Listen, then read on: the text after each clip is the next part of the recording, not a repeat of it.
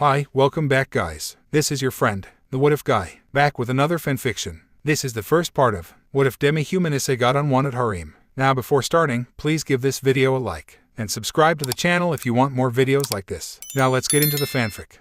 Maybe I will be able to find peace here. A young man, appearing in his teens, was walking in the streets of Kuoh searching for the prestigious academy implanted here. The teen in question was standing at 6 foot, wearing a yellow shirt with a black coat, black pants and sneakers. He has unruffled brown hair, yellow eyes and a pretty handsome face, and he is somehow lost. Hey D-Drag, no, how can I locate this academy? The young man said, visibly to himself since he was alone until a sudden sound echoed in his mind. It was a loud voice filled with power. Damn, D-Drag, fighting against Sun Wukong is actually more easy than searching this shitty school. Just when his dragon gave him this advice, he sensed some devils nearby. He followed their presence until he arrived at the school gate. Smirking, he said to the dragon residing in him, the so-called D-Drag, well, following the devil's presence is also a way, huh?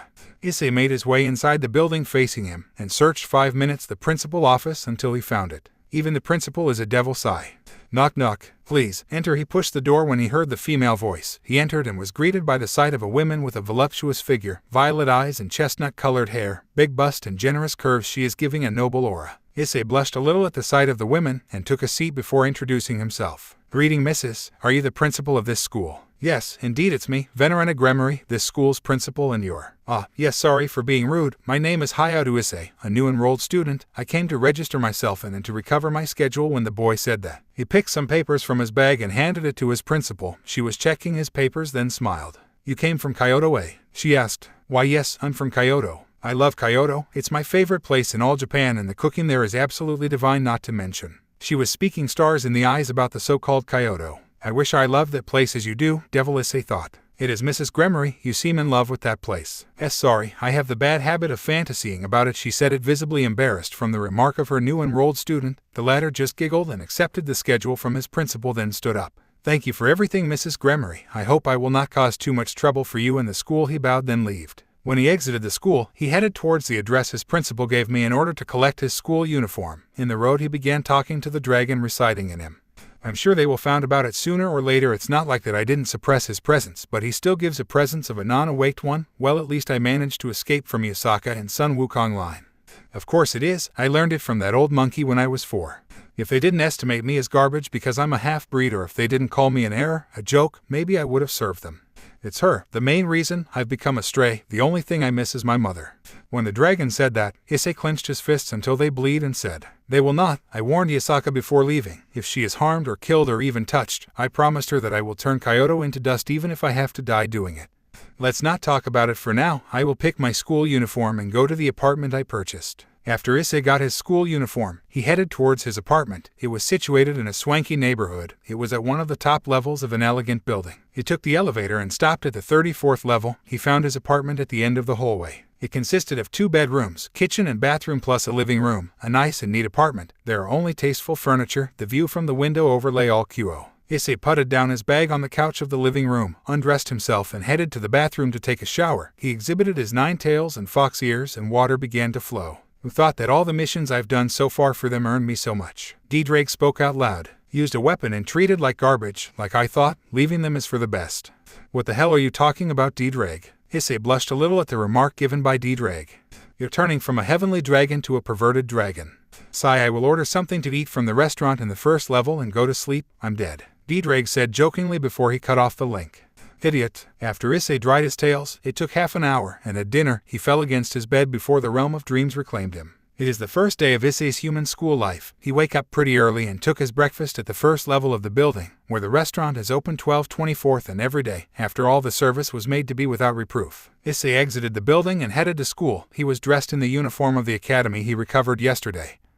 He took the liberty to open up his sleeve to reveal the red shirt he was wearing. Arriving at the school gate, he penetrated the school, but while he walks in, every student was looking at him, and he tried to ignore them. Don't attract attention, huh? Well, I guess it failed, Issei said to himself. Then the girls began to mutter loudly between them. Hiya, who is he? A new student? I hope he will be in my class. On the other hand, the males were sending him death glares. Issei ignored both sides and walked towards his classroom. Class 2B, there it is. Knock knock. The one who opened the door was a middle-aged man. Hair and eyes were brown in color. He was wearing glasses. It looked like his teacher. Ah, you're the new student? Ms. Gremory told me about you. Please come in. Issei nodded and followed his teacher. The students in class began to talk until they got silenced by their teacher. Calm down, class. Today we've a new student. When his teacher declared that, the silent classroom turned to a henhouse. Kai was the student from this morning. He is so handsome, Kai. Girls and boys did the same thing that greeted Issei this morning when he entered the school. He looked down and sighed. The teacher calmed his student and told Issei to introduce himself. My name is Hyoudou Issei, 17 years old. I came from Kyoto in order to study here. Looking forward to meet you all, he said it lazily and wrote his name in the blackboard behind him.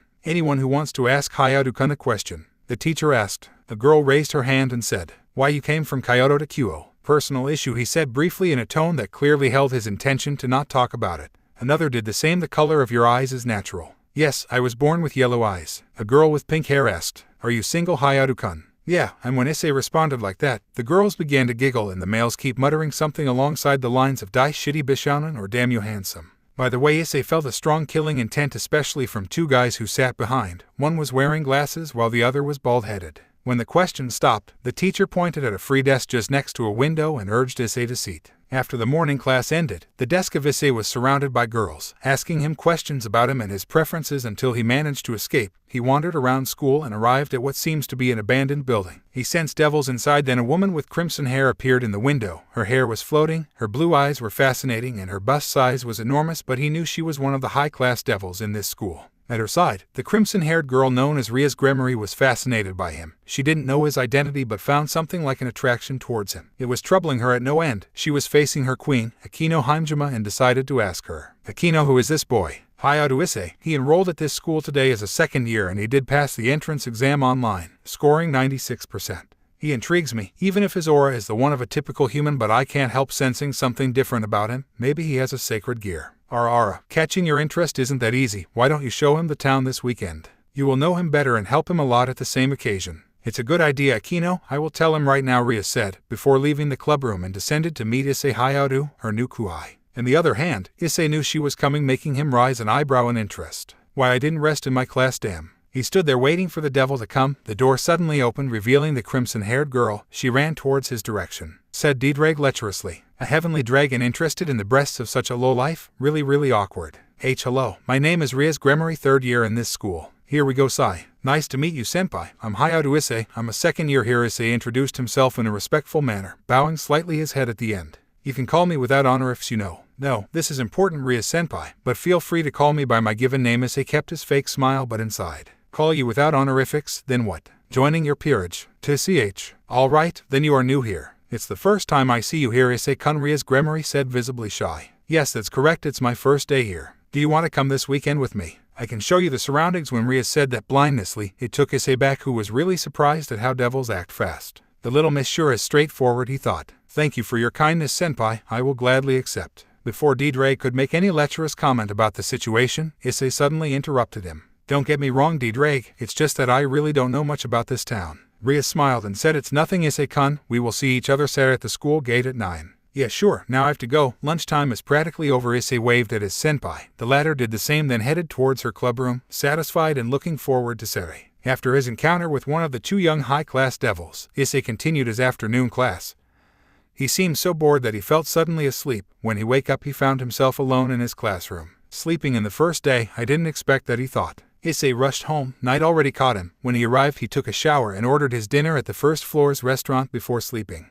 A brown-haired little boy with a blonde little girl. Both of them had yellow eyes and were playing in a garden. Behind them, in a Japanese traditional house, in the veranda, two women, who are practically identical except their hair. One was brown and one was blonde. You can assume that they're the mothers of the two children. The latter one's still playing. Kanawu, you're too slow. Pan, it's you the one who is too fast. The boy approached then girl and patted her hair, causing her to blush before saying, we played a lot today. I have to go. The girl, visibly saddened at the departure of her friend, said, why, you will come back tomorrow? Nay, of course I will, Kanu. Pinky promise. Aha, pinky promise. Their pinkies interweaved, making both smile. The scene distorted and revealed the two friends, years later, in a class. Kanu was at the first table in the middle rank. Issei was at the last table of the same rank. Then the bell rang. The students, or I should say the Youkai students, exited the class. In the courtyard, everyone revealed his Youkai form, dogs and cats mostly, but there were few foxes. One was Kanu and the other Issei. The former was encircled by friends, but the latter was alone. Kanu was looking at her childhood friend, sadness in her eyes, but he was looking at the sky while seating in the swing, until a group of males surrounded him. Hey, half-breed, you're still here. One of them said that, before another came to taunt Issei too.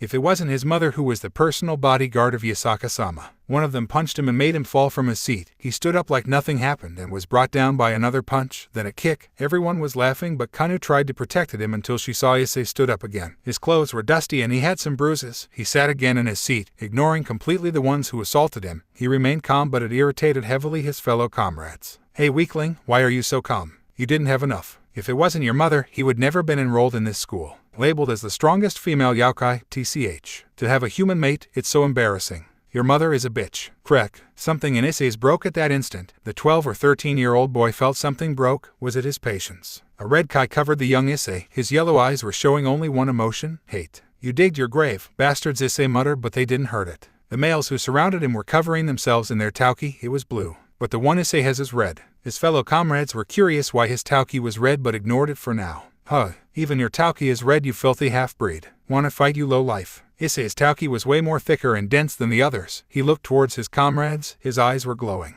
Green. From yellow to green, his eyes turned to one of a predator. His comrades began to shake but didn't lose their battle stance. The males launched their attacks towards him, fire or magical attacks, mixed with senjutsu perhaps. Issei only exposed tauki was able to crush their attack, leaving his body unscratched. He looked towards them. He gave only one punch in the air. The 6 students knocked them on the wall before they fell on their knees coughing blood. The shockwave created by the punch was able to heavily injure all the ones who assaulted him. Do you think you can insult my mother? No one is able to harm me, even if I'm a half-breed. The strong is strong and the weak is weak. His voice cold, emotionless, and filled with power, enough to make the males peeing their yukata. You monster, if you touch me I will. He was interrupted by Issei grabbing him from the throat and lifting him effortlessly. He looked at the yokai in question and said, Monster, from half-breed to monster. Do you really wish to die? The male was uncontrollably shaking. The females were too stunned to do anything. Even Kanu is afraid of him. You think I can't touch you because you're the next head of the principal branch of your race? Dog, I can exterminate every member of your household if I wanted. Who gave you the right to talk ill of my mother? I guess I will not be in the wrong killing you right now and right here. What do you think? Noticing that the yokai he held already lost consciousness, he calmed down his aura. His eyes returned yellow and let go his prey. Kanu approached him, but the teacher stopped her and said loud enough to be heard by Issei. Kanu-sama, don't approach him. No, he's my friend.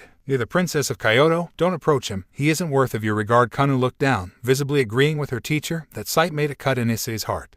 Issei opened suddenly his eyes. He woke up and placed a hand in his forehead. Seating at the edge of the bed, he muttered, The monster, huh? He walked to the bathroom and took a quick shower. He prepared some coffee inside the kitchen and kept staring at the horizon from his window. He took a sip from his coffee. The sun was rising. The sky was still black, but the skyline was orange. The view calmed Issei. What is my goal now? I lost everything, he said. He was looking at the sky, one of his habits, but his gaze is aimless. He was feeling like an empty shell. I wanted to be happy and have friends, to be accepted. Finally, I wanted power, but in the end I'm alone. Sigh, maybe it's not that bad to be alone. At least I can enjoy my current peace.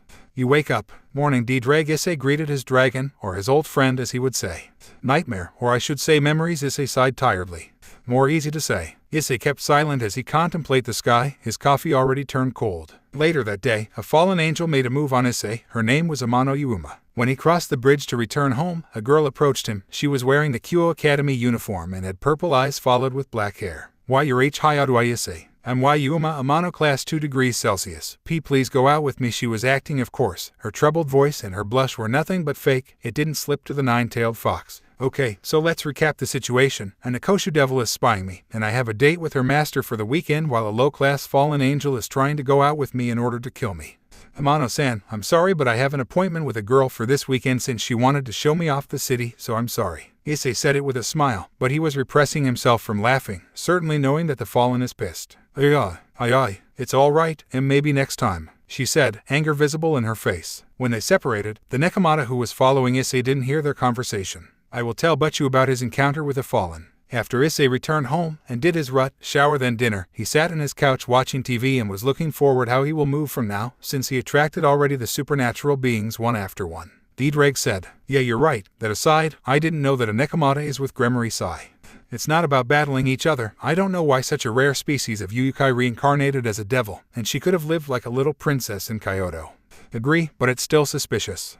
Honestly, I still don't know what to do, but let's not worry about it, Form. There's nothing I can't handle here. As the discussion between D-Drag and Issei ended, the former certainly already fallen asleep and the latter kept staring at the ceiling thinking about what he will do from now on. A certain white-haired girl was rushing towards Kuoh Academy. Night already caught her before she penetrated inside the old school building. Arriving at an elegant wooden door, she knocked 2 times before she opened it, and what greeted her sight was a crimson-haired girl seating on his usual chair behind her bureau. It was Ria's Gremory, one of the 2 high-class devils officially present on this town. Beside her was a girl with piercing violet eyes. Her hair was tied in a ponytail thanks to an orange ribbon. Her body was flawless, perfect, and accompanied with generous curves. She is Akino Hanjima, one of the school 2 great ladies and the piece of Ria's Gremory. On the expensive-looking couch was seating a handsome blonde guy with blue eyes. He was sipping his cup of tea in an elegant manner. He could even be bewildered with a prince. Well, it wasn't that far since he's the famous Kyoto Prince Hyoudou Issei. You came back already, Kaneko? Something happened? Rias asked with a raised eyebrow while checking some papers on her office. I came to report that a fallen angel who was dressed in the Kyoto uniform approached him. Kaneko Taoju, Rias answered with her usual monotone voice, but her face shows the worry she's feeling towards Hyoudou Issei. The 3 other devils stopped what they were currently doing and looked towards the white-haired lowly with slightly widened eyes. That's not good. So they too felt that, he's really a sacred gear possessor. Ria's Gremory said that, seeming really worried about the boy, but on the other hand, eagerness clearly visible in her light blue eyes. Even so, it's woeful that our school uniform is so easy to get, Kiba muttered under his breath, getting a nod from his before Akino spoke. So Butchu, what we're going to do now that the Fallens are on his track? The crimson-haired in question kept silent for endless seconds before she heavily sighed. I don't want to cause tensions between us and the Fallens and take a risk of causing a new war or deteriorate our unstable relation furthermore. So, you will just let him be killed before you reincarnate him into our comrade, Akino said. A little anger can be perceived in her voice. On our rendezvous for said, I will hand over secretly a flyer for him. If he want to live, he will summon me and I will do what I have to do. I'm sorry, Akino, but this is the only and the safest way to deal with this situation. Rias declared, honestly sorry about her choice and pinpointing that was the only way she could submit. I know you can't just tell him about our existence and all, but Akino tried to debate against Rias, but she was suddenly interrupted by her. Akino, I can't do anything more and you know it, and please Kaneko and Kiba follow him until he arrives to his house for this next 3 days. There's a risk that the Fallens tend him in ambush before I make contact with him and pass the flyer. Both of them nodded, before Kaneko took a seat on the couch and began to eat the snacks present on the table. Akino, who had a troubled expression, suddenly made a face as she remembered something and said, Oh, Butchu, I didn't told you. Venelina-sama returned to the underworld to prepare the last adjustments before the official venue with the Phoenix household. Suddenly Rias's expression turned into a depressed one and remained silent, worrying even more her peerage members.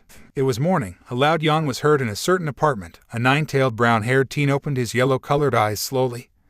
He was dressed in a dark yukata. Well, it was his usual pajamas. After rubbing his eyes tiredly, Issei Hyoudou wake up and took a shower and his coffee before he exited the building. On his way to school, he began to think about various things, but what really perturbed him was the fallen angels present on town. You don't get it, D-Drag. I never heard of fallen who kills humans only because there's a chance that they have a sacred gear. Yeah, you're probably right. A sudden voice was heard behind Issei that brought him down on reality. He turned his head back and saw a blonde-haired girl, her face on the ground and her arms wide open. Hey, are you all right? Issei approached her and gave her his hand that she gladly took in order to stand up. Hello, I'm sorry, thank you very much. When she stood up, what greeted the sight of Issei were 2 large warm green eyes. Issei's heart skipped a bit at the look of the beautiful girl in front of him.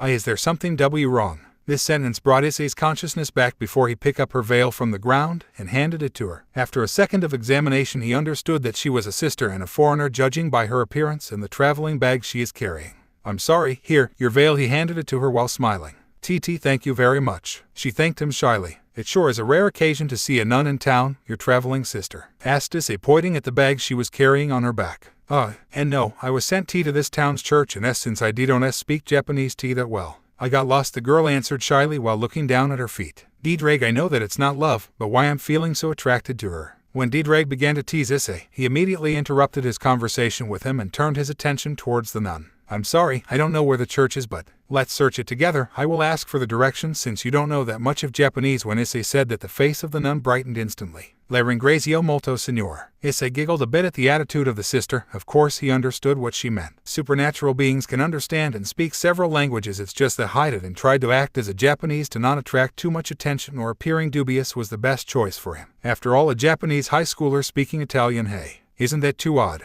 By the way, my name is Issei Hyoudou. Issei is fine. The Kitsune introduced himself with a slight bow. I'm Asia Argento. Nice to meet you. Issei-san. Asia done the same and bowed too. Likewise, let's search about the location of the church, shall we? Issei proposed to her. Getting a nod, the couple began to walk. After that, Issei and Asia spent a considerable amount of time asking their way to the church until they reached it, but what Issei sensed worried him at no end. All the fallen angels present on this town are in this abandoned church. Thank you very much, Issei-san. Do you want to come and have tea with me? I'd love to, but I'm already very late to school. Maybe next time, Asia. Issei apologized, with a fake smile in order to hide his worried state. Oh, okay, Issei-san, I hope to see you again, she said, blushing a little. I'm sure we will, Asia. That only sentence made the girl smile warmly and waved her hand to Issei, who already turned his back and headed to school. Middle-aged looking man with short black hair and dark blue eyes. His attire consisted of a pale violet trench coat over a white dress shirt with a matching ascot, black pants and shoes, and a black fedora. Beside him, an attractive woman with violet eyes. She has an attractive body and black hair down to her hips. You can say that's the mature version of Amano Yuma, and she's dressed in a BDSM attire. Rainer, the boy that accompanied the wasn't the one you were supposed to kill. The man spoke. The woman named Rainer turned his head and said, "It will not look good if we kill him in public, and since he refused me, I'm planning to kill him on his date with the other girl he mentioned." Human brat turned you down? That's pathetic. The man laughed loudly. Shut up, don't seek. I will get rid of him on his date, then modify the memories of the girl he will be with. I will make sure that it's going to be his last date. Maybe if I was the one who proposed him, he would have accepted. Tall and buxom woman with long, navy blue hair that obscured her right eye and brown eyes said that. Warner Nietzsche, and I found him quite cute, but his yellow eyes are bizzard. A girl with blonde hair styled into twintails and blue eyes wearing a gothic Lolita attire said that. Warner, Metlet, if he refused me, you really think that he will give a glance towards both of you? Rainer said playfully, making Warner eye twitched in annoyance. Sure, after all, you're the less attractive between us, she answered, a huge grin visible on his face. And then an argument began between them. Issei reached the school gate just in the middle of lunchtime, only to be intercepted by two girls wearing glasses. One had a long straight black hair that extends all the way to her knees with split bangs and heterochromic eyes. With a violet left eye and a brown right eye, her blue glasses were semi-rimmed ones with square lenses. The girl beside her was a girl in her late teens with a slim figure, black hair styled in a short bob cut and violet eyes matching the color of her glasses. Issei already knew that the latter was the second high-class devil on this town, Sona Citri, but didn't know the identity of the one beside her well. He knew she was a devil, but which piece? It was the question that made him raise an eyebrow. You, stop right there. Just when Issei was passing the school gate, Sona stopped him. In doing so, Issei looked to his right and found that the two girls already reached him. Is there something wrong? The boy innocently asked. You skipped school this morning and now you return like nothing happened. Do you have a justification about this absence? The girl beside Sona asked, interrupting him. Why, yeah, I met a foreigner this morning. Your name is? Sona asked, interrupting him again. Hyoudou Issei, he answered stiffly. I'm Sauna Shitori, 3rd year and the student council president. Here is. When she pointed her finger towards the girl beside her. I'm Tsubaki Shinra, 3rd year and the student council vice president. The other girl presented herself. I was enrolled like 2 days ago. So can you cut me some slack? I know I'm really late, but this morning when Issei tried to defend himself, he received a death glare from both of the girls that scared him a little. This afternoon, you will come to the student council room to receive your punishment. It's the room at the left in the 1st floor of the new school building. When Sona said that, she and Tsubaki turned their back and walked towards the building. Issei just stared at their sight, sweat dripping of his head. Those devils really love their work, sigh. You really are bad in motivating others, you know. Sigh. Then Issei walked to his class after he bought something at the cafeteria on the way since he didn't have lunch. When the afternoon period ended, he walked to the student council room and found a ton of papers placed on a desk, and a Tsubaki Shinra near them looking like she was waiting for him. Hi Fuku-Kaichu, so, my punishment is? Issei asked in a troubled voice. Tsubaki on the other hand looked straight at him and said, You will have to complete all this paperwork. I will check it when you finish. She took a seat on the couch after saying that, and picked a book from nowhere and began reading it. Issei began to quickly fill all the papers, and it was mainly demands of clubs about revaluation of their finance. An hour quietly passed. Tsubaki was still reading her book and Issei was receiving his boring punishment. He sighed at least 10 times in a single hour. He took a glance towards Tsubaki. His yellow eyes met his heterochromic ones, and said in order to break the silence. So, Fuku-Kaichu, it's you and Kaichu that do this work usually. The girl in question continued to read her book while she answered. Yes, the demands of the several clubs at this academy are treated by our student council. You sure have it hard. Well, I finished Fuku-Kaichu. Already? She asked, suddenly lifting her eyes from her book. Issei just nodded with a small smile. She stood up and came to his desk, checking the papers at an incredible pace. She widened her eyes slightly and said in amazement, It's really quick. It's your first time doing this sort of work. Yeah, well, it's not that hard, Fuku-Kaichu. Can I leave now? The vice president just nodded her head slowly. Issei left the room and headed to his house. While Issei exited the school's building and walked to the school gate, he sensed 2 devils observing him. He just ignored them and walked home. They followed him until he reached his apartment. After he arrived, he tossed his school bag on the couch and fell face first on his bed. Sighed it was a rough day. Issei suddenly felt sleepy and then closed his eyes before the realm of dream reclaimed him. A 4 or 5-year-old version of Issei was seating beside a beautiful woman with blonde hair and yellow eyes. She gave off a noble aura and wore a gentle smile. Both of them were doing some Japanese calligraphy, shoto, in other words, it's artistic writing. "Yasaka-sama, when Ake-sama will arrive," said Issei while opening up his bokuju. "It seems she will not be back today, maybe tomorrow." When the beautiful woman, Yasaka, said that, Issei's young face showed both anxiety and worry. Even the characters he already wrote in his paper placed on the desk were not clear due to his current state. "Don't worry, eyes, your mom will be all right. She is very strong, you know." She patted the young boy's head when she said that. But the boy didn't even look at her and keep looking down and muttered to himself but didn't sleep to the sharp audition of Yasaka. Why is it always her that goes fighting against the bad guys? Because it's her duty and her choice. She protect those who she holds dear. She's fighting for both me and everyone in Kyoto, and more especially for you. When she said that with a warm smile, young Issei looked at her for a second then thought. She always returns late and tired because ... of me. Why, Yasaka-sama?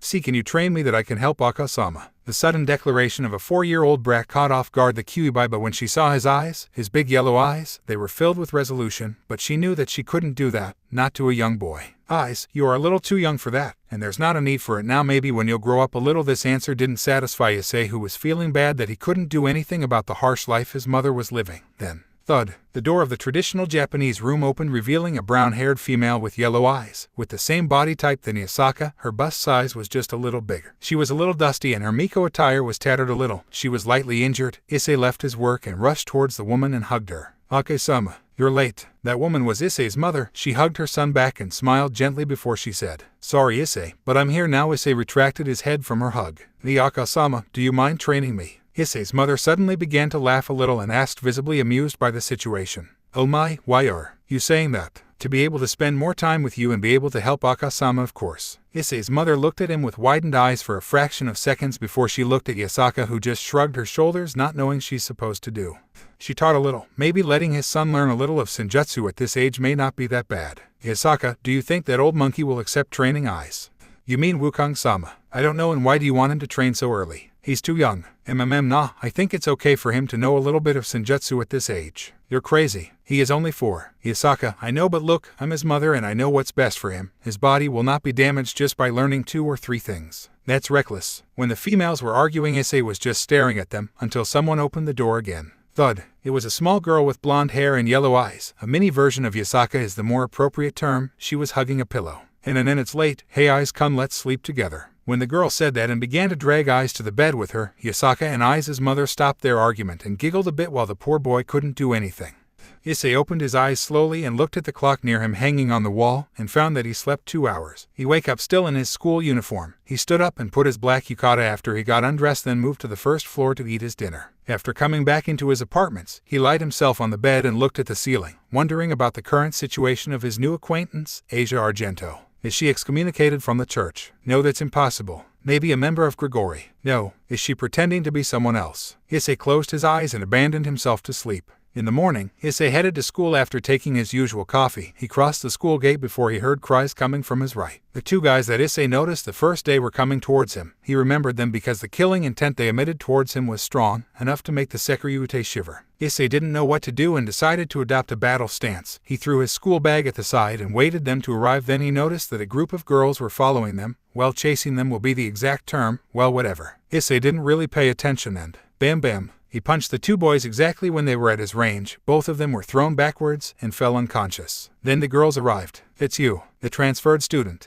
A brown-haired girl approached him from the group of girls and said that. "Thank you for your help." Hyoudou, a pink-haired one, appeared from behind her and thanked him. Issei remembered that those 2 are in his class. Well, the 2 guys too, but can I ask you a question? What those 2 did? I mean, why you were chasing them? The group of girls suddenly blushed, making Issei regret his action. "Why, you don't have to answer, UK," and he was interrupted when the brown-haired girl said with an overwhelming anger and a deep blush. "Those 2 pervs were peeping when we were changing. The scooting perverted duo. Good for you that Hyoudou already knocked you out. If it was me, you were already dead. Die perverts." Then all the girls began to curse the 2 unconscious boys. Issei felt very sorry for them at that instant. Then he picked up his school bag and said to the group of girls, "I'm sorry for what they did, but try to hold back a little next time or they will not make it until the end of the year." The girls just giggled and nodded before everyone returned to their respective classes, and Issei was kind enough to bring the 2 at the infirmary. But what Issei didn't notice is that there was a certain white-haired Nekomata observed the entire scene while she was hidden behind a tree. His technique in hand-to-hand combat, the 2 punches he gave, he isn't normal. Kaneko Taoju was muttering that under her breath, as an expert in close-range fighting she was bluffed. She definitively knew that there's something odd about him and decided to report to her. When lunchtime arrived, Kaneko headed to the old school building and found that her and are already there. This morning the transferred student fought against the perverted duo. Himemri is nodded while eating her bento. I wanted to see it. Akino beside her also was eating. His hand-to-hand combat technique isn't normal. When Kaneko said that with a stoic expression, both of the one-sama stopped eating and turned their heads in the direction of their cute kuai. Rias only managed to say that. Kaneko sat on the couch and began to eat snacks like nothing happened. Kaneko, can you repeat what you said? Hyoudou Issei isn't normal. His technique in close-range combat is too perfect. The punches he gave were aimed not to injure the perverted duo, they were too accurate, not even mentioning how quick he was. Kaneko detailed a little the scene she witnessed this morning. Akino was looking worriedly at her king, since the latter had a date with him or an appointment would be more exact tomorrow. I think that tomorrow it would be wise that we follow you, her advised. In the other hand, Rias wore a thoughtful look, because when her own an expert in the domain say that a human may even exceed her, it's something to worry about. Rias only nodded and said, I think it's better. Look, Akino, you will accompany me tomorrow. I'm sure he will not complain if you join. Bring 2 flyers with you. If something happens, we will summon Hyoudou and Kaneko. Yufufu, I will go on a date tomorrow. When she said that joyfully, Rias made a small smile and said, You weren't worried about me, were you? I was, but I wanted to go on a date too. The straight honest answer of Akino made Rias lost her composure for an instant before she coughed and said, Whatever, I don't think something will happen with him tomorrow. Like that, the afternoon period continued without any further accidents than the one of this morning with Matsuda and Madohama. This afternoon they tried to get revenge and attack Issei, but they were stopped and chased again by the Kendo Club. By the way, Issei made Kades and Murayama his friends. They are respectively captain and vice-captain of the Kendo Club. Issei sensed that today, too, he was followed, the same presence, the same devils. They followed him non-stop for 2 days when he returns to his place after school. Maybe they got worried about me. After all, that Nekomata certainly reported my interaction with the fallen. A sudden voice was heard by Issei on his mind. Like that, another day finished. Issei's life is more or less peaceful if it weren't those fallens that intrigues him. Well, right now there's something more important than that. The rendezvous with Rias Gremory for tomorrow. After Issei entered his place, he sat on the couch and switched on the TV because he has nothing to do until tomorrow. Hey Dreg, do you miss Kyoto? Peace is pretty boring. Well, it's not like I prefer war or something, but it's really boring. Sorry that I got not to use your power more often now. Well, the curse to be your host, I guess. Dreg just laughed quietly while his partner was grinning. The day after, Issei wake up at 7 and dressed himself. He was in black pants and sneakers accompanied with a gray shirt. He didn't make any effort on his dressing even if he has the chance to date the most popular girl of his school. Hey, it's not a date. I spoke to her once, so shut up a little, Dreg. And there we go again. I said to stop about your boobs-related things. When Dreg said that, Issei's cheeks began to redden. Dreg. Okay, I'm off. Issei left his apartment and headed to the school gate. He arrived at 8:45. Well, it was common sense that the girls love to keep guys waiting but themselves don't like to wait. 10 minutes later, Issei, who was leaning against a wall, sensed 2 presences approaching. Wait, 2. He thought, until 2 persons appeared in the horizon. It was Rias Gremory, easy to recognize thanks to her crimson hair, but the other was a young woman with a buxom figure around the same age as Rias, with very long black hair and violet eyes. Her hair is tied in a long ponytail, reaching all the way down to her legs with 2 strands sticking out from the top and sloping backwards, with an orange ribbon keeping it in place. Issei didn't know who she was. Then, the girls arrived at his head. Looking closely, Rias was dressed in a white pants accompanied with a red shirt squared black. The other girl, unknown to Issei, was dressed in dark blue pants with a purple shirt. Morning, Issei-kun, I hope you didn't wait too long, Rias greeted Issei. Nah, I've just arrived, but it was supposed to be only you who will show me around. Well, not that I'm complaining. I welcome beauties anytime, Issei said that with a small smile. Ah, yes, she's Akino Himejima, 3rd year. Nice to meet you, Issei-kun. I came to accompany Rias since I didn't have anything interesting to do and I wanted to show you around too. Akino introduced herself respectfully. Thanks for your concern, Akino-senpai. I'll be under your care too then. When the greetings finished, the boy and the 2 devils began to walk. First was the conventional store, then the shopping district of Kuoh. Like that, the day passed peacefully. After lunchtime at a fancy restaurant, the 3 persons walked around Kuoh. The girls sincerely enjoyed their times with Issei. They showed him the game center. Akino destroyed Issei in a car game. As the day passed, evening arrived and the 3 walked to a certain park, facing a fountain. Issei already sensed the presence of a fallen angel, Yuma Amano, approaching. Then Rias said, Issei-kun, we're off for a bit. It will not be long. Hey Rias, stop pushing me. Akino tried to argue against her, but it was no use. Rias excused herself and walked to the park washroom's direction, dragging Akino with her. At that moment Issei understood. Drake voice echoed on his head, he understood too. One for my sacred gear, the two others to reincarnate me, Issei concludes sadly.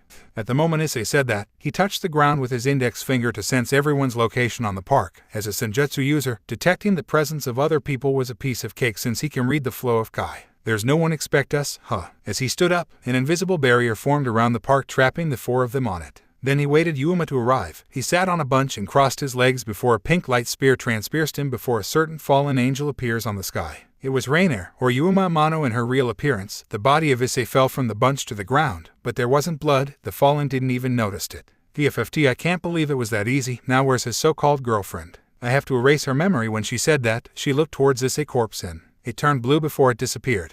The fallen widened her eyes. She turned around only to see Issei seating on the swing. So fallen, speak or die, who sent you to kill me? Issei asked normally. The fallen just smirked and said, Ara, so you knew I was a fallen angel. Too bad, human, this time I will not miss you. When she said that, two pink light spears appeared in her hands, then launched it straight at Issei, who covered himself in his red tauki. The light spears didn't penetrate his defense and disappeared. Much at the fallen's shock, Issei was unscratched. He didn't even bother dodging it.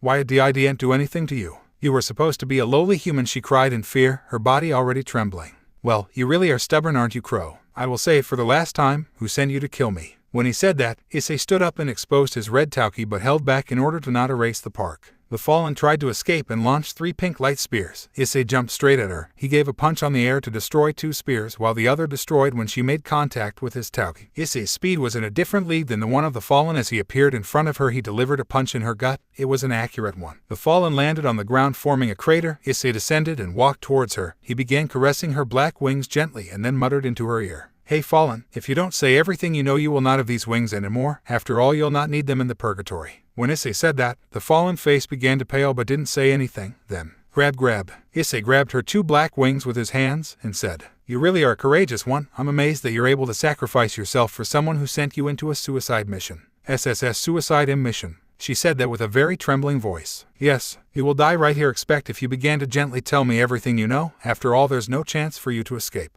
Wait, everything be but not my wings, please. I will give you a favor. I will count to 3. 1. No, please stop, not my wings. Ghhhhhhhhhhhhhhh. She began to scream in pain as Issei slowly tear away her wings. 2. Ghhhhhss. Stop pulling. I will speak, please. Ghhhh. Stop. Good. Azazel-sama send me to get rid of you because your sacred gear may be too dangerous for us. That's all. Issei turned her and looked right at her face. His yellow eyes were making her shiver even more. Why yes, release me, please. Issei-kun. Then Rias and Akino appeared from nowhere, in Rias' hands several pieces. The two were looking at Issei, who was covered in red tauki, in his hands an immobile fallen angel. Ah, Akino-senpai and Rias-senpai, you've arrived just in time. When he said that with his usual voice, Rainier understood as she tried to fly. Issei's hands glowed with a golden color. Then, now Angel-san burn. As he said that, Rainier's body was engulfed in golden flames. Ahhhh, she cried when Issei's flames began to consume her. In seconds what remained from her was nothing. Even features weren't present on the ground. Then Issei turned his gaze towards the two devils, making them flinch a little. Ria summoned a magic circle and threw the pieces inside, while Akino picked up 2 flyers from her pockets who glowed crimson for a moment, before a blonde-haired boy and a white-haired girl appeared. So Rias-senpai, will you explain? Or forceful methods are a necessity. When he said that casually, Rias tried to answer, but the blonde-haired guy already launched himself towards Issei. Don't you dare threaten her. He took his sword and aimed at Issei's left shoulder. Break. When his sword made contact with Issei, she instantly broke. Calm down a little, will you? I just want to talk. At that moment, Issei quickly punched right on the boy's guts. His hand was glowing red from tauki. Kiba was thrown back until he crashed against the barrier Issei made. 1 punch. Well, your defense is pretty weak. Now Rias-senpai. When he tried to continue, a thunder attack was launched at him by Akino, while Kaneko appeared behind him and kicked him in the back. Bam.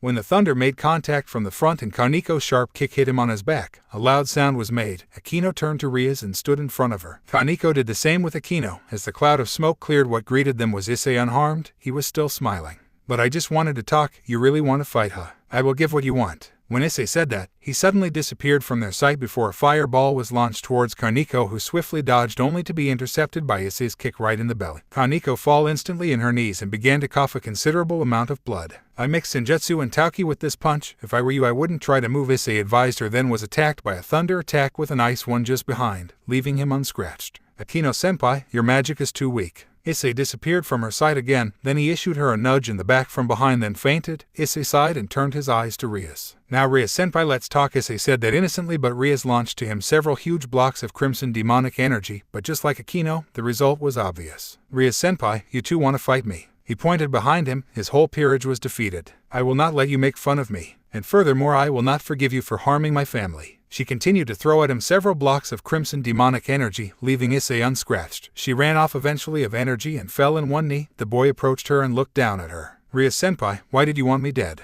You knew that Fallen wanted to get rid of me and you've done nothing. Why? Issei asked, her anger obvious in his words. After all, she tried to kill him and making him her slave. I wanted you as my servant. She said it while panting heavily, her demonic energy reserve already dried up. She felt weak and guilty. She was currently at his mercy, the so-called Lucifer's Amato, a high-class devil. She was defeated along with her peerage by a 17-year-old boy. She realized that she was in the wrong and he had the right to kill her. After all, she tried to do the same to him. Well, it was worse. She tried to kill him, then reincarnate him against his will. Even death is a small price to pay, Issei said coldly. Killing me was the best option. Aren't you ashamed? How can you let someone die so easily? I am. She tried to talk but was interrupted by Issei. I didn't do anything to you or your peerage. I wanted only a peaceful life, and now you want me dead only to reincarnate me as a slave. What's that? I know devils are beings of greed, but you. Issei shut it for 2 or 3 seconds before he declared, looking straight at his eyes, without any hesitation in his words. You're a monster, Rias-senpai. When he said that, his right hand covered herself in red tauki. Rias made a defensive magic circle. Kaneko tried to move but fall on the ground. Akino and Kiba were already out.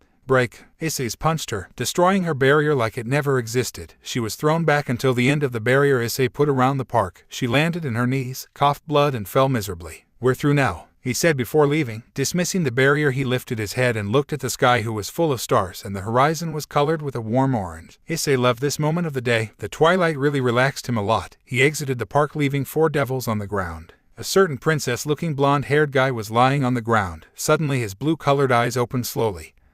He turned his head around and recognized he was in Kuoh Park. His memory was a little fuzzy. When he tried to stand up, he began to cough saliva that he quickly wiped out using his arm. He analyzed his surroundings until he saw 3 girls laying on the ground too. The first one was crimson-haired and was at the extremity of the park, but she was closer than the other 2 as he was 2 at the end of it. When he began walking towards her, he felt how bad he was injured. Every single step caused an overwhelming pain to spread on his entire body. He felt this pain in his abdomen principally. Trying to recall what exactly happened here, he suddenly remembered. Hyoudou Issei, he muttered under his breath. Hyoudou's eyes were flooded in hatred as he continued to walk to the girl, the one who saved him in that snowy forest, Rias Gremory. But you. Arriving at her side, he began to shake her in order to make her wake up. He was worried at no end, because he knew that he acted too rashly since he was the one who attacked Hyoudou Issei first. It's my fault. Everything's my fault. How? It was unworthy of a king. He began to blame himself mentally until the crimson-haired princess opened her light blue eyes slowly. Kiba nearly cried at this sight and unconsciously hugged her while she was still on the ground. But you. The girl in question widened a little her eyes at the unusual state of her, but smiled warmly as she understood why. I'm alright, Hyoudou, don't worry. Just when she tried to stand up, the same that happened to Hyoudou happened to her. She coughed saliva and felt an incredible pain coming out from her body. When she was to fall, Kiba quickly lent her his shoulder. Where are the others? The boy only pointed at the 2 girls lying on the ground a little far away from them, only to cause Rias to tremble. Fearing the worst, both of them headed to them. Kaneko, Akino, Rias cried their names. The black-haired girl opened her eyes, revealing their beautiful violet. Rias, Akino, hang on there, Hyoudou, go, and try to wake up Kaneko. The boy only nodded and rushed towards the white-haired petite girl. Kaneko-chan. He began shaking her and giving her small slaps in the face. The girl opened her gold-colored eyes and felt suddenly an urge to cough then. Cough. She tainted her school uniform red as she coughed a considerable amount of blood, making Kiba widen his eyes and show a really surprised expression. But you. Kaneko-chan coughed a lot of blood. We have to take her to the hospital. Rias and Akino turned there to Kaneko. When they saw her state, Rias made a small magic circle in front of her ear while Akino rushed towards Kaneko and began administering her the first aid using her demonic powers in order to heal her a little. After the small red magic circle that Rias made in front of her ear and talked into suddenly disappeared, she summoned another one bigger and everyone regrouped in the middle while Kiba lifted Kaneko and held her in a bridal style carrying. We will going to teleport to the R Club room. From there we will head to the Citres Medical Institute. With those final words, Rias and her group disappeared in a bright crimson light. It was just after the battle with the devils and Rainier. Issei entered his apartment and fall face first on the bed. He didn't even bother to undress himself. Sigh, seems like I will not be able to shake off the supernatural, huh? he said to himself, but his left hand glowed green before a powerful voice was heard. You mean because I didn't kill them? It's only because of Lucifer. Battle maniacs never changes D-Drag. I know, but hey, I did it just to scare them a little, never wanted to turn them into my enemies.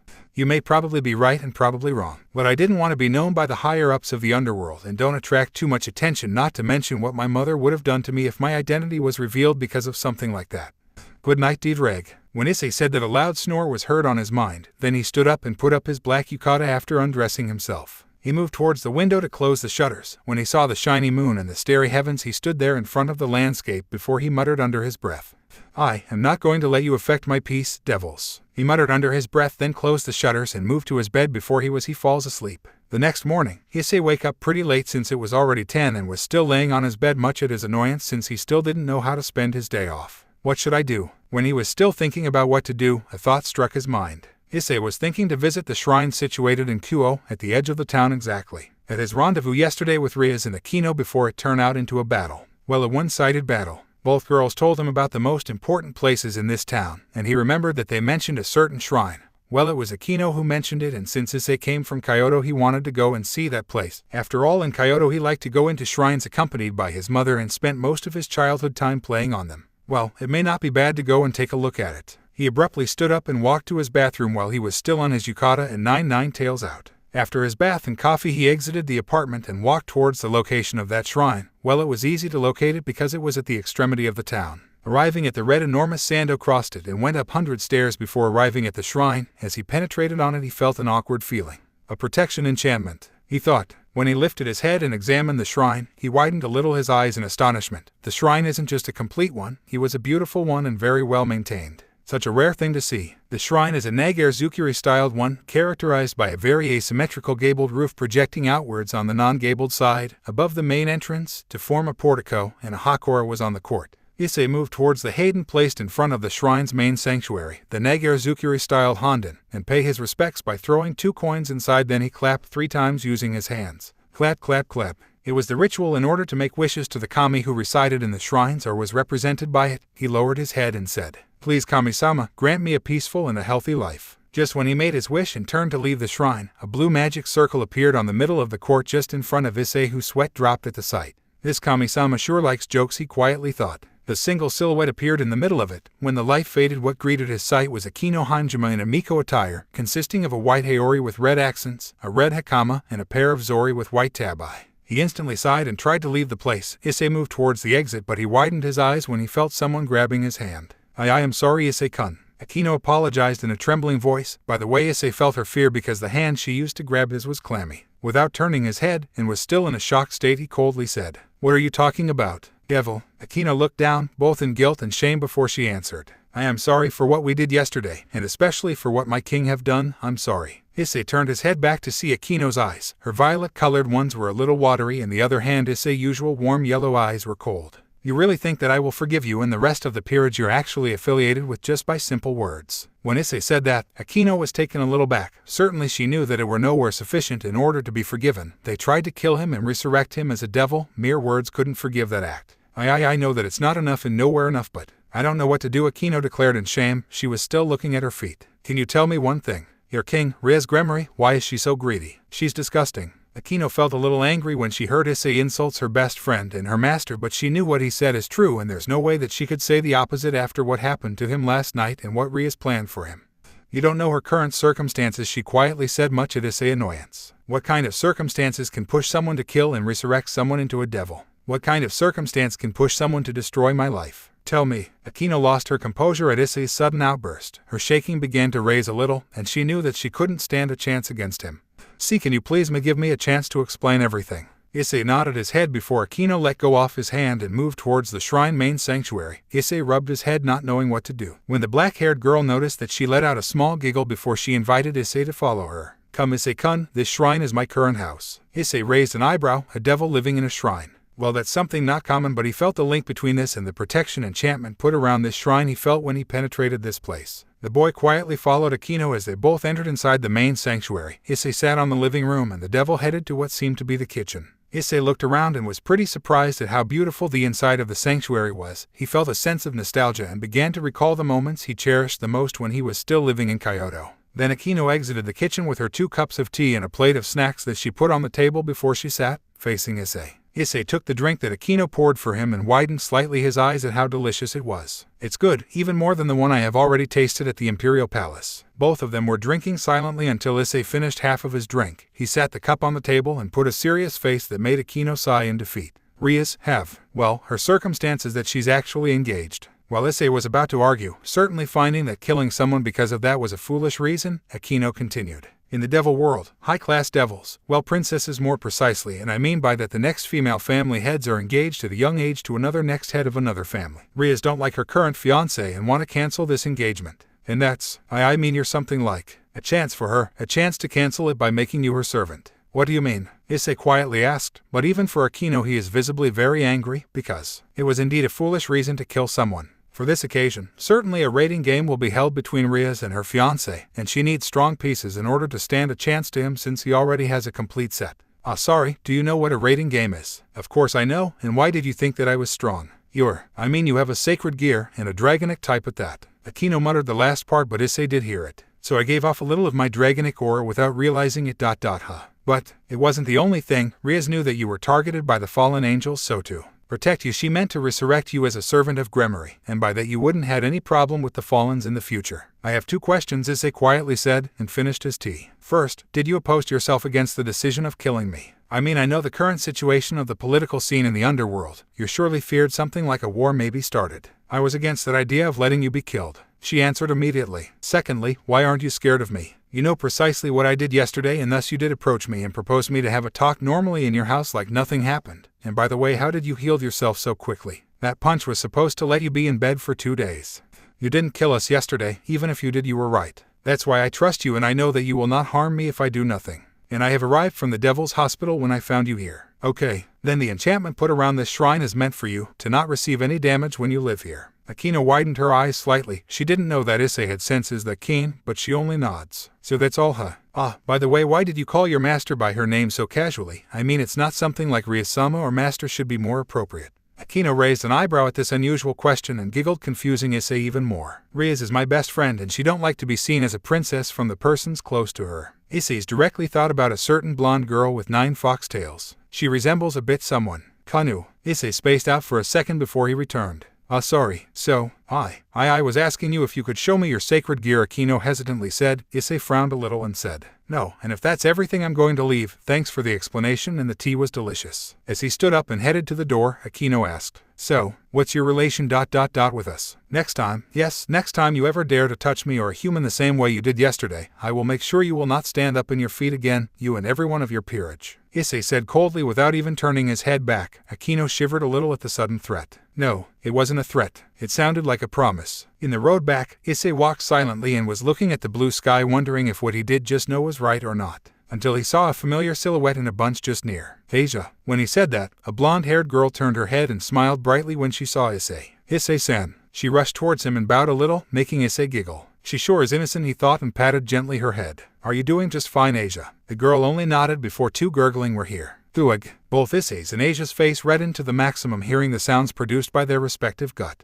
Want to go in a restaurant, Asia? My treat. After she nodded, Issei managed to find a fast food pretty quickly by chance and entered inside. What would you like to order? The employee asked the couple as they sat on a table. Asia was looking intently at the menu. Issei giggled a bit, knowing that she had some difficulties with Japanese, then decided to pick for both. She will have the same order as me. After minutes of trivial talking, both their meals arrived. It was 2 burgers with fries then. Oh, what's wrong, Asia? Issei asked the girl, because she was staring strangely at the food in front of her. I don't know how to eat it. Look at me, Asia, it's easy really. Issei took the burger with both of his hands and began to eat it normally. That's how you eat it, Asia. That's amazing, Issei-san. Asia said in a high tone and was still looking at how Issei was eating. You too, Asia, eat, he said while pointing at her meal. Yes. With their full belly now, both of them exited the restaurant and walked a little then. Both of them heard a boy cry. Asia quickly rushed towards him and saw that he had a bruise in his left forearm with his leg. Near him was a broken bicycle. She deduced that he fall from it trying to learn how to ride on it. Then a green warm aura covered her hands that she put in the 2 bruises the boy had before the blood stopped and the flesh reconstituted itself, making Issei widened his eyes. A sacred gear. It's done, my boy, you're healed. The boy she healed was equally stunned as Issei and bowed his head in thanks before leaving.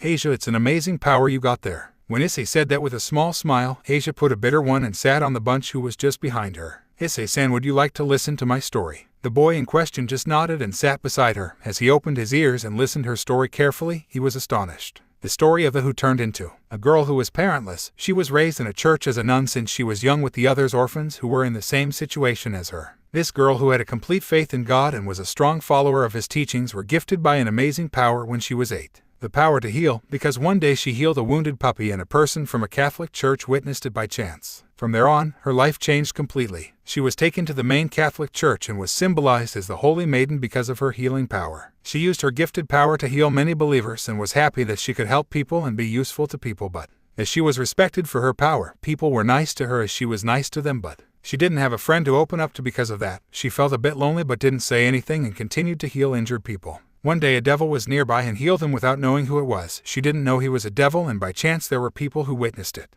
The Holy Maiden healing a wounded devil. It caused a scandal in the church, and the girl known as the Turned Into A was excommunicated from the church. The higher-ups of the church was pretty mad about it. A power that can heal devils. Something absurd like that cannot happen. The power of healing can only heal the followers of God. Everyone was shocked that the girl could not only heal the followers of God but even devils. Thus labeled as a witch, she was abandoned. And even so, she never abandoned her faith in God and his teachings. There was no one who cared about her. Even the God she believed on abandoned her. The girl in question is Asia. Asia were full of tears as she was talking about her painful past, but began to laugh. It's because I'm clumsy and I don't have enough faith. It's a trial by God I have to pass through. I'm so stupid. I don't have any common sense, that's why. She was speaking to herself. This sight made Issei's yellow eyes watery. He didn't even notice and hugged Asia, who was still crying.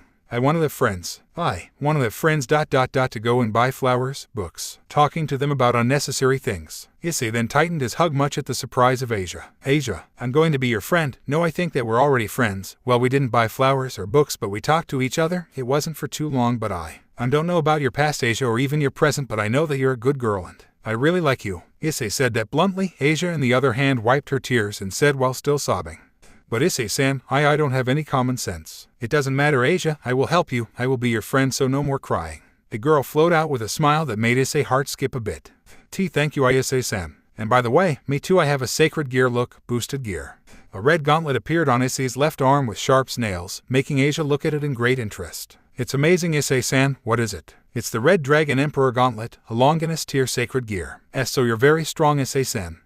More or less. Now do you mind going with me to the game center? After that, both Issei and Asia moved to the game center. They played all the afternoon. Asia didn't broke her smile all the afternoon. Issei got for her a small cuddly toy that she really wanted from a crane game. Well, Issei tried at least 5 times before getting it, but Asia's smile was definitely worth the effort for him. Nearly night, Issei accompanied Asia until they reached the abandoned church. Are you sure you don't want to come with me, Asia? I'm serious. I still have plenty of space in my apartment. No, it really is fine, Issei-san. The people here treat me very well and I don't need anything. Asia, you will never be a burden for me. You're my friend, okay? So don't feel shy. I will welcome you anytime. I know, and I thank you for that, Issei-san, but I'm really fine here. If I need something, I will definitely tell you. Good, then I will leave, Asia. Good night. Good night, Issei-san. As both separated, Asia with her small cuddly toy smiling, and in the other hand Issei, who was worried. I don't want to leave her in there. Look who's wake up. You slept all day, D-Drag.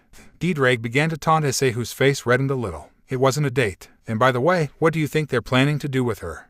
Like that, the night passed quietly and the morning arrived. Issei headed to school normally and passed the school gate. After a morning pretty calm, Issei sat under a tree and was eating the bread he brought from the cafeteria quietly and enjoying the sight of the perverted duo being chased by the kendo club members. Issei really enjoyed his current situation. On the old school building, 3 figures were watching him quietly. Sona Citri, Rias Gremory, and Akino Hanjumu were talking about the current possible threat to them. Hyoudou Issei's existence. I don't think he's a threat if we don't manage to anger him. After all, I already told both of you about what happened yesterday in the shrine, Akino said. I agree with you, Akino, but we mustn't let our guard down because of that. Rias, I highly recommend you to present proper excuses for the boy after school, Sona continued. Why yes, I really should. And by the way, how Kaneko Taoju-san is doing? When Sona asked, both girls put a complicated expression before Rias spoke. Her life isn't in danger and is currently at her apartment resting for today since she insisted that she was going to fulfill her devil jobs this night. But we used 2 phoenix tears. The punch he gave her was definitely not normal, Sona noticed. I think I heard that he mentioned senjutsu and Titauki, said Akino while looking down.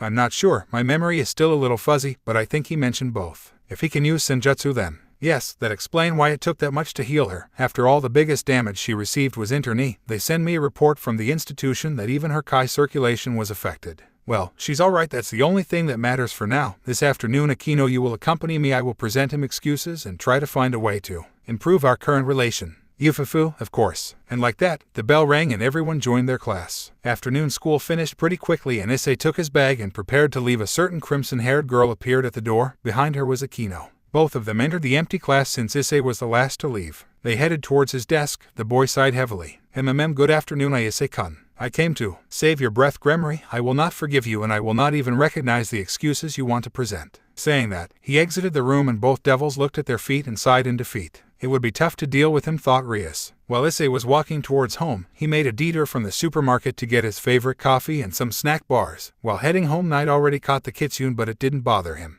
While he was walking peacefully, he suddenly felt a strong killing intent coming out from a nearby house. Intrigued, he decided to move inside, and what found inside surprised him. A human was nailed at the wall, in the same way as Jesus was nailed against the cross in the Bible. Blood colored all the wall. It was creepy. Then he turned his head and saw a familiar silhouette. H-A-H-A-H-A-H-A, what's up, devil? That's all you got? Even if you are just a midget like Devil, I will take the greatest pleasure in killing you. A white-haired handsome guy with red eyes wearing a priest outfit was holding a gun and light sword. A little away from him was Kaneko Taoju, panting heavily with a lot of bruises. When she turned her head and saw Issei, she began to tremble even more. Issei knew what happened between the two in a matter of seconds. The man nailed at the wall must be her client, and since that guy killed him in such a manner, he's a stray priest. Whoosh! Issei suddenly covered himself on his red tauki and moved at Godspeed towards the priest, who couldn't dodge clearly the punch he gave but managed to block it with his silver handgun. The handgun instantly broke and pushed away the priest, who crashed in the kitchen by breaking 2 walls. Kaneko didn't say anything. She was astonished not about the strength of the boy but about the fact that he protected her. He turned his gaze towards her. The petite girl just looked up to him. Her golden eyes were drowned in his yellow ones. He gave her his hand that she took gladly in order to stand up properly. Then another silhouette appeared from nowhere. It was Asia. Hey, Issei-san. Asia, what are you doing here? Issei said worriedly but was interrupted by the white-haired priest.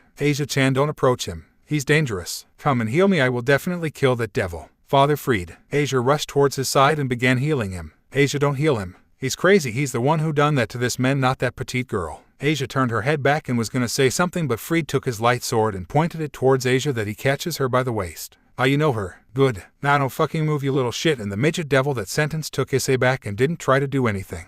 If you move a single nail, I will decapitate her, okay? Just when he said that, a red magic circle appeared inside the room, revealing Kiba Hyoudou, Rias Gremory, and Akino Hanjima. What happened here? Kaneko, the crimson-haired girl instantly said and rushed towards the petite white-haired devil. Kiba was looking towards Issei with a little of killing intent, and Akino widened her eyes and said, Butchu, a group of fallen angels is heading towards here. Huh, next time, devils. Hey, you yellow-eyed freak, if you dare following me, little Asia-chan will get her head fall. Got it? He said and rushed towards the window. Asia, Issei-san, I will come to save you. Please hang on there. Issei cried at the top of his lungs. Asia nodded her eyes and putted strong eyes before Fried jumped and traversed the window. The devils, on the other hand, regrouped themselves inside the magic circle and disappeared while Issei waited for the fallen angels to arrive inside the house. Then he felt that 2 of them changed their direction and one was still heading here. After a couple of minutes, a man with a black fedora appeared and entered the house. You are the boy supposed to be killed by Rainier. And you're, oh, yeah, you mean Yuma Mano. My name is Donasik, and yes, where is she? I guess she's paying for her sins right now. When Issei said that, Donasik cried in rage and launched at him a multitude of blue light spears that he swiftly dodged. You aren't really accurate, old man. You will die here, my boy. He launched at him several others light blue spears. Issei just smirked and moved towards him in an overwhelming speed. It gave the illusion of teleportation from a third-person view. He punched him so hard that it penetrated through his gut. Drip, drip, drip. Cough, cough, cough. Blood was dripping from his wound. Issei's hand was still in Donasik's abdomen, and the latter just coughed an insane amount of blood. Now, if you don't want to die very painfully, then speak. What do you want to do with Asia? Cough, the holy priestess. Cough, retire. Cough, her sacred gear. You want to retire her sacred gear? The man only nodded. His face is losing its colors. Is the procedure will harm her? She cough will cough die. She will die. Issei took out his hand from the hole he's created on the crow's body and headed towards the church quickly. As he retired it, Donasik blood gushed forth from the wound and fall. Huh, I will die, it seems. Well, Kalawarner and Mitlitkov will soon join me, huh? When he said that, he gave his last breath and rested motionless on the ground. Butchu, we have to help Issei-senpai, said Kaneko. No, he's too dangerous and he can take care of himself. Rias refused. Rias, I approve it. It's a little careless to take head on a group of fallen angels, Akino interjected. Butchu, please, he saved me. If it wasn't him, that crazy priest would have killed me by now. Kaneko pleaded his master. What do you think about it, Kiba? The blonde-haired boy put a complicated expression. Since we have already done something unforgivable, and he saved Kaneko-chan's life then. Rias clenched her fist and said, then it's decided. Let's move towards the abandoned church. Kaneko, if you want to rest, then do. No, I'm alright, I can keep up. A red magic circle was summoned at the corner of the room. They regrouped there and suddenly the peerage disappeared in a blinding crimson light. They appeared outside the church. They moved inside and saw a little puddle of blood on the ground and a broken light sword. They continued inside and saw 4 or 7 corpses. Surely they're stray priests. Then what they saw left them stunned. Issei was heading towards the abandoned church at an immense speed. After he heard that Asia was going to be killed, he lost all of his reason and moved bluntly towards the church and leave Donosika alone. Well, he was certainly dead if we judge it by the insane amount of blood that he already lost. Issei arrived at the front door of the church. With a single punch he opened it, or should I say, destroyed it. He moved inside and was greeted by a maniacal laugh. Ah ha ha, you are pretty fast for a devil, you little shit, hey. Please die quietly. After all, Asia-chan will definitely join you in a matter of seconds. Issei sharpened and covered himself again in another layer of red tauki. He disappeared from the sight of Freed and reappeared in front of him. He aimed his punch towards his face, but the fallen priest only blocked it with his sword made of light, but it wasn't nearly enough. And the sword broke. When Issei's punch made contact with the stray priest's face, the latter was sent crashing inside one of the church's wall. Issei didn't even look at him and continued his run. Arriving at what it seems a ritual chamber, Asia was stuck on a cross by chains. The girl was unconscious and then the chains began to glow red, and another maniacal laugh was heard by Issei. That laugh resembles a bit the one of Freed. Tall woman with a buxom figure and blue hair appeared from the shadows. Behind her was a blonde girl with blue eyes and wearing gothic Lolita attire. Both of them were fallen angels. Hey hey ha, will finally be mine. Nice job, Kalawarner-nichan. Now we will definitely get enough power to be recognized by Azazel-sama. Then in Asia's hands, 2 rings glowed green. Issei understood instantly. "In-o-o-o," he cried, getting the attention of the 20 or 30 stray priests in the room. Another layer of red tauki covered him again. Cracks began to appear on the ground beneath Issei. He quickly rushed towards Asia, but a wall of stray priests appeared in front of him. He didn't even bother dodge, and all of them began to slash him with their swords that broke when they made contact with his tauki. Issei punched 3 or 4 of them, killing them instantly. The priests who saw that quickly escaped. Clack clack. The 2 rings in Asia's hand suddenly fall on the ground. The sound echoed in all the church. Issei stopped his attack and looked at the core of Asia, who fall down from the cross when the chains suddenly disappeared. Issei was quick enough to catch Asia's body. Aha, finally this healing power is mine. A loud laugh was heard in the silent church. Both fallen angels were grinning. The blue-haired one in particular was excessively happy. Issei, on the other hand, was motionless. He knew what happened. He began shaking Asia's corpse. "Hey Asia. Issei-san, you came for me." Yeah, Issei's body began to tremble before a river of cries began to flow on the face. "You're crying for someone like ... me. Asia, I'm sorry." "Why? I didn't made it. It's not a reason for you to be sorry. I'm happy that I made a friend at least." "Don't say that. There's no reason for you to be sorry. I'm more than happy to have someone like you to cry over my death," Asia said that while trying to put her trembling hand in Issei's cheek. "Please, Asia." Issei took Asia's hand and felt her coldness. "Thank you for yesterday, Issei-san. I'm happy that you're my first friend." "And no, Asia." Her body began to pale. "You really are a nice person, Issei-san." When her bright green eyes closed, Issei's heart was utterly destroyed. It took her long enough to die. Well, her sacred gear is priceless. "Hey Mitlet, why don't we kill that guy?" Rainer failed, it seems. Why not? We will make him join his little friend." Then both of them, Kalawarner and Mitlet respectively, formed a blue and pink light spear that both thrown at the same moment. Issei didn't protect himself with his tauki or his sacred gear. The blue spear pierced his left shoulder and the other pierced his left thigh. His school uniform began to turn crimson. He continued to look down at Asia's body. Then a group of devils appeared from the front door. "Issei-kun," Akino cried before something unexpected happened. Whoosh! 9 foxtails appeared from his body, accompanied with fox tears. His normal pupils turned into slit ones. He unconsciously putted Asia's head in his chest and covered her body using his fluffy 9 fox pale gold tails with white spikes. His face was flooded of cry. He tainted Asia's nun outfit with his cries. "Asia, you too were my first friend." His cold voices echoed through the whole room. "I'm sorry. I didn't deserve someone like you as a friend. I'm a useless red tauki." "No, it's not red. But, please, let this useless friend of yours." The usual yellow color of his eyes turned green. "Avenge your death." A crimson-colored tauki began to cover Issei. It continued to grow. Devils and fallen angels were stunned at this sight. Issei's power began to rise, and rise again. It appeared limitless. Cracks began to appear on the church, wall and ground. A crater was formed beneath the fox. It did affect everyone except Asia and him. These teeth began to sharpen. He put Asia's body on a bunch and put his hand in both light spears, the one on his shoulder and the one on his thigh. He removed them with no effort and no sign of pain. Even blood didn't fall from the wounds. The 2 fallen angels felt his overwhelming and monstrous killing intent. It was aimed towards them after all. As they tried to flee, they both launched towards the angered fox several light spears. Issei's exposed aura was enough to crush them. Just when he moved, he reappeared in front of the two fallens and delivered 2 punches in their respective guts, and only that was enough to send them crashing on the floor. No one could follow Issei's movements as he descended towards the 2 fallens on the ground. He found them immobile, lying in their respective craters, the ones that formed when they crashed pathetically on the ground. Issei moved towards the petite blonde girl with a gothic Lolita outfit and took her from the throat before he lifted her of it. "Cough, cough, please cough, don't kill me." The small girl began to plead for her life. Issei, on the other hand, didn't even hesitate and tightened his grip on her throat. Crack! A clear and loud sound was heard coming out from the body of the girl, who instantly died. Everyone began to tremble a little at this sight. The Kitsune didn't hesitate a second. Burned. At that moment, Midlet's body was engulfed in a golden flame. After a couple of seconds, her body totally vanished, like it never existed. He then turned his eyes towards the blue-haired girl who was trying to heal herself using Asia's sacred gear. He slowly moved towards her, covered in his crimson tauki. He gave a presence of an angry god. He took both the 2 hands of Calawarner, then tightened his grip. Crack, crack. Ghhh, the fallen let out a loud cry of pain. Issei, on the other hand, just looked down at her with his now green glowing eyes with the slit pupils. He lifted her just like the first from the throat and said, "You will not be forgiven." Crack. The exact crack was heard, the same one Midlet gave off before she died. Now burning golden flames engulfed her body too, leaving not even feathers. Clack, clack. 2 green rings fall on the ground. Issei calmed down his aura and made his tauki disappear. He silently took them and moved towards Asia's corpse. "Asia, I'm sorry," he said, before he put her sacred gear on her middle finger in both hands. Then Issei felt 2 hands on both his 2 shoulders. He turned his head back and saw Ria's Gremory and Kaneko Taoju. "Do you want me to resurrect her as a devil?" she said. "Will you treat her well?" Issei asked. "Yes, don't worry about that," Rias assured him. Then Kaneko gave Rias a crimson piece. Ria's Gremory body was covered in a crimson aura and said, "I order, in my name Ria's Gremory, you, Asia Argento, I resurrect you back to this soil as my servant, and have you reborn as a devil. You, be delighted with your new life." The piece entered slowly inside Asia. The girl opened her eyes slowly. When Issei saw her big green eyes, he immediately tackled her in a hug and began to sob. "Asia, Asia, Asia." The nun, confused at first, when she remembered what happened, she smiled warmly and began to pat Issei's head before she noticed Issei's tails. "Issei-sen, you're a dog. Your tails are so fluffy. They're so cute."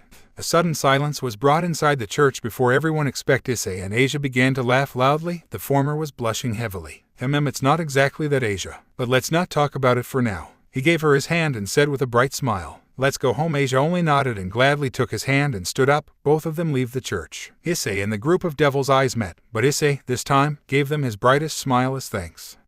A brown-haired boy was on his bed. His 9 fox tails and fox ears were out, still sleeping soundly until a nice smell came out from the kitchen that the Kitsune didn't fail to notice it. He opened his yellow eyes tiredly before rubbing them. His pupils were slit. He suddenly stood up, wearing his usual black yukata, and made his way to the kitchen, and tried to not get caught by the blonde-haired girl who was visibly still preparing the breakfast. When he saw the plates on the table, mostly Western food that looked delicious, Issei was drooling. Proper food. He immediately, every morning since he arrived on this town, his breakfast was usually a black coffee thanks to his miserable skills in cooking. Just when he tried to taste what she already prepared, Asia sensed it and quickly turned back and struck his hand with a spatula. Clack. "Oh, it hurts, Asia." Issei cried a little in pain at the unexpected hit he got from the former nun. "I know that Issei-san is hungry, but don't you think it's too much?" But it's delicious. Please let me just tack." "No, Issei-san. Go and take a bath and dress properly or we will be late." Asia said that while she pointed her index finger towards the bathroom direction. After all, Asia was already in her school uniform and ready to leave. Issei sighed in defeat and headed to take a quick shower. When he finished and put his school uniform, he quickly swallowed all what Asia prepared for him. He really became addicted to Asia's cooking. Ah yes, and it's Tuesday, precisely 2 days after Asia's resurrection as a devil. Ria's Gremory already enrolled her as a new second-year student, and she's in the same class as Issei. It was a peaceful 2 days, in fact, because Ria's only sent Asia's school uniform to Issei's home. The latter still didn't know how she got his address. Whatever, she didn't even try to talk to her newest, much at the confusion of Issei, but he already knew that today she'll definitely ask Asia to come to the clubroom. He didn't really care because he knew that Ria's realized that the cute blonde girl was already someone important to him. In the road to school, both Asia and Issei were walking quietly and side by side while the two of them were smiling and enjoying their current situation. "Good morning, Hyoudou-kun and Asia-san." Both of them turned their heads back and were greeted by the sight of Kiba. "Good morning, Kiba-san." Asia greeted him by a smile while Issei only nodded. "I'm sorry to bothering the two of you, but I was sent by Butchu to deliver a message for you. Asia-san, you have to come in the occult research clubroom situated in the abandoned school building. We will wait for you after school. We have to tell you 2 or 3 basic things about devils." "I'll come, Kiba-san. Can Issei-san come too?" Asia innocently asked and turned her eyes towards Issei, who just put a bitter smile and answered, I will accompany you. Me too, I have to talk with your Asia. That sentence made Kiba narrow his eyebrows before he said menacingly, do you plan something funny, Hyoudou-kun? Those words made Issei chuckle a little. No, don't worry, Knight-kun, just a small talk between her and me, he answered honestly, lowering the guard of Kiba, who just nodded and waved his hand before leaving both of them in their current walk to school. Issei-san ... You shouldn't be that harsh towards Kiba-san. Oh, don't worry about that, Asia. When they continued to walk, Asia sent to Issei 2 or 3 worried looks. Hey Asia, something bothering you? Issei asked, certainly sensed that Asia wanted to say something. You still didn't ... told me why you hate devils that much. Asia quietly said, I don't really dislike them nor like them, by the way, it's just that Gremory tried to kill me before resurrecting me. Asia widened her eyes, and when she was going to speak, Issei interrupted her abruptly. Don't worry, Asia, I already gave her a little lesson, and since she resurrected you, you can say that we're more or less neutral. Asia sighed in relief at his words. In the other hand, Issei was still in his thoughts. Well, she reincarnated Asia for her own reasons, certainly thinking that her healing power may be useful in the battle against his so-called fiancé. She's certainly thinking that she gained my trust already. As both of them crossed the school gate, they headed towards their classroom. Issei moved to his desk while Asia sat on the desk behind him. The teacher entered the classroom, then the lesson began. It was a calm day for Issei and Asia. Both of them enjoyed it. The lessons were easy for Issei and was glad to give Asia's a hand, because she was still not familiar with Japanese but could understand clearly the talk since she became a devil, but in terms of writing it she was still progressing, really quickly by the way. And now at lunchtimes Issei has his bento prepared by the skilled Asia. He really enjoyed it. In a blink of an eye the day ended and Asia along Issei headed towards the old school building, where was the base of the Gremory peerage. Even Issei never penetrated here before. Both arrived at an elegant wooden door. Issei knocked 2 consecutive times before the door was opened by a small white-haired girl. Issei-kun and Asia, good afternoon. The crimson-haired girl who behind the bureau greeted both of them casually with a warm smile. Asia bowed respectfully and Issei merely nodded. Both sat on the couch, Asia facing Kiba while Issei facing Kaneko. Then Akino Hanjima appeared from behind Rias and poured Issei and Asia some tea. Issei quickly started drinking it. While the last time he tasted it at her shrine, it was really delicious. So, Asia, I made you came here to meet you properly and to introduce you to my servants that are now your fellow comrades. When Rias said that, she nodded towards the 3 low-class devils other than Asia who made their devil wings appear. My name is Akino Hanjima, Butchu's 3rd year. Nice to meet you, Asia-chan. And Kiba Yuudo, Rias Gremory's 2nd year. It's a pleasure to meet you, Asia-san. Kaneko Taoju, 1st year. Pleased to meet you, Asia-senpai. From Asia's back, 2 black bat-like wings appeared and made her jump a little before she composed again and said with a slight bow, I'm Asia Argento. Nice to meet you, everyone. Please take care of me from now on. All the devils smiled warmly at their newest comrade before Asia asked, so, Rias-sam, and please call me Butchu from now on, Asia, since you're officially a member of the Occult Research Club. So Butchu-san, what piece am I? You're A. I will explain you afterwards each piece special trait. It would be more easy to understand in a real battle. Oh, okay, so. And, yes, I didn't call you today only for simple greetings, but I wanted to know more about you, sacred gear. When Ria said that with a smile, Asia made 2 rings who glowed and a warm green light appear in her hands, 1 in each hand. This is I can heal injuries more or less mortal. It depends on how bad it is. Interesting. And what about you, Issei-kun? Don't you want to show us your sacred gear? When Ria said that hesitantly, Issei sighed and said, no. The crimson-haired girl looked at her feet in defeat, then lifted her head and said, Asia-san, you know about the supernatural situation. By that I mean what happened in the Great War and all. Yes, Issei-san told me everything I should know this past 2 days. That's good. So he told you that you cannot read the Bible unless you receive severe headaches, and you cannot use holy water anymore or you might even kill yourself. The poor former nun only nodded in sadness. Issei sent her a worried look, but even he didn't know what he could do. Well, since you already have a general idea about what's happening, then I should tell you that as a devil, you will now fulfill contracts with human, and don't worry, you will not begin today. Like that, the small talk continued. Trivial things were spoken between Asia and the other devils. Time run late, and one by one, Akino, Kiba, and Kaneko began to leave because they were summoned by humans. Asia, Rias, and Issei were alone inside the clubroom. Senpai Issei called Rias, who flinched a little. She answered while checking some paper on her desk. I will say it only for one time. Your queen already told me about your situation in the underworld, as she already reported it to you, and I already conclude that you resurrected Asia for this matter. Asia looked confused while Rias looked towards Issei, both in shock and confusion because she didn't know what he wanted to express by saying that. I don't blame you for that. In the opposite, I'm grateful that you saved Asia. Rias eased up a little when Issei said that, but the boy continued. But don't step your boundaries. As I said, I may forgive you, but I will not and never forget. I'm only warning you, don't try to harm Asia or me or an innocent only for your sake as a princess. What are you trying to say? Rias asked, visibly a little angered at the sudden words of Issei. That I'm not your ally nor your enemy, but if you try to play with me you'll get yourself in the same state the fallen angels that harmed Asia are now. Issei cold words sent shivers to Ria's spines. Issei was emitting unconsciously a little of his power that Asia noticed even without training. She took Issei's hand and clasped it firmly before she called out his name. Issei-san, it's okay. Issei looked at her for a second before he calmed down and nodded to her. Rias is still a little stunned at the sudden confession of Issei, but she pushed herself to ask something that really intrigued her. By the way, Issei-kun, you're a yokai.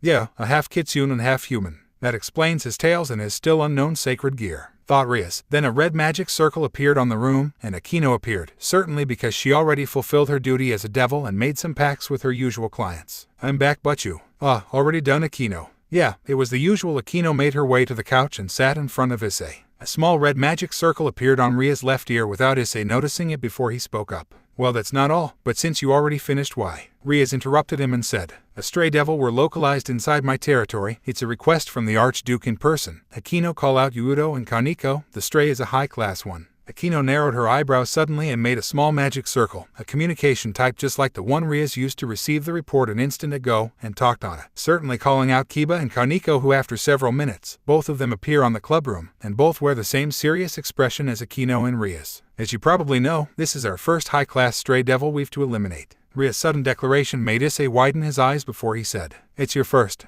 and you're planning to take Asia with you. When Issei said that, Ria sighed and nodded before she spoke again. Yes, I will certainly need her in this mission, even if it's my first high-class stray I have to kill. I'm sure. Suddenly the boy interrupted her. I will come with you. This sudden sentence made everyone widen their eyes for an instant, even Asia. Issei-san, why you don't have to worry that much. No, I will come, but I will not interfere in the battle. Expect if Asia is in danger. What do you think, Gremory? Rias put a thoughtful look before she nodded, but Kiba spoke. But you, we don't need him. I'm sure we can. Might-kun, as I said, I will only accompany you for Asia's sake. Even if that stray kills you, I will not interfere, don't worry. Issei's cold confession made Kiba narrow his eyes and silenced up. Akino showed a worried look not about Issei but about the stray. Then the group of devils accompanied by the nine-tailed fox made their way in the middle of night towards a certain abandoned manufactural area situated at the edge of Kuoh-Town. When they entered the complex, both Issei and Kaneko widened their eyes slightly, but only the white-haired lowly spoke. But you, the smell of blood. Rias narrowed her eyes and Issei took position behind Asia, and Akino said to Rias in a silent voice, even Issei couldn't hear it.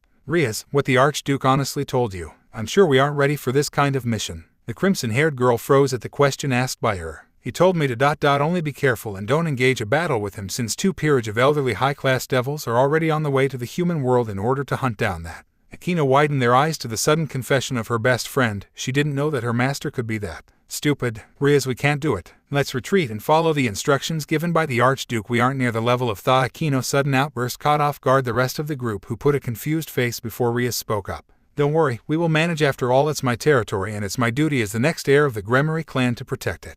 Immediately when she finished her sentence, an overwhelming killing intent was sent to the group, and it came from the abandoned-looking building in front of them. Issei narrowed his eyes slightly when he sensed the aura emitting of whatever was on this building. It's good that I came. That thing isn't weak. He silently though and put Asia behind his back. What's that smell? Devils. Oh my. A monstrous voice was suddenly heard by the group. It came from the direction of the killing intent. Then unexpectedly, a silhouette appeared and exited the building. It was a small boy with dark blue hair and crimson eyes. Even for the perspective of a normal being, that boy wasn't normal. Not only his special physical traits, but even his white pale skin was definitely bizarre. Issei narrowed his eyes and said to the boy, "You're the high-class stray in question, I suppose." "Oh, so you know who am I?" "I'm not only a high-class one, I'm an SS class to be correct." "And well, you're obviously a yokai, but you are from which race?" The group widened their eyes when they heard the small boy, or I should the stray, talking, but Issei only smirked and said, "You're really an interesting. I'm a kitsune but not a pure-blooded one, but who are you? Or should I say, in which peerage you were affiliated before?" "You are sharp, my boy. I'm Banwa Marchojas, a descendant of the now extinct house of In, the former of the current heir of the house." Issei remained silent but kept his serious expression, Asia still behind him. He kept staring at without getting his guard off. Then Ria's Gremory declared,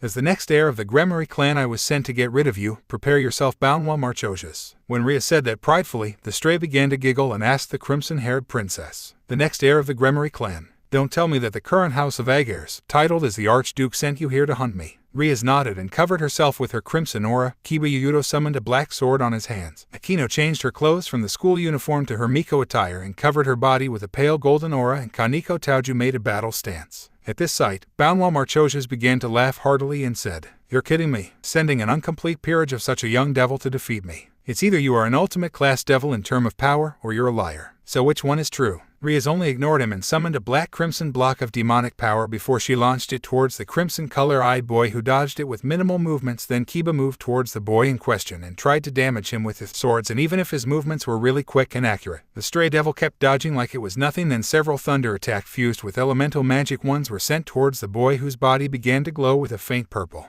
Poof! A sudden sound was made, then the boy's body began to morph. He turned black and fear were growing in all his body, who was constantly growing taller. Then a strong roar echoed through all the abandoned manufacturing area, and what greeted the sight of the group was something really unexpected. Even Issei began to wear his red tauki. It was a monster, a black wolf with a man's form as well as a griffin's wings and a serpent's tail. I really wanted to show you my true appearance to you young devils. You shall taste the true power of the great Marquis. When he said that, Kaneko Taoju moved towards him and began a fist fight and was overwhelmed by the strength of the monster in front of her in just seconds. While she was currently losing ground in her fight against that monster, who seemed to Issei that he was holding Black Severlie, Hyoudou joined their fight and began to assist Kaneko with his blinding speed and sharp sword swings. It made small cuts in the monster's body, but nothing serious, much at Kiba's frustration. Then Akino flied to the sky while summoning a large crimson magic circle. Thunder came from it as a pillar and was directed towards Banwa Marchosius, who didn't even bother to dodge. As the attack ended, we can clearly see smoke emitting from the Black Wolf's fury, but it was nothing serious since his body wasn't burned or injured. Kiba continued his assault against the monster that was still crushing Kaneko in a fist fight. Ria summoned several bullets of her crimson energy that she sent towards the monster, who was uninjured. Only mere scratches were made on his body. Suddenly Banwa Marchosius sent a sharp punch towards Kaneko's gut. She was sent flying backwards before she crashed in the building behind her, making a large hole on the wall. Kiba, who saw that, dropped a little his guard only to be smacked down by the monster's serpent tail. The swordsman caught a little of blood and fainted on the crater he made when he got hit by the monster. Akino, who was panting heavily because of her near-empty magic power reserve, sent what appeared to be her last attack combined with an attack of Ria's. The monster opened his mouth and breathed a large fireball that engulfed both their attacks. The fireball continued its course towards the two girls. Akino made a defensive red magic circle, but it was broke and received all the damage by protecting her master. You servants are really loyal to you, Gremory. The crimson-haired one-sama was shaking heavily. Asia's sudden-eye disappeared from Issei's back, who was still looking towards the monster. Asia's hand began to glow green before she touched the body of Akino, visibly healing her, since her injuries were disappearing one by one.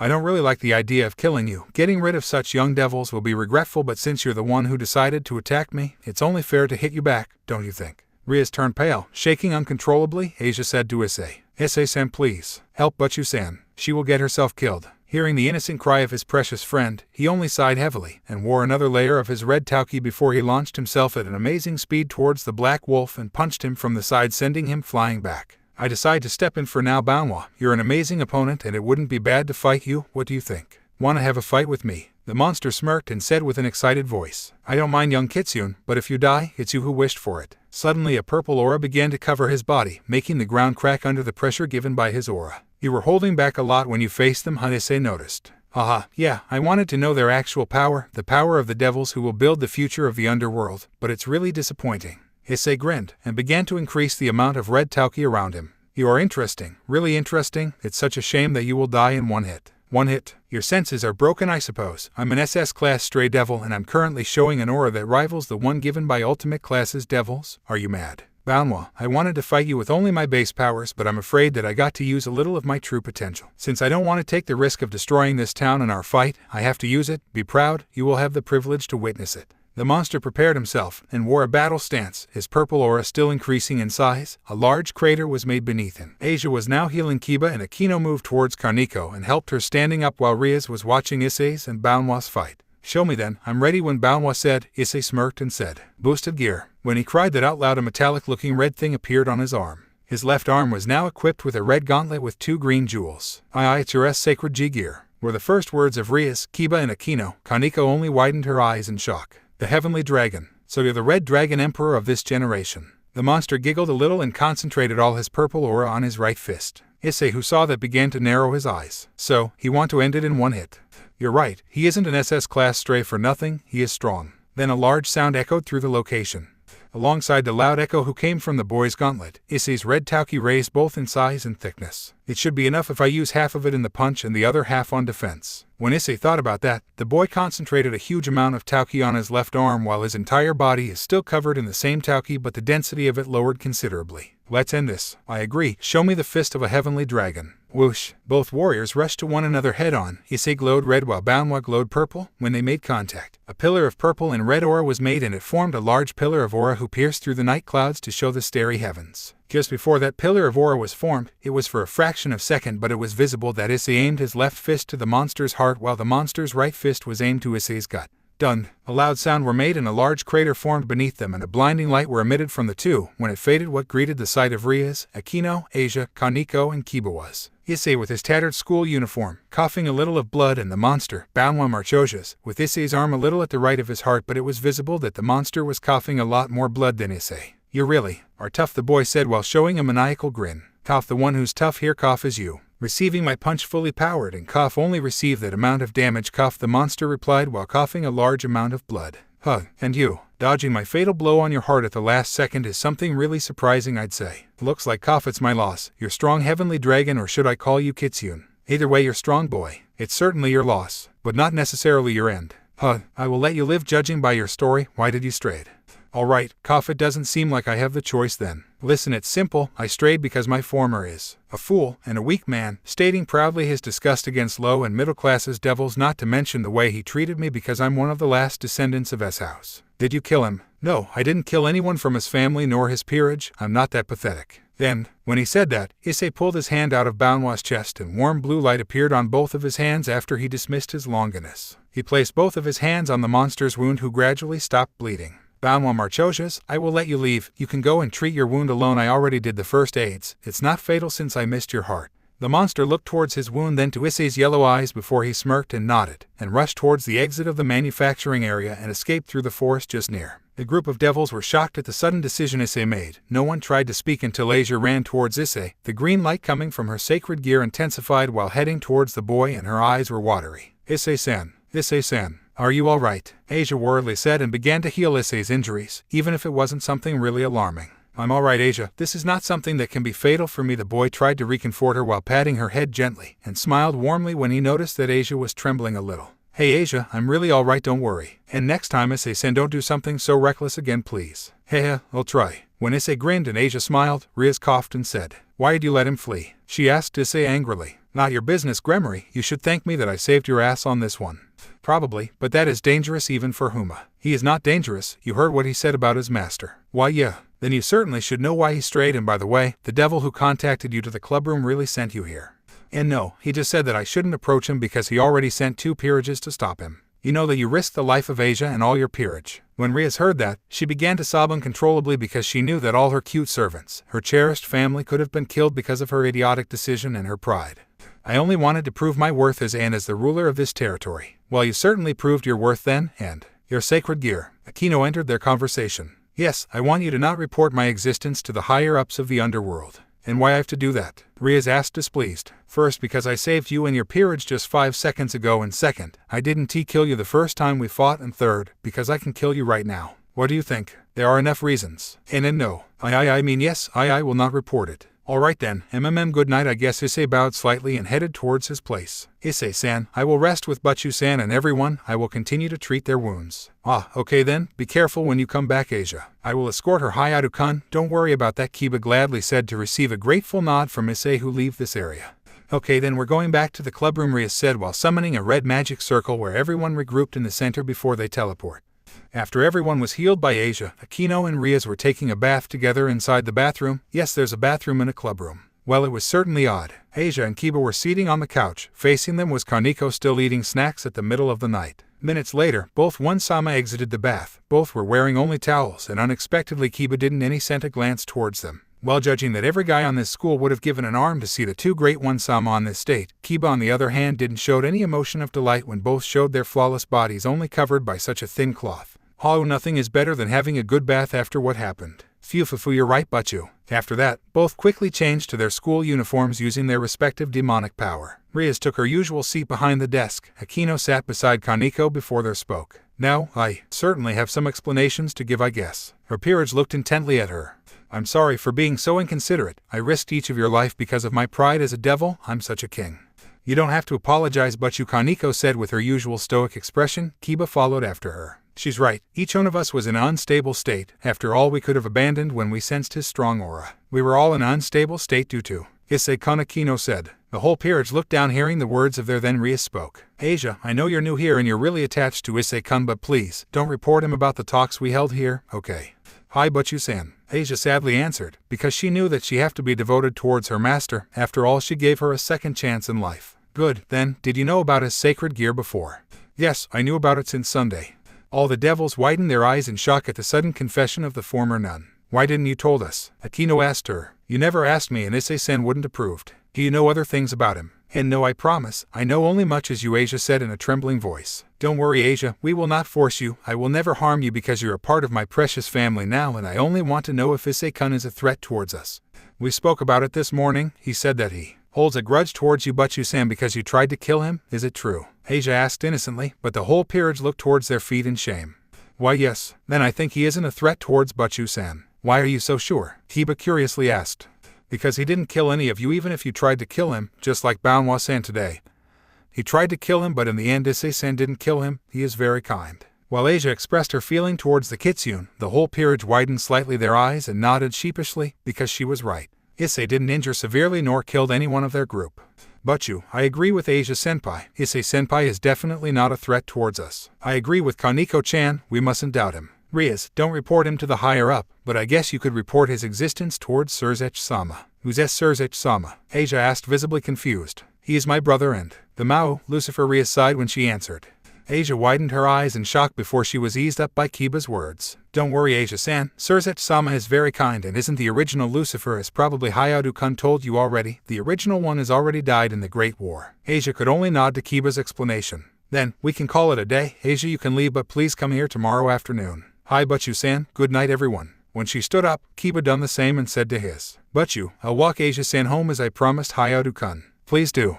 The Red Dragon Emperor entered his house and sighed heavily. It was just after his fight against the Descendant. I want to sleep so badly. You're right, but I couldn't have Asia do it because she could have been took as a responsible for helping A. I will not deny it, but I assure you, I still haven't fallen in love, you perverted dragon, Issei said that while dressing himself with his black yukata. Idiot. I agree, Banwa is pretty good.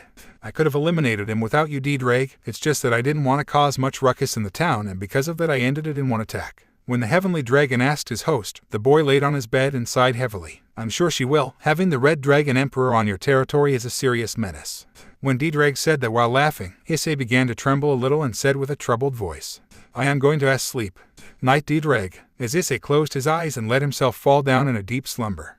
Issei was accompanied by what appears to be his mom and Yasaka. The three of them had 9 tails and fox ears as they walked towards a very dense forest, until they arrived towards to a magnificent traditional Japanese house. It resembles a lot the main sanctuary situated in the majority of Kyoto's Shinto shrines.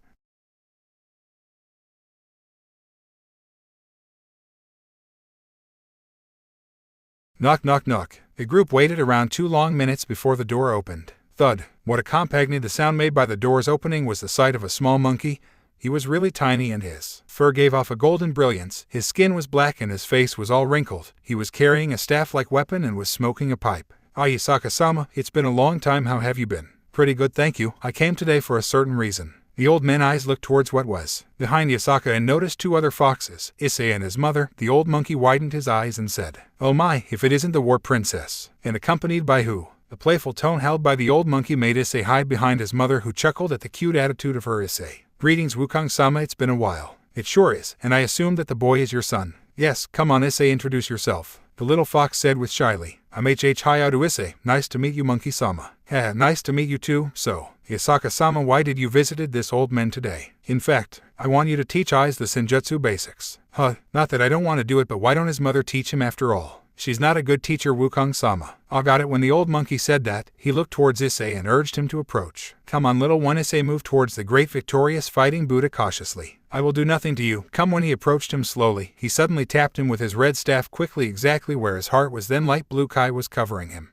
It's warm. Issei visibly amazed at this sight. He looked all around his body to see the light blue thin aura covering him. Like mother, like son, I'd say. When Sun Wukong said that joyfully, Yasaka giggled a little and Issei's mom wore a proud smile. Suddenly, a red gauntlet appeared on Issei's left arm. The boy was speechless like the others. Sun Wukong pipe fall from his hands while the two female foxes were frozen at this sight. In the other hand, Issei. What's that? My arm. Okay, Sama helped. The boy was terrorized at the sight of his left arm and began to tap the gauntlet to the ground. When the voice raised in sound, Issei, still shivering, stopped hitting the gauntlet to the ground and looked towards his left arm and said with a trembling voice, "Chi good morning W, who's there?" "Oh, a dragon. That's so cool."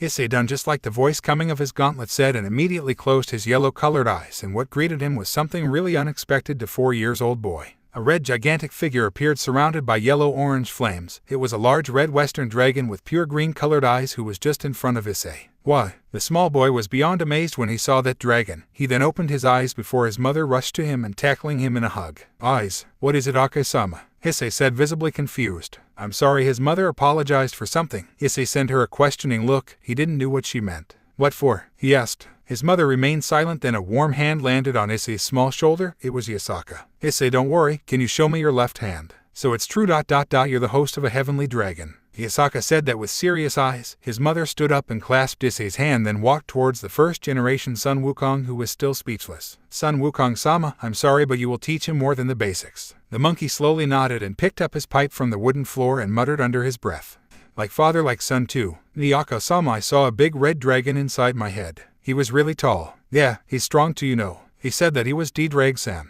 I'm sure Kanu will be happy to meet him." "Ah, about that, can you keep the existence of D-Drag-san a secret from everyone?" "It's really important," Yasaka gently said, adding the suffix "san" to D-Drag just like Issei done. "Why, it's really important. Do as Yasaka say." "Got it." "Hi, so Sun Wukong-sama, what are you planning to do with eyes?" Yasaka asked the old men. Issei opened slowly his eyes and noticed that the sun already rose up to the sky. He stood up slowly and sensed that Asia is wake up thanks to the delicious smell who made its way towards his nose. He concluded that she entered the apartment this night without making him wake up. Well, first the shower, then the breakfast, otherwise Asia will be mad. He walked towards the bathroom, then dressed in his school uniform, he headed at the kitchen. "Morning, Asia." Issei greeted the blonde-haired girl with a warm smile that she immediately returned. "Good morning, Issei-san. You slept well?" "Yeah, pretty well. I hope you didn't come back too late." "No, it's all right, Issei-san. Here your plate." "Ah, thanks, Asia. Itadakamasu." Issei immediately attacked his breakfast, much at Asia's happiness. After the divine breakfast Issei got, both of him and Asia headed to school. Then Asia took a piece of paper from her pocket. "Issei-san, I got a list of some ingredients I need. This afternoon I will go to the occult research club room, so can you get them for me?" "Of course, count on it." By the way, Issei-san, do you have the power to heal too?" "You mean because of yesterday?" "Yeah, it's a senjutsu technique which I use to heal wounds, but I cannot heal mortal wounds or organs at your level." "Even so, Issei-san, it's amazing that you can heal too. It's technique which use a lot of stamina, even for me." As both walked towards school, speaking about this and that, they crossed the school gate and managed to get quickly in their class. When the afternoon class ended, both Asia and Issei took their bags and exited the school building. "Asia, I will go and get what you need. I will come back here to walk you home, all right?" "Hi." The couple separated. Issei walked towards the supermarket and Asia headed towards the old school building. "Good afternoon, Asia." "Welcome, Asia-chan. Do want a cup of tea?" "Good afternoon, Butchu-san." "Yes, thank you, Akino-san." Asia sat on the couch. Beside her, Kaneko was eating a chocolate bar. Akino poured a cup of tea to Asia that she gladly took before Hyoudou entered inside the clubroom. "Sorry, cleaning duty." "It's all right, Hyoudou, come in." Hyoudou took a seat in front of Asia and began to drink the tea already poured by Akino. "So Issei-kun didn't came with you today?" Riaz asked. "No, Issei-san headed to the store. He will come back shortly. And does Butchu-san need him?" "No, it's all right. It's just that he is usually always with you." Yufufu, Issei-kun really is acting like a siskin towards Asia-chan. Akino's playful voice caused Asia to redden a little. As the talk between all of them continued, an orange magic circle appeared on the floor, cutting all the discussions between them. Fire burst out from the magic circle and a silhouette appeared on the center. From the pool of flames, a handsome man with blonde hair and blue eyes, a slim and tall figure accompanied with a prideful grin on his face. "Fu, it's been a while since I came to this pathetic human realm." Waving his hand, the fire vanished. The boy in question looked around until he found Riaz, then smiled. "Oh, Riaz, I came for you. How have you been?" Asia turned her eyes to see her master, but for the first time, Riaz showed an expression of pure hate. Even the former nun who didn't know her until 3 or 4 days ago, she noticed that her current facial expression held great hate. Why did you came for Razor? Just when she finished her sentence, another magic circle appeared on the room, and it was a red one just like the one Rias always uses. A silhouette appeared. It was a maid, with a nice figure, slim and flawless. Her body was perfect in every way. She has gray hair and gray eyes, and she was wearing a French maid outfit that really looked good on her. But what was really odd about her is the strong pressure she gave. Rias Ajo-sama, today you'll visit the hall where the venue will be held, and you must accompany Razor-sama for this matter. Grafia, it was supposed to be next month. Why did they speed it up? Butchu-san, who's that man? You didn't even introduce me to your servants. Oh my, cruel as always at Rias. They don't have to know about something like this. Well, I guess I have to introduce myself then. I'm Razor Phoenix, third son of the Phoenix House, one of the remaining pillars, and I'm Rias' Gremory fiancé. Razor's declaration caught off guard Asia, Kiba, and Kaneko, who did nothing expect widened their eyes. It will be 12,540 yen. Here Issei took the money from his pocket and handed it to the cashier. The boy exited the store and walked towards school to pick up Asia. I'm looking forward to what Asia will prepare for dinner with all this hee-hee. The tea made by Rias is sure is delicious, the blonde-haired guy. Akino nodded and showed a fake smile. Rather than a fake smile, it would be more correct to say that she was containing her disgust she felt towards the men in question. Razor didn't notice the obvious feelings of Akino. He was seating just beside Rias on the couch while holding her shoulder. The crimson-haired girl kept shaking his hands off, but he continued caressing her hair and touching her shoulders and hands. Razor, stop. I already said that I will not marry you, Rias angrily said. Her cold voice seemed new to Asia, who kept staring at her angry master. Yeah, I heard that the situation of your household is quite serious since your brother already left. Do you want the extinction of the line? That's not your problem, Razor. I'm the next heir of my house, and it's my absolute right to choose myself who will marry me. My brother and my parents don't have the right to impose me someone like you. The last sentence made Razor frown a little before he said, Don't be stubborn. You already know the severe situation our race is facing. We can't allow pure-blooded devils to go extinct. Unlike you, my house is already in a safe situation thanks to my older brothers. It's your duty as the next heiress and as a pure-blooded devil to marry me. It's for the future of the devils. I'm not going to let my house perish. Great. Now let's go to Razor's joy was interrupted by Rias. But I will not marry you, Razor. From Razor's body, fire began to appear. He is pissed.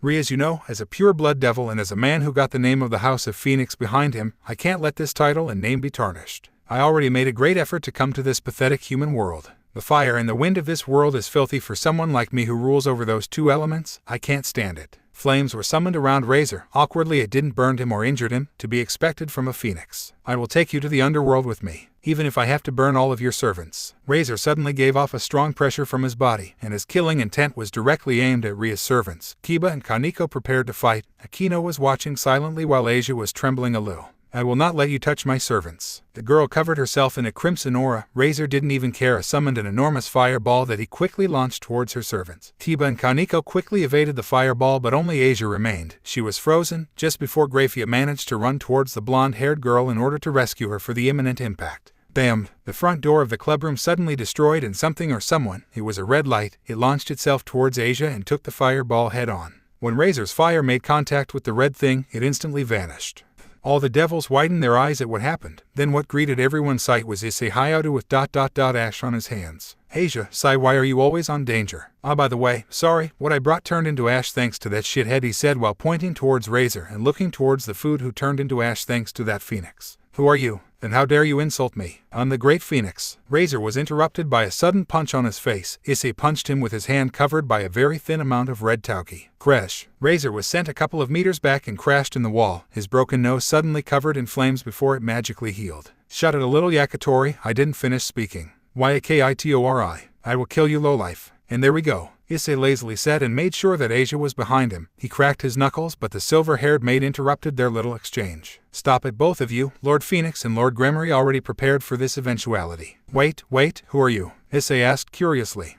Sorry for being rude. I'm Grafia, head maid of the House of Lucifers. That explains her aura. Issei noticed. Well, nice to meet you. I'm Hyoudou Issei, but sorry, I have to kill that little bird. I hope you don't mind, Issei said that while walking towards Razor, who stood up angrily and covered himself in flames. I will not let this happen, not here in the human world and in my presence, since I'm the one who holds the responsibility of every devil here. Grafia said that while touching lightly Issei on his shoulder, and she emitted a bit of her aura in order to scare Issei. But oddly, Issei didn't even flinch or showed any emotion that looked like or similar to fear, much at the surprise of Lucifers. Then, I want to have a match against that guy. Hey Yakitori, don't you want to fight me? Bring it, human. Issei giggled a little and turned towards Grafia, waiting to her answer. What is the bet? Simple. If I beat him, then he will do what he wants with me, and if I beat him. Asia tugged Issei's sleeve timidly and said quietly, only enough for him to hear. Issei-san, if you beat him then Butchu-san engagement with him will be cancelled, it's alright with you. The boy sighed and declared while scratching the back of his head sheepishly. Yeah, then if I won redhead will not be forced to marry him, it's alright with you Yakitori. The girl in question widened her eyes in astonishment hearing Issei. There's absolutely no way that I will lose to someone like you.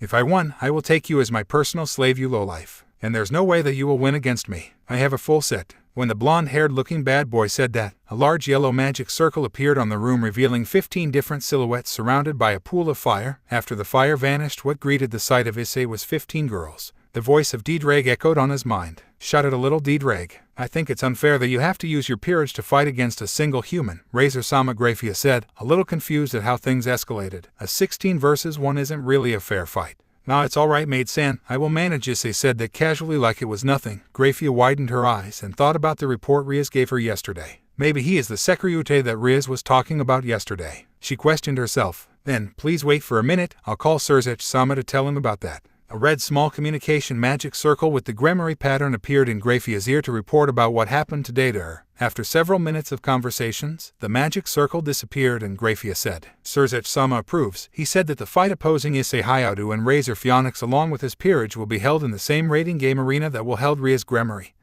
and Razor Phoenix battle. A fight with my Rias. Why? Since she's against the idea of marrying Razor-sama, both Lord Phoenix and Lord Gremory agreed that a rating game will be held between you two in order to decide about the marriage outcome. Well, if Issei-sama win the first game then you'll not need to fight Rias Ajo-sama. Aha, I will have to fight a single human with my full peerage, then I will have to fight Rias and her incomplete set, not to mention she don't have any experience unlike me. That's a piece of cake. Hey Rias and the human, I will offer both of you 2 weeks in order to train. Are you giving me a chance? The crimson-haired princess angrily said. Of course, just look behind you. It's not without this set of pathetic reincarnated devils that you'll be able to attain someone like me, so use those 10 days to train in order to not lose too quickly, okay? And for the human, I don't even know why you have to train. I'll end you now, Mirago. Razor ordered his servant. The girl had exactly the same build as Kaneko Taoju, Rias's rook, and was carrying a staff or a stick that martial fighters often use. She made her stance after swinging the stick around. She ran towards Issei, who only looked at her with the corner of the eye then. Crack. When she swung the stick and tried to hit Issei's in the stomach, Issei quickly put a hand on her weapon before he tightened a little his grip, resulting in breaking him. He patted the girl's head and said to Razor, if that's all you got, I think that it's you who needs to train, you know. Hearing Issei's teasing tone, Razor huffed in pride and turned back. Mira is my weakest servant, don't get too cocky, you will die in our match, I promise. Looking forward to it, useless Yakitori.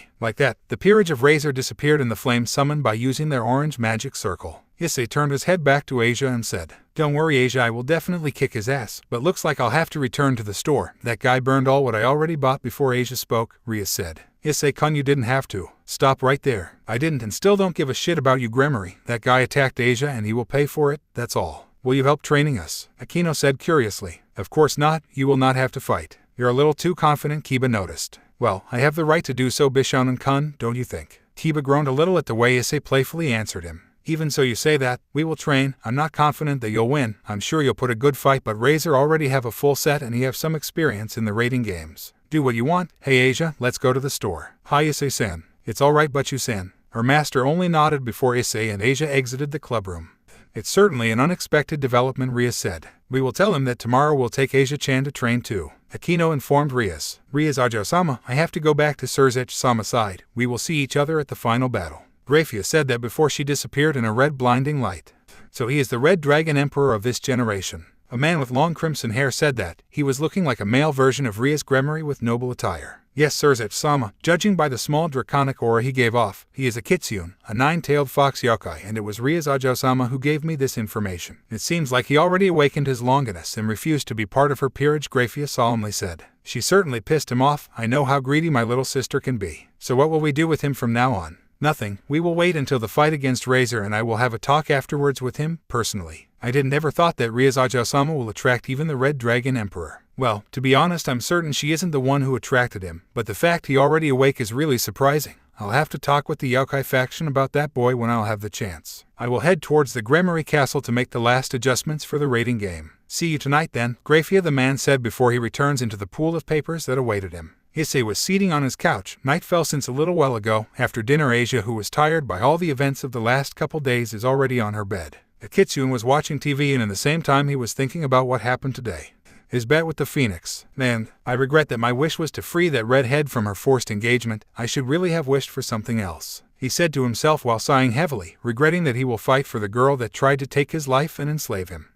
I know, but what the hell crossed my mind when I said that? Saving that Gremory slew when he was about to curse the girl, Asia appeared suddenly from the corner of the door, a pillow in her hands. Ah, Asia, you need something.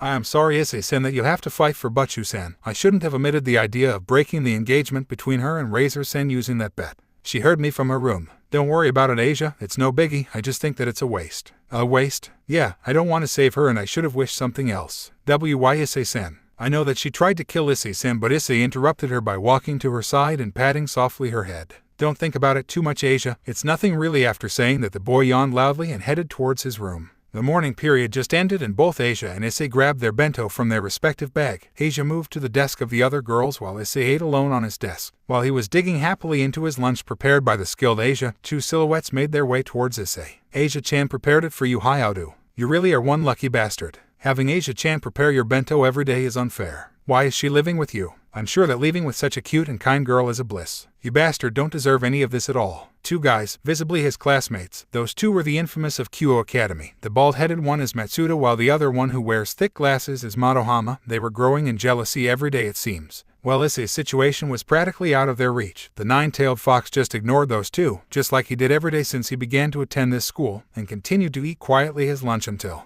the perverted duo simultaneously hit the desk of Issei with their hands, making him stop eating. Guys, can you let me eat peacefully? I'm not in that relationship with Asia. I treat her just as my sister. Bullshit. We're sure that you're doing wired stuff to her every day, damn you bastard. Matsuda's and Madohama's outburst attracted all the attention of their fellow class comrades. Then Asia moved towards Issei in worry while she was accompanied by two girls of the kendo club, a pink-haired one, called Katis, and the other brown-haired one is Murayama. Issei and those two became acquaintances after his no little first physical interaction with the perverted duo. Perverts, stop troubling Issei-kun. You're disgusting, disturbing Issei-kun like that. We are not troubling him. Yeah, we are just trying to get answers. Answers about what? Asia innocently asked, making those two perverts grin. Just when they were about to answer the former nun's question, Issei suddenly stood up after he put his finished bento box on his bag. He said to Asia, Asia, I'm going to take a walk. Want to come with me? Of course. Asia's happy answer made Issei smile before he took his hand and both exited the classroom heading towards the courtyard, leaving the two perverts alone with the two kendo club girls who were already a little pissed off seeing the attitude that those two lecherous beasts had towards the quiet Issei. Immediately when Issei and Asia exited the school building, they were approached by one of their kuhai, Kaneko Taoju. Good morning, senpais. Good morning to you too, Kaneko-chan.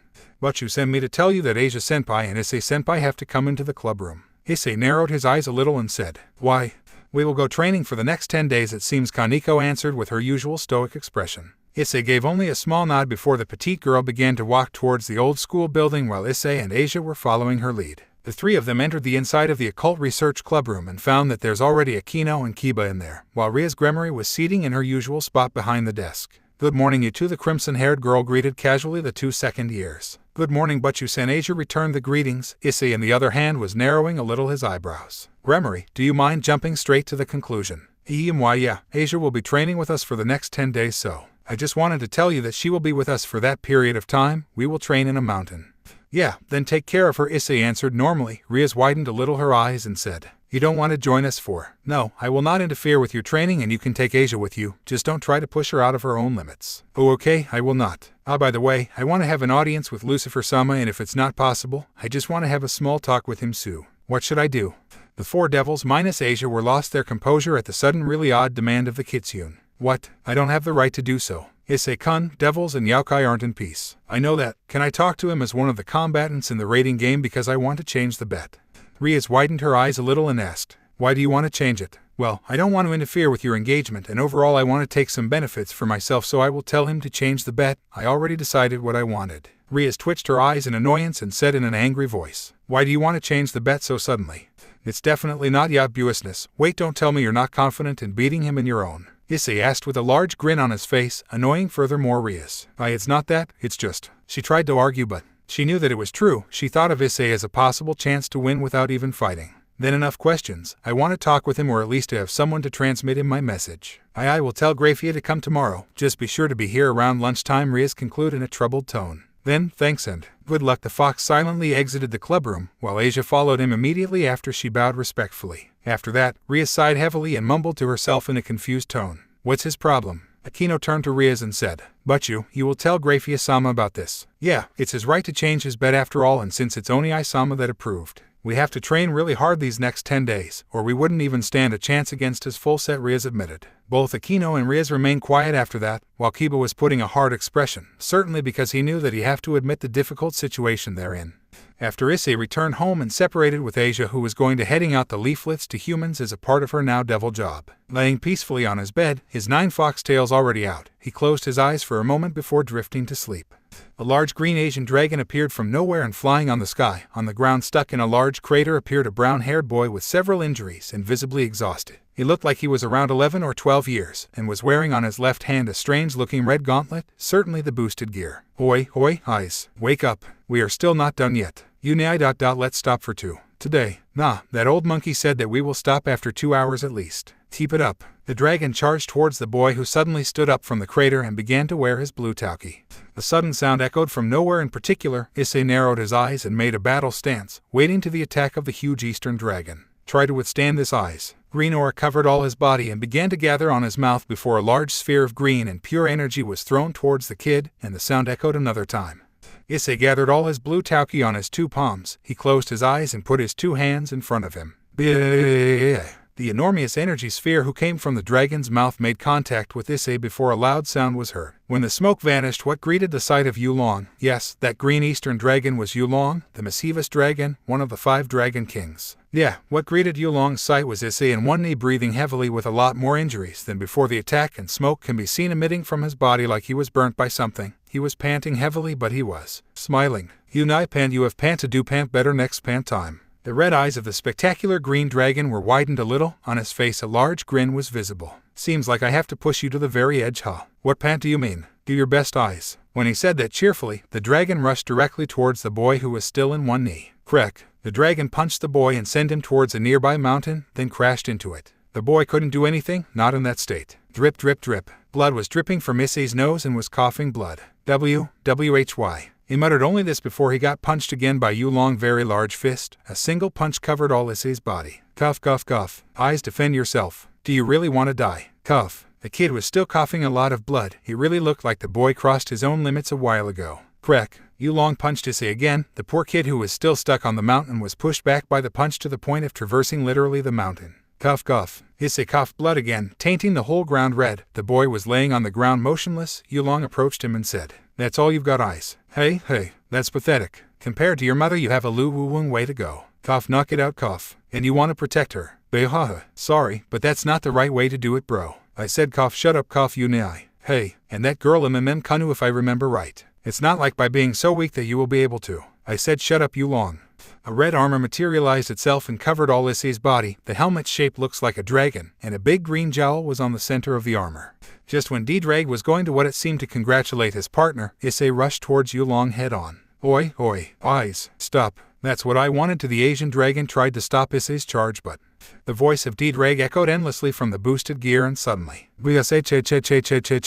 Issei's blue tauki turned red and grew both in size and thickness. Issei covered unconsciously his right fist with an unbelievable amount of tauki before he crashed that fist of his in Yulong's face. The dragon was sent back by the force of the punch and crashed in the forest nearby. Issei, on the other hand, fainted suddenly after his armor disappeared. Then from nowhere, an old monkey, Sun Wukong, appeared just near the unconscious kid. Red tauki, huh? It seems that you're more dragon than I thought, young eyes. He lifted the body of the kid and dragged him towards his house, who was just nearby. In the other hand, looks like Yulong will not wake up anytime soon, huh? It will serve him as a lesson about the difference between a dragon king and a heavenly dragon. Nice one, eyes. Issei-san. Issei opened lazily his yellow eyes only to see Asia trying to waking him.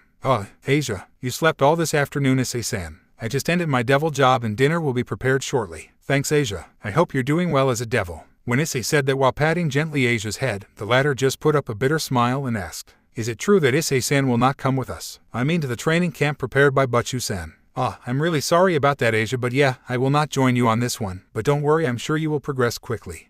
I'll do my best. After Asia's energetic response, Issei sighed in relief and headed towards the living room. The next day, Asia gathered all the things that she will need during that training camp, and a red magic circle appeared on the floor. It's time, Issei-san. I will teleport into the club room, and from there we will teleport to the mountains. Good luck, Asia, and don't push yourself too hard. Issei waved his hand to Asia, who nodded strongly in motivation before Asia disappeared in a blinding red light. Issei sighed heavily at the departure of the former nun and said to himself, well, this place will feel a little empty without her presence. Deedrag's voice echoed on his mind. Shut up, Deedrag, sigh. Like that, Issei continued his morning school quietly until lunchtime arrived. After devouring the bento Asia prepared for him beforehand, he headed towards the occult research club room and felt the presence of Graphia, the so-called headmate of the clan and Lucifer's. Knock knock. Issei knocked at the door, and a silver-haired woman with matching eyes wearing a French-maid outfit opened the door. It was Graphia. Good to see you again, Hyoudou Issei-sama. She greeted him in an adequate manner. On the other hand, Issei didn't even bother to do the same. Instead, he asked her directly. Yeah, me too. So where's Lucifer? I'm sorry to announce that he don't have time in order to come to the human world. So as I will report him your words, Graphia declared that solemnly. In the other side, Issei sighed heavily, certainly expecting that answer. Okay, so, as you already know, I made a bet with Razor Phoenix, and I regret what I proposed to him if I won. So in replacement for the freedom of Rias Gremry, I want all the territories he will inherit as the direct pure-blooded descendant of the house.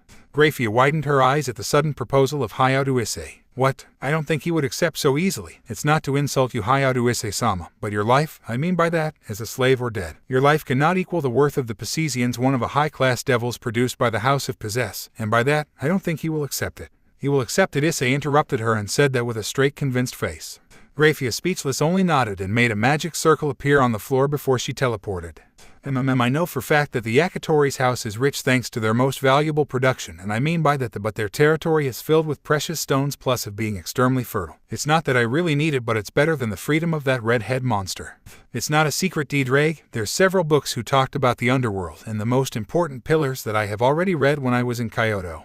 How surprising, Issei said that while grinning, because he knew that his dragon didn't give a bit of his attention towards anyone except for a certain white dragon. After trivial talk with his dragon, a magic circle appeared on the floor revealing the silver-haired maid. A little of confusion can be seen in her usual calm expression. So, Issei asked directly, eager to know about how the negotiation with Razor were gone. I headed towards the Phoenix Mansion and had a talk with Razor-sama, he accepted without hesitation. Hearing that, Issei giggled a little because he knew that Razor would have accepted directly since it doesn't matter to him. I mean, after all, in Razor's mind, his own victory is already sealed. I presume that if I win our duel now then. Graphia continued after him and said, yes, you will be given the parts of the clan territory he has the right to inherit from the current heir and as one of the successors of the house. Good, thanks for. Don't thank me, it's not necessary, but as an advice before I leave, raiding games are not only based in strength. Remember it very well, Hyoudou Issei-sama. Issei showed a puzzled expression for a second before he smiled a bit. Nodding, Graphia summoned a red magic circle and disappeared from the club room, leaving Issei alone on the couch. It seems like it will be fun. I look forward toward our fight. Razor Phoenix.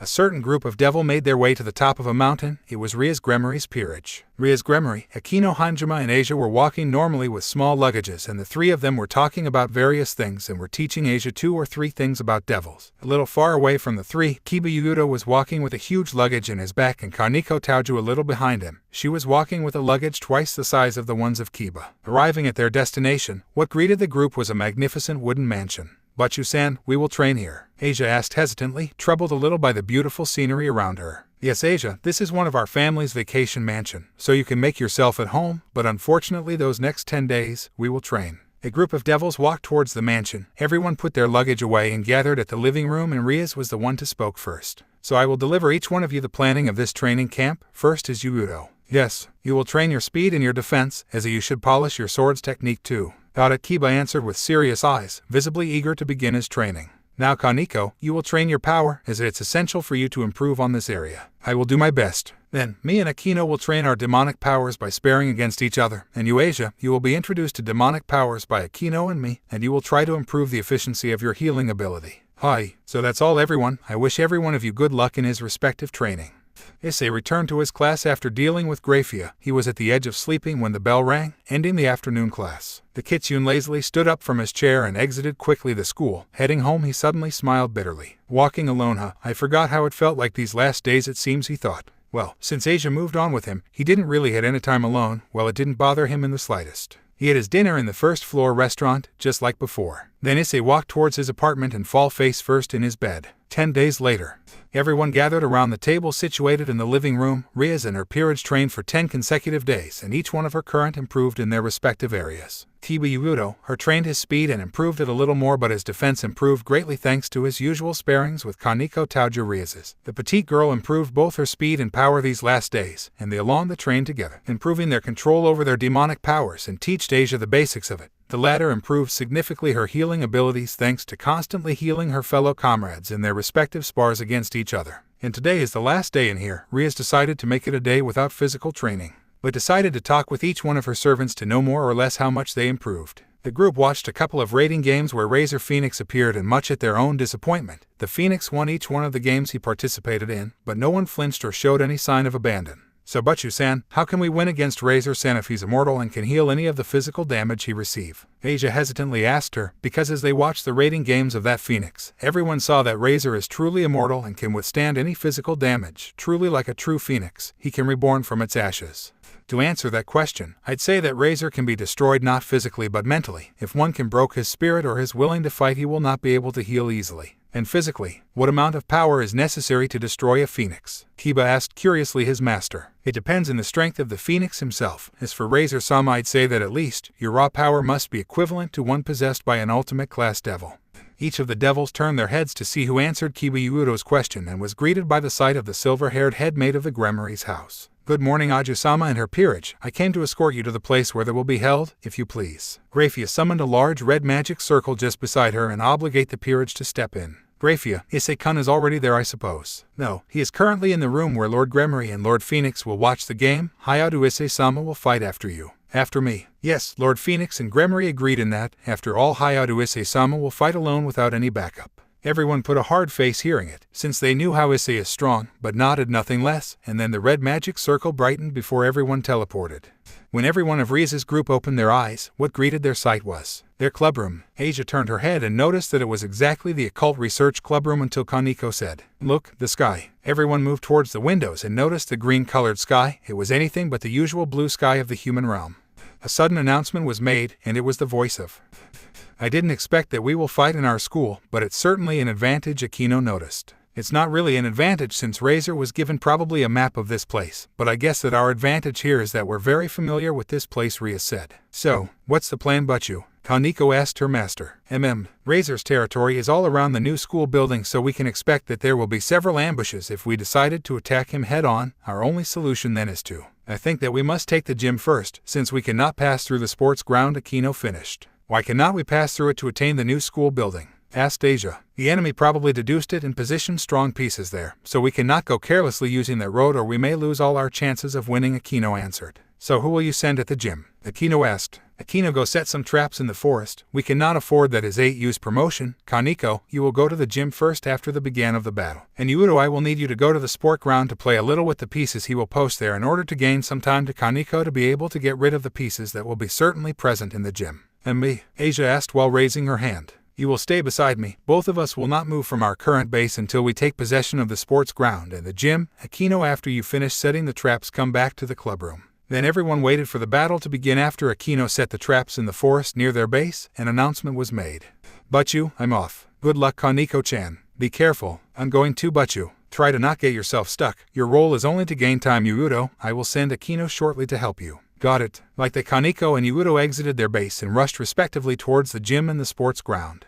Kaneko entered silently and quietly the gym. Gremory's servant, there's no point in hiding. You can show yourself. Two female voices echoed inside the gym. Kaneko looked from the corner of the room and much at her surprise she saw a woman, brown-haired with the tips colored red, accompanied with gray eyes, and she wears a mask on the right side of her face. Her outfit consisted of a black jacket and matching jeans. Beside her was with shoulder-length black hair and blue-green eyes. Her hair has two Chinese-style buns on both sides of her head, while the front features bangs that form a slight V-shape across her forehead. Her outfit consists of a navy blue kippah with gold accents, a white sash around her stomach, and black, low-heeled shoes. I'm Isabella. Razor-sama's the girl wearing a mask introduced herself, before the girl beside her followed. I'm Zuelan, Razor Samus. Kaneko widened her eyes at their introduction, not expecting to face two rooks here. Looks like her master is lacking in experience compared to Razor. I'm Kaneko Taoju. Ria's Gremmaries. Kaneko introduced herself and made a battle stance. The two girls she's facing began to giggle, then Zuelan said, "Looks like Razor Sama saw through your master's plans." Zuelan made a kung fu stance and fire covered both her feet and hands. Isabella made a battle stance too. Both rushed towards Kaneko. Zuelan began to attack Kaneko with both punches and kicks covered in fire. Her martial art was difficult to dodge, but Kaneko followed her movements and managed somehow to dodge until a sharp punch crashed in her cheek, sending her fly a couple of meters backwards. Kaneko didn't waste time in rushing towards Isabella. Zuelan tried to intervene, but Kaneko was too fast and landed a punch in Isabella's face, breaking the mask she was wearing. Zuelan appeared behind Kaneko and kicked her, making her crash in the wall. Zuelan covered her hands with fire and launched herself towards Kaneko, who dodged the blow just in time before she landed a quick and accurate kick in the girl's thigh. Crack. A small crack was heard. Zuelan showed a painful expression and clenches her teeth in pain. Just before Kaneko tried to land another blow to Zuelan, Isabella punched Kaneko from the back, sending her a couple of meters away. She wiped the little blood at edge of her mouth and talked to the transceiver she has in her ear. "Butchu, send Akino-senpai to destroy the gym now." Yes, Kaneko lied to her master. After all, she knew that she couldn't take those two alone. Just when she finished talking, Zuelan appeared in front of her, sending a sharp kick toward the petite girl jaw. Zuelan's feet was covered in fire, and it appeared that this fire can enhance the strength of the blow. Kaneko was sent in the air only to be intercepted by a strong punch in the gut given to her by Isabella. Kaneko crashed in the ground, making a small crater. She stood up slowly. "Tough cough. It seems like you're not giving up. Even at the serious disadvantage you're facing, it's honorable, but not enough," Isabella said. "Yes, do it, Akino-senpai," Kaneko said. The girls who she's facing were a little confused. "Were you talking to Kaneko Taoju?" Zuelan asked. Kaneko kept silent and rushed towards the two girls before. A huge yellow lighting falls down onto the gym, wiping it from existence.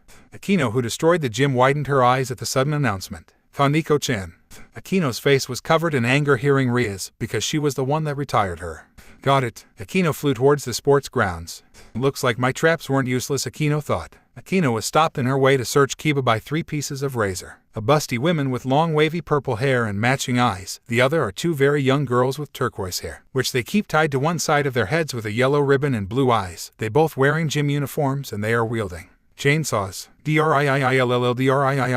The sound of the chainsaw starting can be heard. Akino narrowed her eyebrows at the sight of the purple-haired busty women behind the two lolis.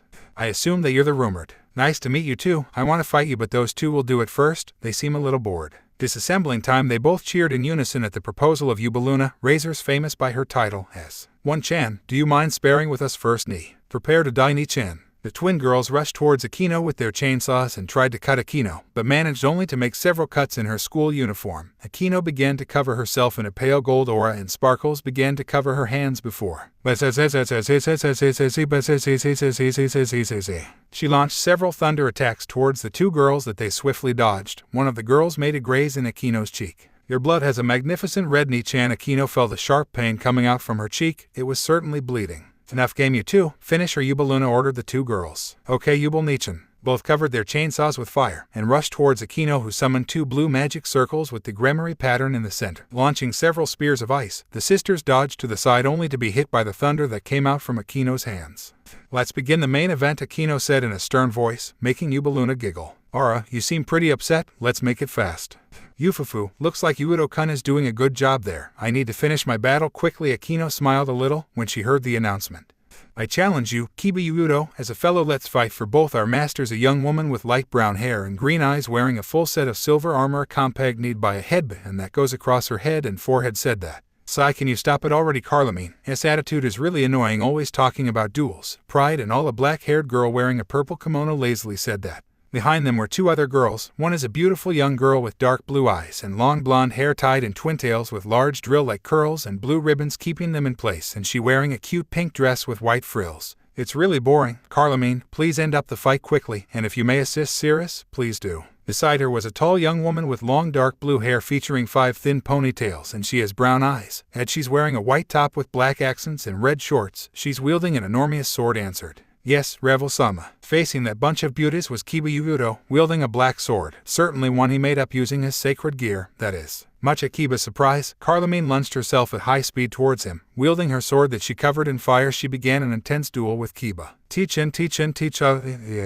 Kiba summoned his so-called, a function of his sacred gear that can absorb holy energy or light, but it didn't even damage that sword covered with fire that Carlamine skillfully wielded. Looks like whatever it is, it's not working in my sword, Gremory. Don't think that it's all I can do. After Kiba said that with a grin, his black sword turned into an ice blue sword, but the shape looked different than the previous one. He didn't waste any time and rushed towards Razor's, and when he slashed his sword and Carlamine used hers in order to counter his blow. Crack! A crack appeared in Carlamine's sword, making her widen her eyes in surprise. What was that? She asked, visibly curious about the result the ice blue-colored sword had against hers. My sacred gear has many functions. Not only I can create demonic swords endlessly, but I can manipulate their type. Interesting. Let's see if my fire can melt your ice. The fire covering Carlamine's sword intensified suddenly, and she headed towards Kiba, who made a defensive stance. Teach-en. Carlamine made a wind of fire using her sword, melting Kiba's blue sword. Kiba then summoned a second sword in his left hand. The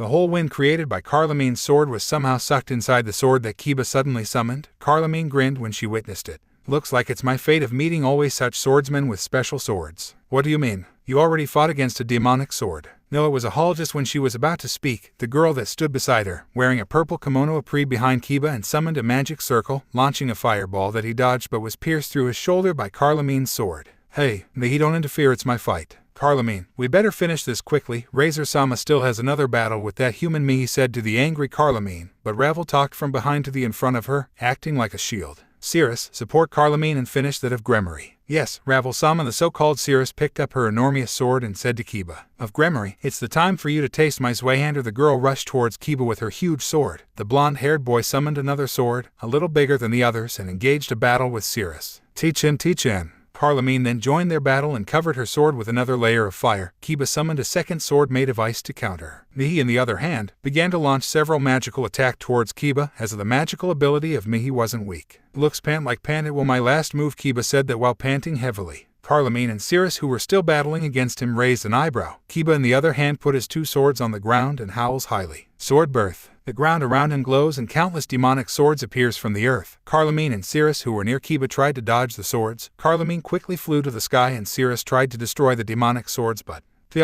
one of them pierced through her left arm. Damn you, Cirrus quietly cursed Riaz's knight. Mihi, who were a little far away, launched another fireball towards Kiba, who apparently didn't have any stamina or demonic power left. Bam! Issei was sitting in an elegant chair and watching the game since it was broadcasted, until he heard someone talking a little far away from him.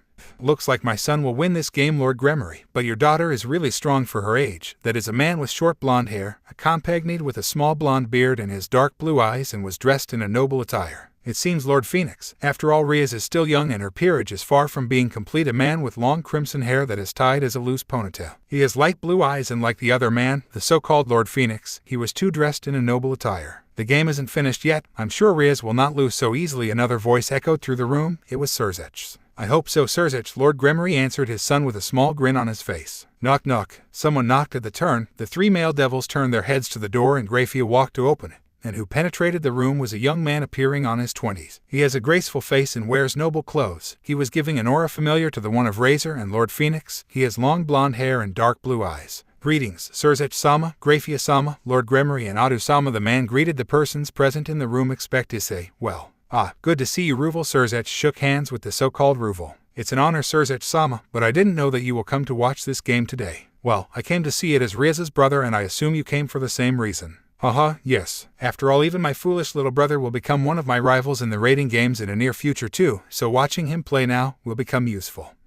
It's surprising to hear it from a top 10 ranker in the raiding games. Ruvel-kun. Lord Gremory laughed at the attitude of Ruvel. And I wanted to see the human who will fight too. It's not always that we got someone willing to fight Razor and his peerage alone. That is. Ruvel looked directly to Issei, who was watching the broadcasted game quietly on his chair, not giving any attention to the talk between those devils. Well, Hyoudou Issei-kun will face Razor-kun after my Riaz finishes her battle, so what do you think for the current game? Sirzech said. It looks like my brother has the upper hand. Riaz-san only has 2 pieces left. As they watched the raiding game, they saw Razor flying towards the old school building.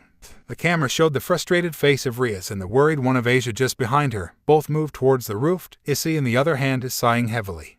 Razor was confronting Riaz in the roof of the old school building, Behind Rias was Asia, who's constantly emitting green light from her hands, healing the several injuries Rias suffered thanks to the powerful fire of Razor. Looks like it's the end, Rias. You'll not be able to withstand my fire for eternity, you know, Razor jokingly said. On the other hand, Rias was pretty in a bad condition. Her school uniform is tattered, several injuries and burns could be noticed in her body. Even with Asia's healing, Rias didn't have a limitless stamina. Razor launched another fireball to Rias, who made a defensive barrier in order to shield herself and Asia from the attack. Surrender, Rias. It's your loss, Razor said, and continued to launch his fire towards Rias. The crimson-haired princess summoned several blocks of crimson energy and launched them towards Razor, cutting his left arm in the process. Suddenly fire covered the wound and his arm reappeared like it was never injured. Rias, I'm immortal, you know. It's not with this level of power that you'll able to harm me. Razor teasing tone made Rias's eyes twitch in anger, but she knew that what he said was the total truth. It's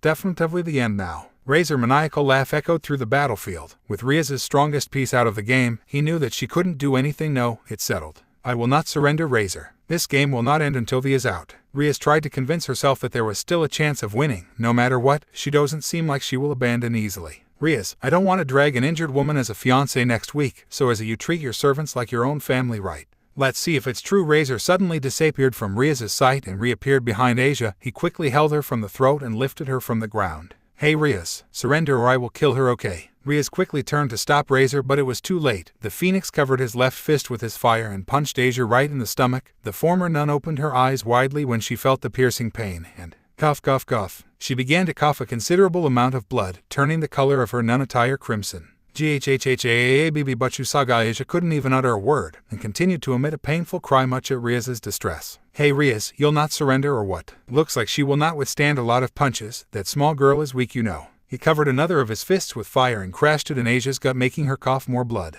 Ara, Reyes, aye.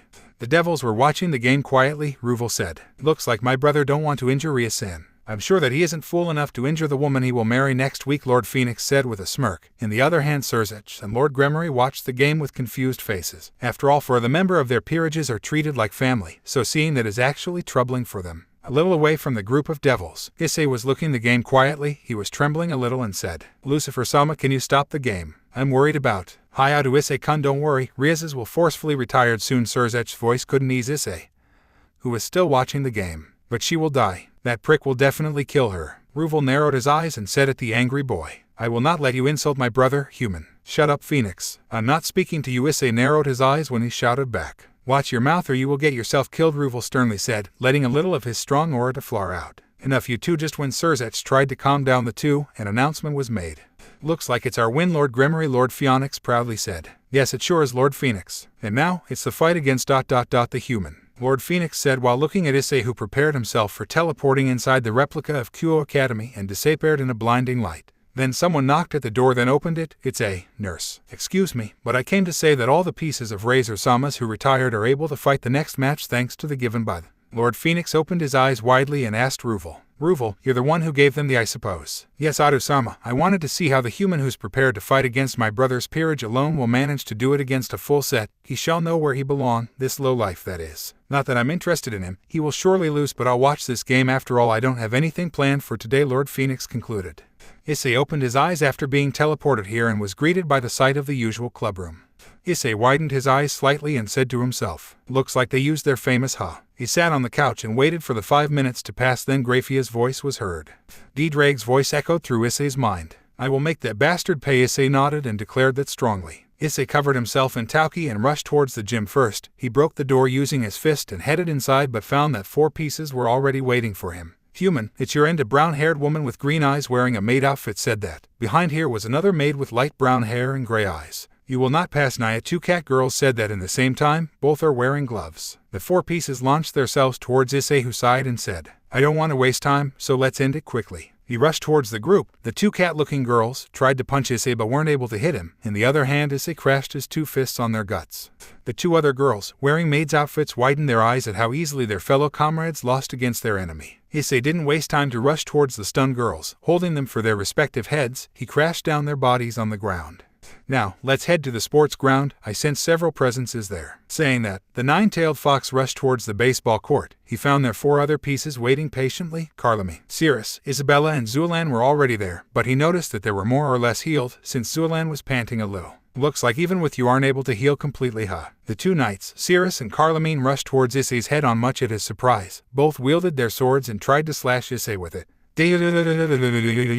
Both crashed their swords on Issei, creating a large crater beneath him. Crack, crack. 2 cracks were heard. When the dust vanished, Cirrus widened her eyes when she saw that her Zweihander was destroyed. Same goes to Carlamine. Cirrus could only say one thing. Who are you? Issei smirked and breathed fire from his mouth, making both of them glow in light blue color.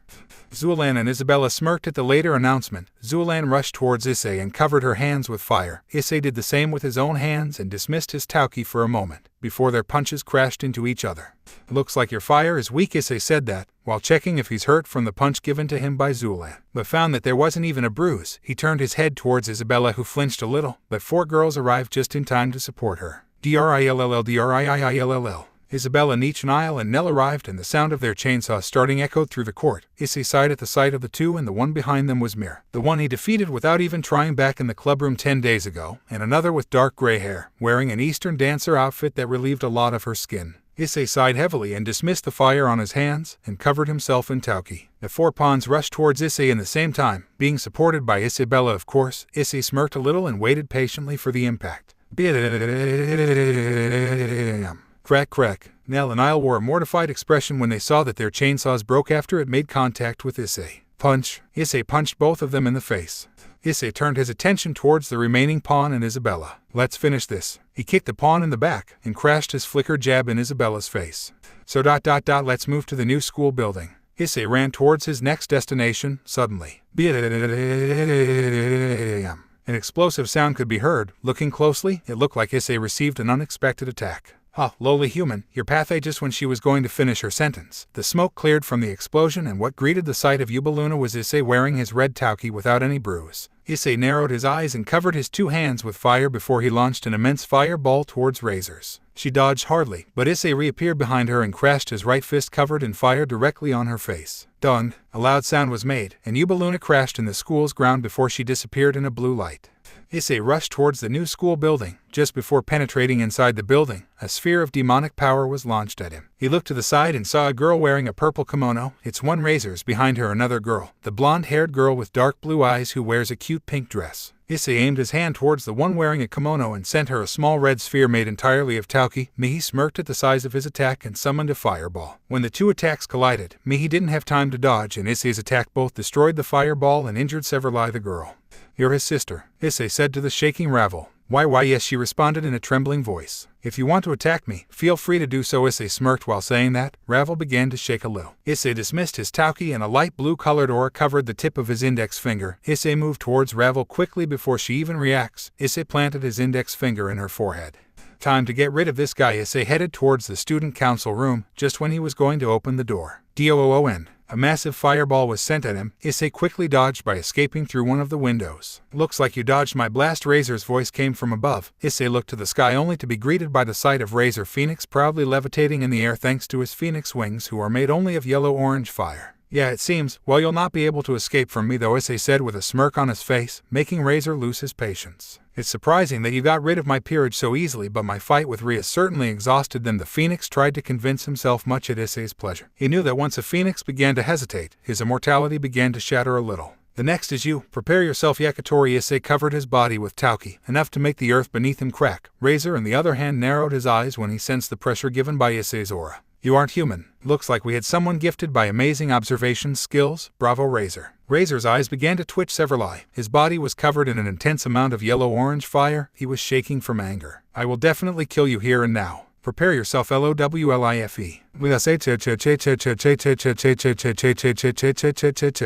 Both of them quickly rushed towards one another. They were so quick that only the color of their aura was visible. Thud thud doon through wood. An intense fist fight began between the two. Issei's strength was overwhelming and was in a different league to the one of Razor, but the Phoenix regeneration ability was outstanding in its own way. Every time Razor got himself injured severely by Issei's punches, he recovers immediately.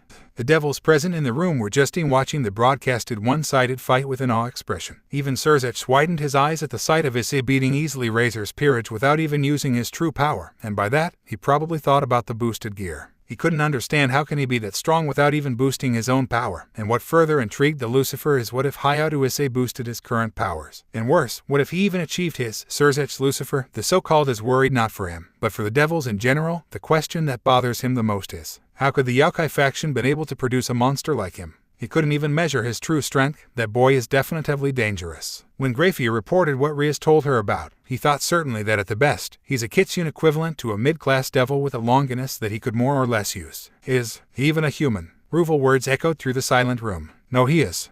Looks like you are not that bad, Razor jokingly said, while panting a little. I will make you pay for what you did, Issei declared strongly before he launched himself to the Phoenix, assaulting him with his strong punches. What? You heard Asia. Issei howl was accompanied by the strong raising of his tauki, creating a large crater beneath him. Razor flinched a little at this sight but giggled a little. Ah, you mean the nun? Well, she's weak. Those good-for-nothing servants like her don't even deserve to live. Shut up, Razor. They'll make your situation worse. Issei warned him, but the proud Phoenix just laughed maniacally and said, or what? I admit that you're strong, but on the other hand I'm immortal. Do you get it? Enough talk, Razor. You seem pretty upset. You're attached to that blonde-haired weakling of Rias. Hey, look, when I will marry Rias, I will be sure to make that girl feel really good. Well, her bust is a little small, but I'm sure she's going to grow well, and when the time comes I will definitively fuck. Just when Razor was about to finish her sentence, Issei's punch covered in tauki crashed on his face, sending him back to old school building. Traversing all the sports ground, he crashed pathetically on the wall of the old school building. Cough, cough. Razor stood up while coughing a little. He looked towards Issei and noticed that he was already here. Woo-woo-wash. 9 foxtails and fox ears appeared from Issei's body. His pupils became slit, making his gaze more sharper. In the other hand, Razor narrowed his eyebrows. You're a yokai, huh? Issei didn't respond but rushed towards Razor, and without any second thought he crashed his left fist on his jaw, making him flew to the sky. The Phoenix repositioned his composure and stabilized himself in the sky, but much at his surprise Issei reappeared behind him and sent a strong punch who landed on his back, making him crash on the ground.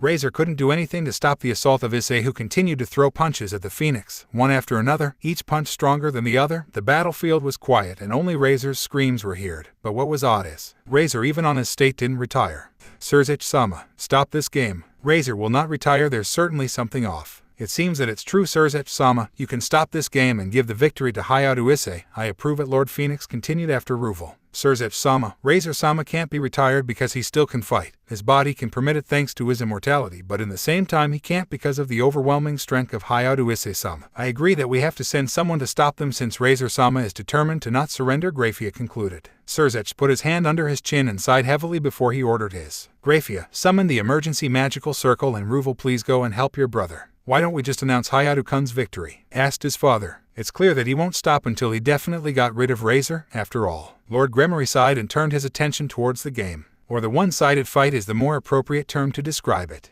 Do you have enough, Razor, or should I kill you? Why? Cough. Cough a lowlife. He was interrupted when a white magic circle appeared just beside him. The silhouette who appeared from the magic circle punched suddenly Issei, sending him backwards. What appeared from the magic circle was Ruval Phoenix, Razor older brother and the next heir of the house. Razor, are you all right? Ruval quickly sat on one knee and lifted the upper part of Razor's body.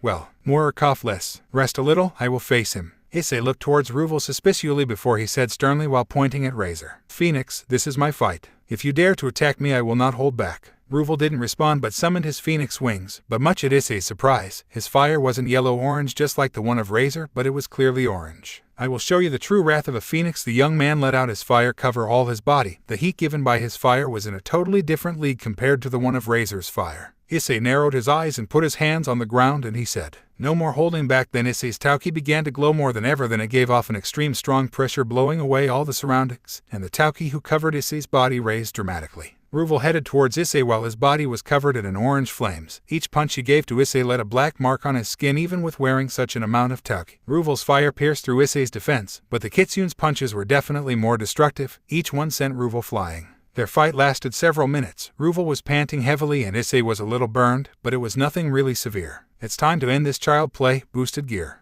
Seeing the red gauntlet in Issei's left arm, Ruval widened his eyes and his jaw dropped to the floor. SSS Sekurute. Issei dismissed all his tauki and instantly his hands began to glow white and put them on the ground before he recited what seems to be a chant. Darkness of ice, water spirits, reshape this guilty reality into something of an unprecedented beauty. A gigantic azure magic circle appeared on the ground, covering all Kuoh's academy replica.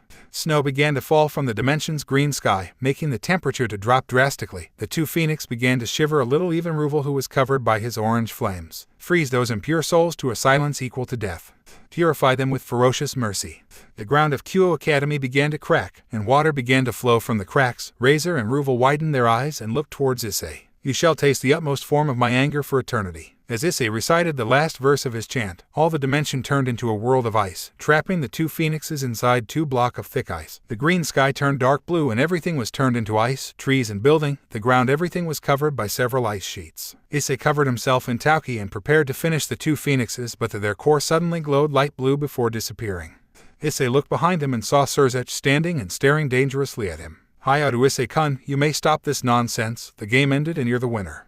Issei looked towards Surzech before he calmed down his tauki. Why yeah. Surzech nodded. A red magic circle appeared near them before they teleported outside the raiding game frozen field. But before they teleported, Surzech murmured something just enough so that can Issei hear it. I will have a talk with you afterwards about the magic circle you summoned and about both divine and draconian runes written on it. Surzech probably didn't notice it, but Issei felt the pure malice emanating from the Satan's voice.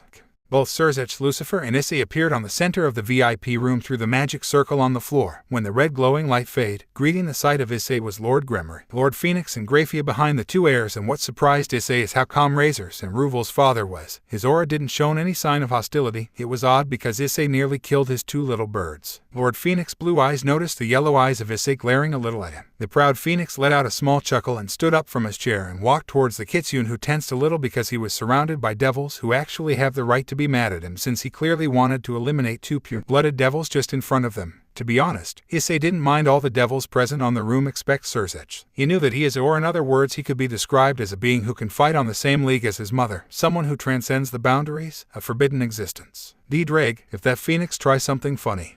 Damn it. While Issei was drowned on his thoughts, Lord Phoenix arrived in front of him before he bowed a little and offered his hand, seeking a handshake. Issei didn't do anything except accepting his handshake. He was more than surprised by how that devil is reacting. I'm sorry for what my son, Razor, said to you. The elder high-class devil apologized sincerely to the Kitsune, who was still mute. That was the only answer who came out from Issei's mouth. My foolish son is pathetic. Threatening a member of the peerage possessed by the girl he will marry and acting so childishly is a disgrace. For that I'm sorry, and I'm really thankful that you didn't kill him, Lord Phoenix solemnly said before Lord Gremory walked to the two and said, You've clearly surpassed our expectations, Hyoudou Issei-kun. Your fight was captivating to say the least. Aha, it's true. Even my oldest son, Ruvel, didn't stand a chance against your incredible display of power, Hyoudou Issei-kun. Issei stiffly nodded his head, not expecting at all that the two heirs could ever react this way. Lord Phoenix, I have to speak privately to Hyoudou Issei-kun present on here. There's 2 or 3 things we need to discuss. The sudden declaration of Surzech. Lucifer surprised a little the two. Is it about the territories he should be given to him?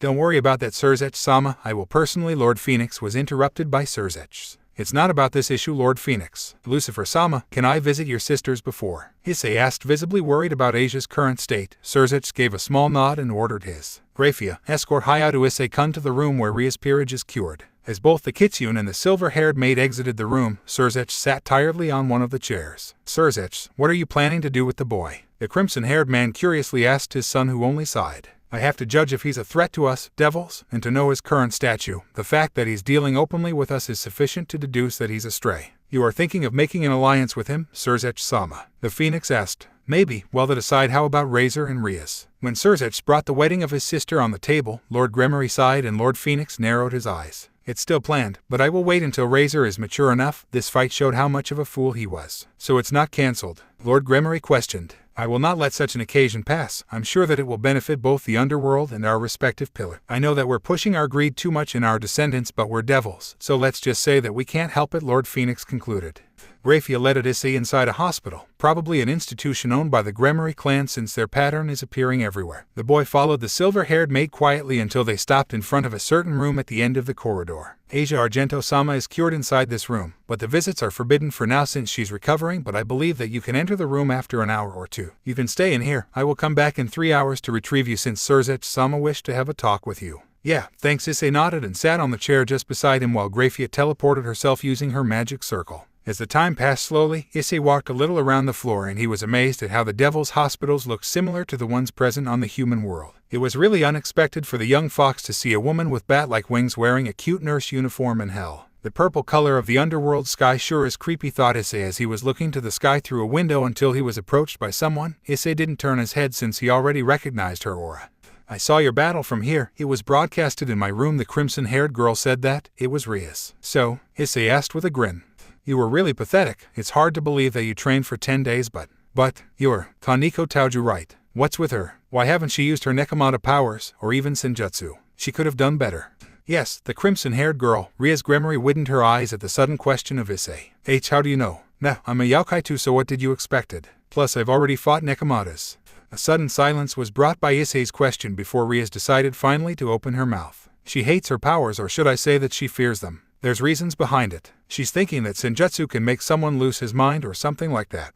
How? It's the common view that everyone who's not a Youkai and raised outside our territory has. In fact, Senjutsu can make someone lose his mind, yes, if the user is a human or someone who's not adapted to use it, like devils or vampires, for example. So you mean, it's impossible for a Nekomata to lose their mind or harm themselves using Senjutsu?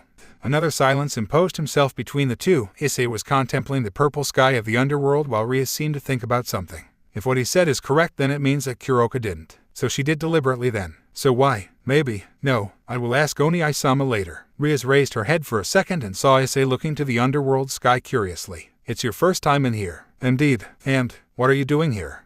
I'm waiting Asia to wake up to see if she needs something. You don't have to worry about that. I'm here for the same reason. She's my friend. I will wait to see how she's doing. Issei interrupted her coldly, resulting her to shut it up. Suddenly a nurse approached the two quietly. Hyoudou Issei-sama, Ria's Aju-sama, Asia Argento-sama is awake. Thanks. Issei thanked her and walked towards Asia's room. Ria's followed him. Knock knock. Issei knocked on the door and opened it slowly, only to be greeted by Asia's usual smiling face. Issei-san. The blonde girl exclaimed happily at the sight of her friend. Issei smiled a little and made his way to Asia's bed and sat at the edge of it. Behind him walked Ria's. Butchu-san. I'm glad that you're all right. Thank you, Asia. I'm sorry for what happened to you. Razor shouldn't have. So how are you, Asia? You're feeling all right? Issei quickly changed the subject at the mention of that phoenix. I'm fine, Issei-san. Really? I wasn't badly wounded. Don't say that. This phoenix tried to kill you, but you had really a good game. Issei reconforted her. After all, the performance of Asia was quite good. She healed her during all her fight.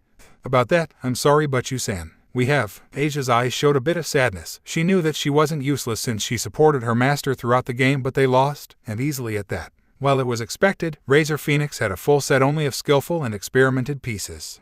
Don't, Asia. It's my responsibility, Ria said while looking down at her feet. Her eyes were a little bit watery. She was certainly thinking of what will happen to her from now on and how her future with Razor will be. She was defeated in a raiding game, so there's now no escape route for her. She will marry Razor. Noticing that the atmosphere was getting moody, Issei stood up from Asia's bed and said, Asia, I'm going since I have a meeting with Lucifer and a talk with Lord Phoenix. You can go first to the human realm. I will see you soon. Issei waved his hand at Asia and quickly exited the room, leaving the two girls behind. Closing the door, the boy turned his head only to see Grafia waiting quietly for him. Lucifer want to talk to me that much, huh? You should not worry yourself. Surzech-sama will not harm you or anything. He only wants to talk. Issei sighed before following Grafia. The Securitate and Grafia returned to the VIP room they were previously in, but this time, Lord Phoenix and Gremory weren't here. Only Surzech was present, seating in a chair. You can sit. Hyoudou Issei-kun, Grafia. Hearing her name, Grafia closed the door behind her. Issei narrowed slightly his eyes and rudely addressed the so-called. So, what do you want with me? Back in the game, you used a magic circle in order to perform your spell. Yes, and what's about it? It has both draconian and divine runes written on it. I'm aware that you're the Red Dragon Emperor of this generation, but it doesn't explain why your magic circle contains divine runes. What the hell? Issei thought, not expecting this question because even him didn't know that it was indeed divine runes, so he decided to ask. How are you so sure that it was divine runes? Surzech glared a little at Issei after he asked. He didn't say a word for 10 seconds before he opened his mouth again. Are you a half-god? I will not answer that kind of questions, Issei said with serious eyes, clearly indicating his refusal to answer. Surzech didn't say nothing for endless seconds. After he opened his mouth again. I have a request. Yes. Can you join my sister's P? The crimson-haired Satan was interrupted suddenly by Issei, who quickly answered his so-called request that he already expected. No, I will not join your little sister's peerage. Is there something she could have done to offend you? Surzech curiously asked, much at Issei's annoyance. Offend me? Your sister tried to kill me. She didn't told you. Huh, don't give me a huh. Your sister tried to kill me in order to resurrect me against my own will. I'm sure she has her reasons. She never wanted to marry Razor-kun, so I guess she didn't have another choice than that.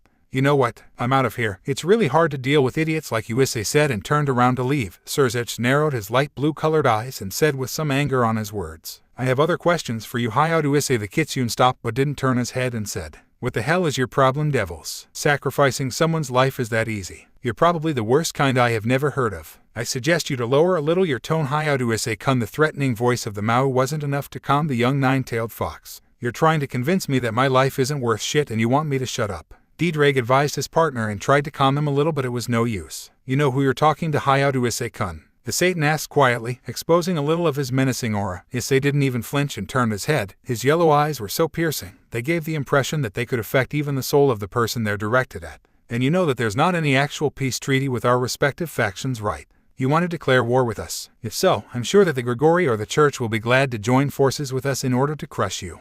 The last sentence of Issei Hyoudou seemed to have brought Serzech to reality. If that's all, I'm out of here, Lucifer. Issei exited the room abruptly, and a sudden silence settled itself inside the room. Serzech was looking down while Graphia's expression remained stoic, but then she suddenly spoke. Why didn't you push him a little when you asked him about his magic? Even if I did so, I guess nothing would have come out from his own mouth. I suppose you already know that Hyoudou Issei-sama's level in elemental magic isn't that far from Serafal-sama's. Yeah, I even think that he did hold back against Ruval. Maybe his control over ice is even greater than Serafal's. There's certainly something he hides or himself don't know about. What are we going to do now? Nothing, we will wait until something happens. And about Ryuzaku-sama. She lost her game, so she will marry Razor. Lord Phoenix will speak to Mayadu about that. I mean, the relation between her and Hyoudou Issei-sama. Maybe letting her live in the same town as him is dangerous. I don't think so. He already knew that she tried to kill him and didn't try to do anything to her. At least she didn't report any misbehavior of him, so he's certainly not the type of guy who could do something stupid enough to launch another war. But you told Lord Phoenix and Lord Gremory that he was labeled as A. It's an excuse that I used. There's not a faction who can let a longinus possessor leave its ranks. The Gremory group gathered inside their usual clubroom that they didn't enter those last 10 days. Everyone was looking a little saddened. Riaz especially looked depressed, like no one. Of course they would. Their master now will marry someone she don't like and they can't do anything about it. They delivered a good fight against Razor. But sadly, it wasn't enough. The Phoenix won by a large margin. None of them dared to utter a word until a red magic circle appeared on the corner of the room, the one they have just used in order to teleport from the underworld. Kiba and Kaneko instantly rushed towards the magic circle while Akino posted herself just in front of Riaz and Asia. When a silhouette appeared on the center, Kiba summoned a sword but stopped his rush when he felt the energy signature of the person. Issei appeared from the magic circle. He opened his eyes after the light faded only to see the Gremory group in a defensive stance. What the hell are you doing? The brown-haired boy asked the devils, who just sighed heavily in response. It's not common for someone to use that magic circle besides us, Akino Hindjima answered. Issei widened his eyes a little and chuckled nervously. Sorry, your silver-haired maid used the thing to teleport me to the underworld. It's the only safe path I know who connect the two worlds. Kiba Yuudo and Kaneko Taoju sighed simultaneously and returned to sit on the couch. So Issei-san finished his talk with Mao-sama? Asia asked while drinking the tea served for her by Akino. Yeah, it was nothing. When Issei was about to finish, someone knocked on the door. Issei felt a familiar aura. Akino moved towards the door and opened it. Two girls stepped inside the room. Of course, Issei knew them. Good to see you again, Hyoudou-kun. One of the girls greeted Issei with a small smile while the other bowed her head elegantly. Likewise, Kaichu. Issei grinned while saying that, remembering the punishment he received from her not a long time ago. Riaz lifted her head. Sauna looked at her depressed-looking friend and concluded the result out of her game. I guess you lost. Yeah, Riaz answered with a small yet really fragile voice. Sauna narrowed her eyes and turned towards Issei, who was about to leave the clubroom. You're leaving, Hyoudou-kun? Yeah, Issei hesitantly answered. You were absent this morning, and you don't have any justification. Wait, this time I have. Issei quickly tried to defend himself. Sauna approached him with her narrowed eyes and said, First things first, let me introduce myself again. I know you're a devil, Kaicho. He was interrupted by Sauna, who continued. I'm Sona Citri. I use the name of Sauna Shitori as an alias. I'm the next heir of the household and the little sister of the current. Issei widened his eyes in surprise. He knew that Riaz Gremory was the little sister of Lucifer, but he didn't know that Sona too was the sister of Leviathan. I will wait for you after the afternoon period inside the student council to introduce you my peerage to avoid any problems in the future, Sona declared clearly to Issei, who was still a little troubled how to react. Why yeah, I'll come. And how about your excuse in not attending school this morning? The girl beside her, Tsubaki Shinra, the vice president, asked.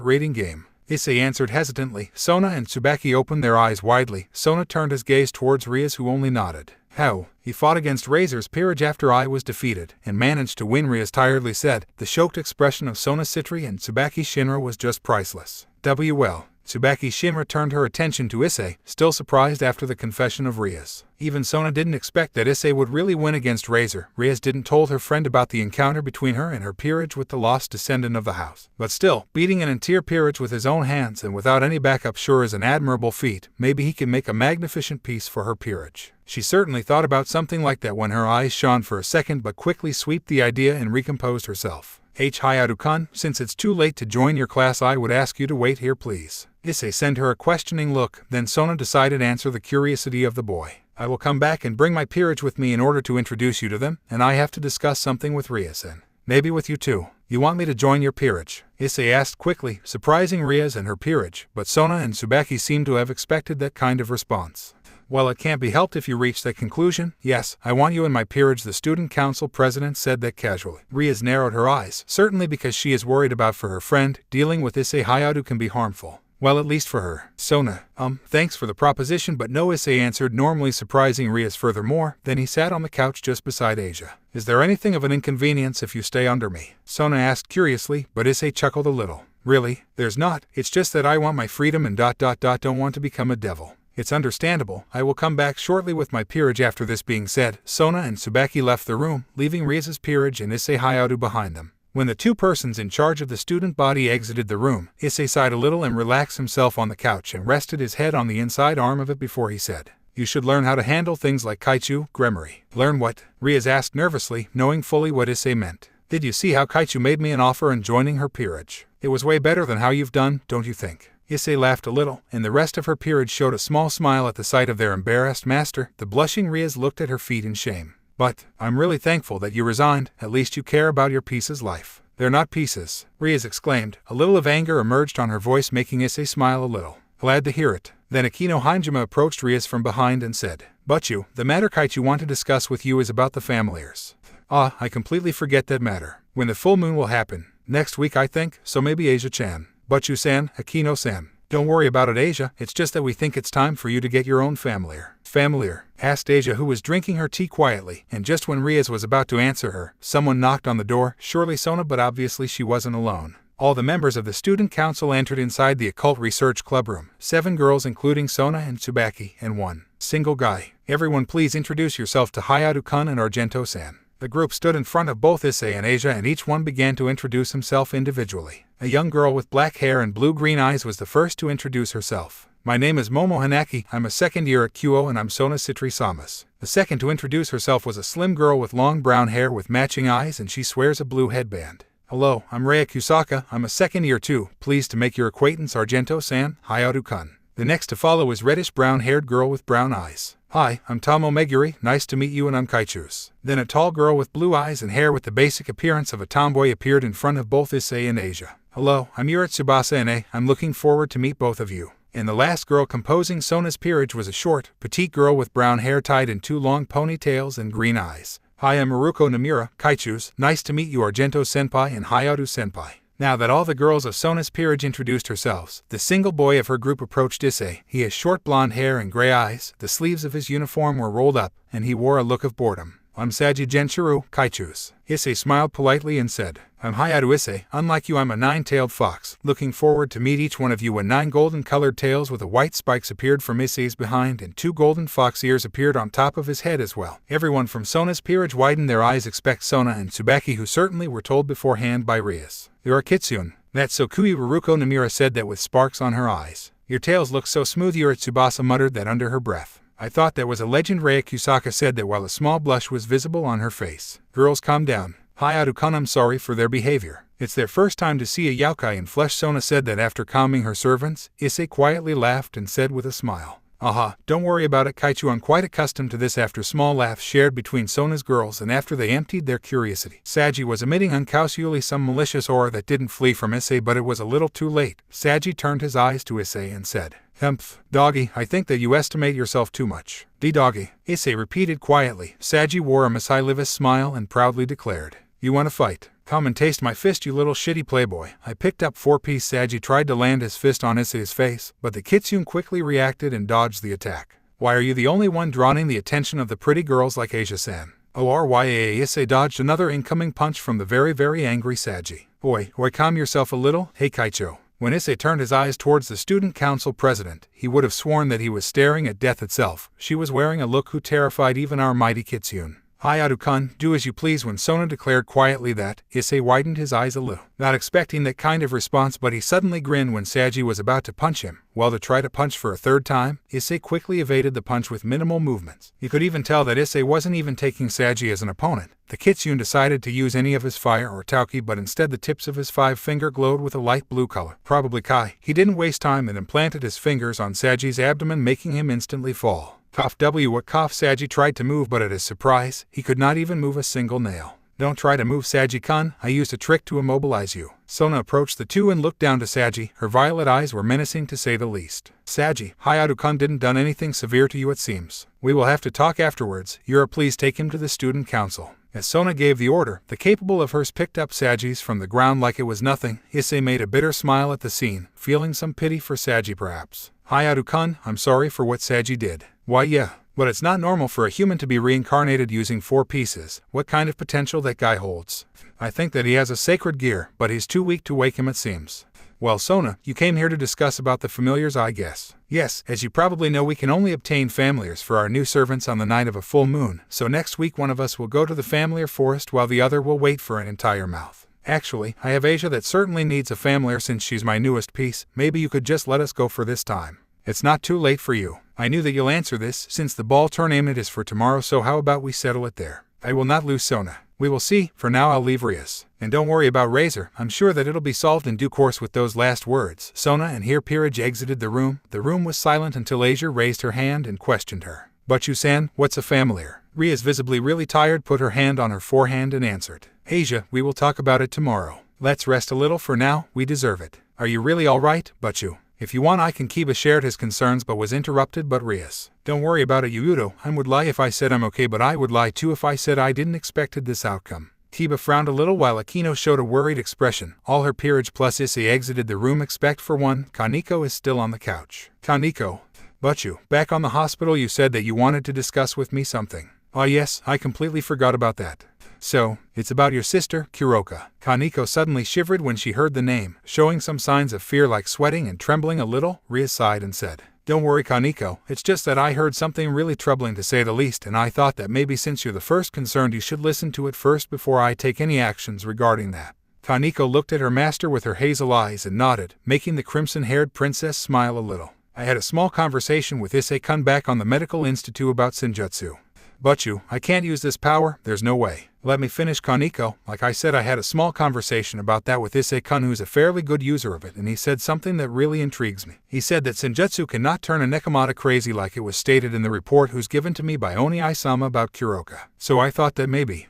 I'm not prepared for this, Butchu. When Rias noticed the accumulated tears on the edge of the petite girl eyes, she decided to stop her for now. It's fine, Kaneko, I just wanted to share it with you, and it's totally normal to feel a little taken back by that, so don't worry and go rest, you earned it. The white-haired girl wiped a little her tears and stood up, but before leaving she heard her master. And Kaneko, thanks for the game, you did well with those last words. Kaneko exited the room while Ria summoned a red magic circle and teleported home. The next day after morning class, Asia walked towards the occult research clubroom since she was called by Rias her, but what was strange is that, why I should skip lunch and come with you. The boy who was accompanied Asia was Issei, who was sighing and complaining like a little child. Arriving at the old school building, they entered inside the clubroom only to find all the members of Rias's peerage and Rias herself, seating behind her desk, but beside her was Graphia, the silver-haired maid, and Lucifer's. Well, it wasn't a surprise for Issei. He felt her presence since she teleported to human realm. Her oppressive presence is hard to miss. Ah, Asia and Issei-kun. Good morning. Good morning, Butchu-san. Asia returned the greeting of Rias with a smile. Issei behind her pointed to the direction of the silver-haired.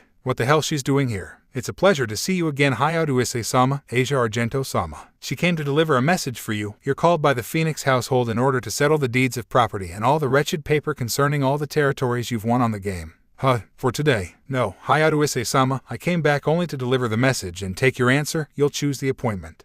It's really too sudden, but let's say, at the end of the week, I guess, since it's the last day of school and I don't want to lose my weekend. I will address your answer to Lord Phoenix. Thank you for your time, Hyoudou Issei-sama, and farewell. Saying those last words, Graphia teleported herself using her usual red magic circle. Since my business here is done, I'll leave too. I'm so hungry. Issei left the room while complaining, leaving Asia behind with her fellow devil comrades. Then Rias turned her attention to Asia. I called you today, Asia, to inform you about our battle against Sona's peerage. The winner will go to the familiar forest first. Familiars are considered as a basic requirement for devils. They could assist their masters in various tasks, be used for information gathering and relaying messages, as well as perform any other odd jobs that their masters could think of. We use it often to hand out our leaflets to the humans, Akino explained to the confused Asia. We will show you ours, Asia. When Ria said that, on Akino, Hyoudou, Kaneko and Ria's hands a small red magic circle was summoned and, for Ria's a bat the same color as her crimson hair, for Akino a small beast looking very much like a small cute oni. Beside her, Kaneko summoned something who looks pretty much like a cat. A white cat with hazel eyes just like her master. And finally, Kiba's familiar is a small eagle with a bronze feathering and blue eyes. While Kaneko-chan's cat is so cute.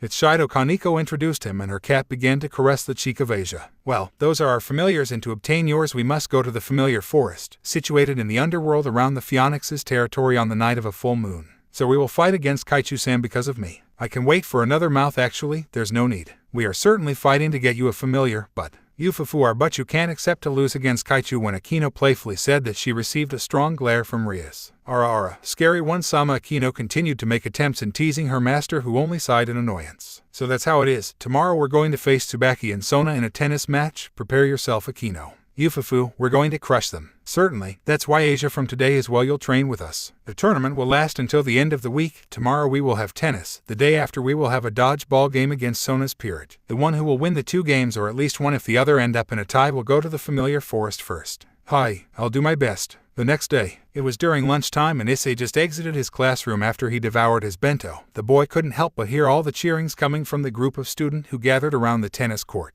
The boy approached the crowd and immediately recognized 2 girls from his class. Hi Murayama-sen, Kate-sen. Hyoudou-kun. What's going in here? The crowd is too compact. I cannot see what's actually happening in the tennis court. It's a game between Rias One-sama and Akino One-sama versus Kaichu and Fuku Kaichu. It's very rare to see the most popular 4 girls of the high school playing a match together. By the way, what are you doing here, Hyoudou-kun? Well, I left Asia with Kuryu-san in the classroom, and since I didn't have anything to do, I walked here to see what caused the formation of such a crowd. Yes, Issei met a girl who introduced herself as Eika Kiryu. She was one of the first friends Asia made after she began to study in here. The poor boy didn't expect that this girl would be so perverted, but he certainly knew that she was someone that you could count even if she's a little perverted. Oh, if it's not Hyoudou-kun and the kendo girls. Issei turned to see from where the familiar voice came and was greeted much at his surprise by Kiba. Hey Kiba-kun, what's up? The boy nervously asked, and almost said something really unnecessary. When Kiba was about to answer him, Issei and the 2 girls turned their heads to see a petite girl coming from behind Kiba dragging 2 unconscious boys. The Kitsune tried to identify who the 2 were. Their faces were bruised. They were totally unrecognizable, but Issei couldn't help but think that was them. Yes, Kaneko-san, I suppose it's Madohama-kun and Matsuda-kun.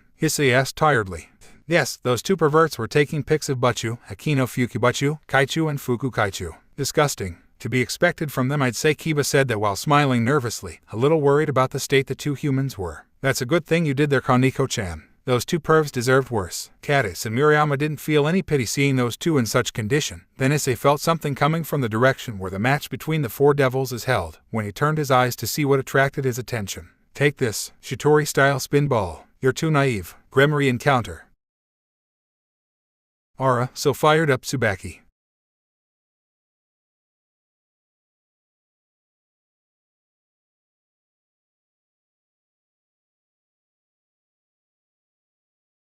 Oh, a magical ball. Akino One-sama. Rias One-sama. Gyuyao were best. Kaichu were cheering for you. This Tsubaki, do your best. They were cheering enthusiastically, the 2 sides, much at Issei's exasperation. Kiba-kun, Kaneko-sen. Do you know that Gremory and Hanjima are actually using their powers? While Kaichu and Fuku Kaichu too, Issei silently asked the 2 devils. Kaneko nodded while Kiba made a bitter smile and replied quietly.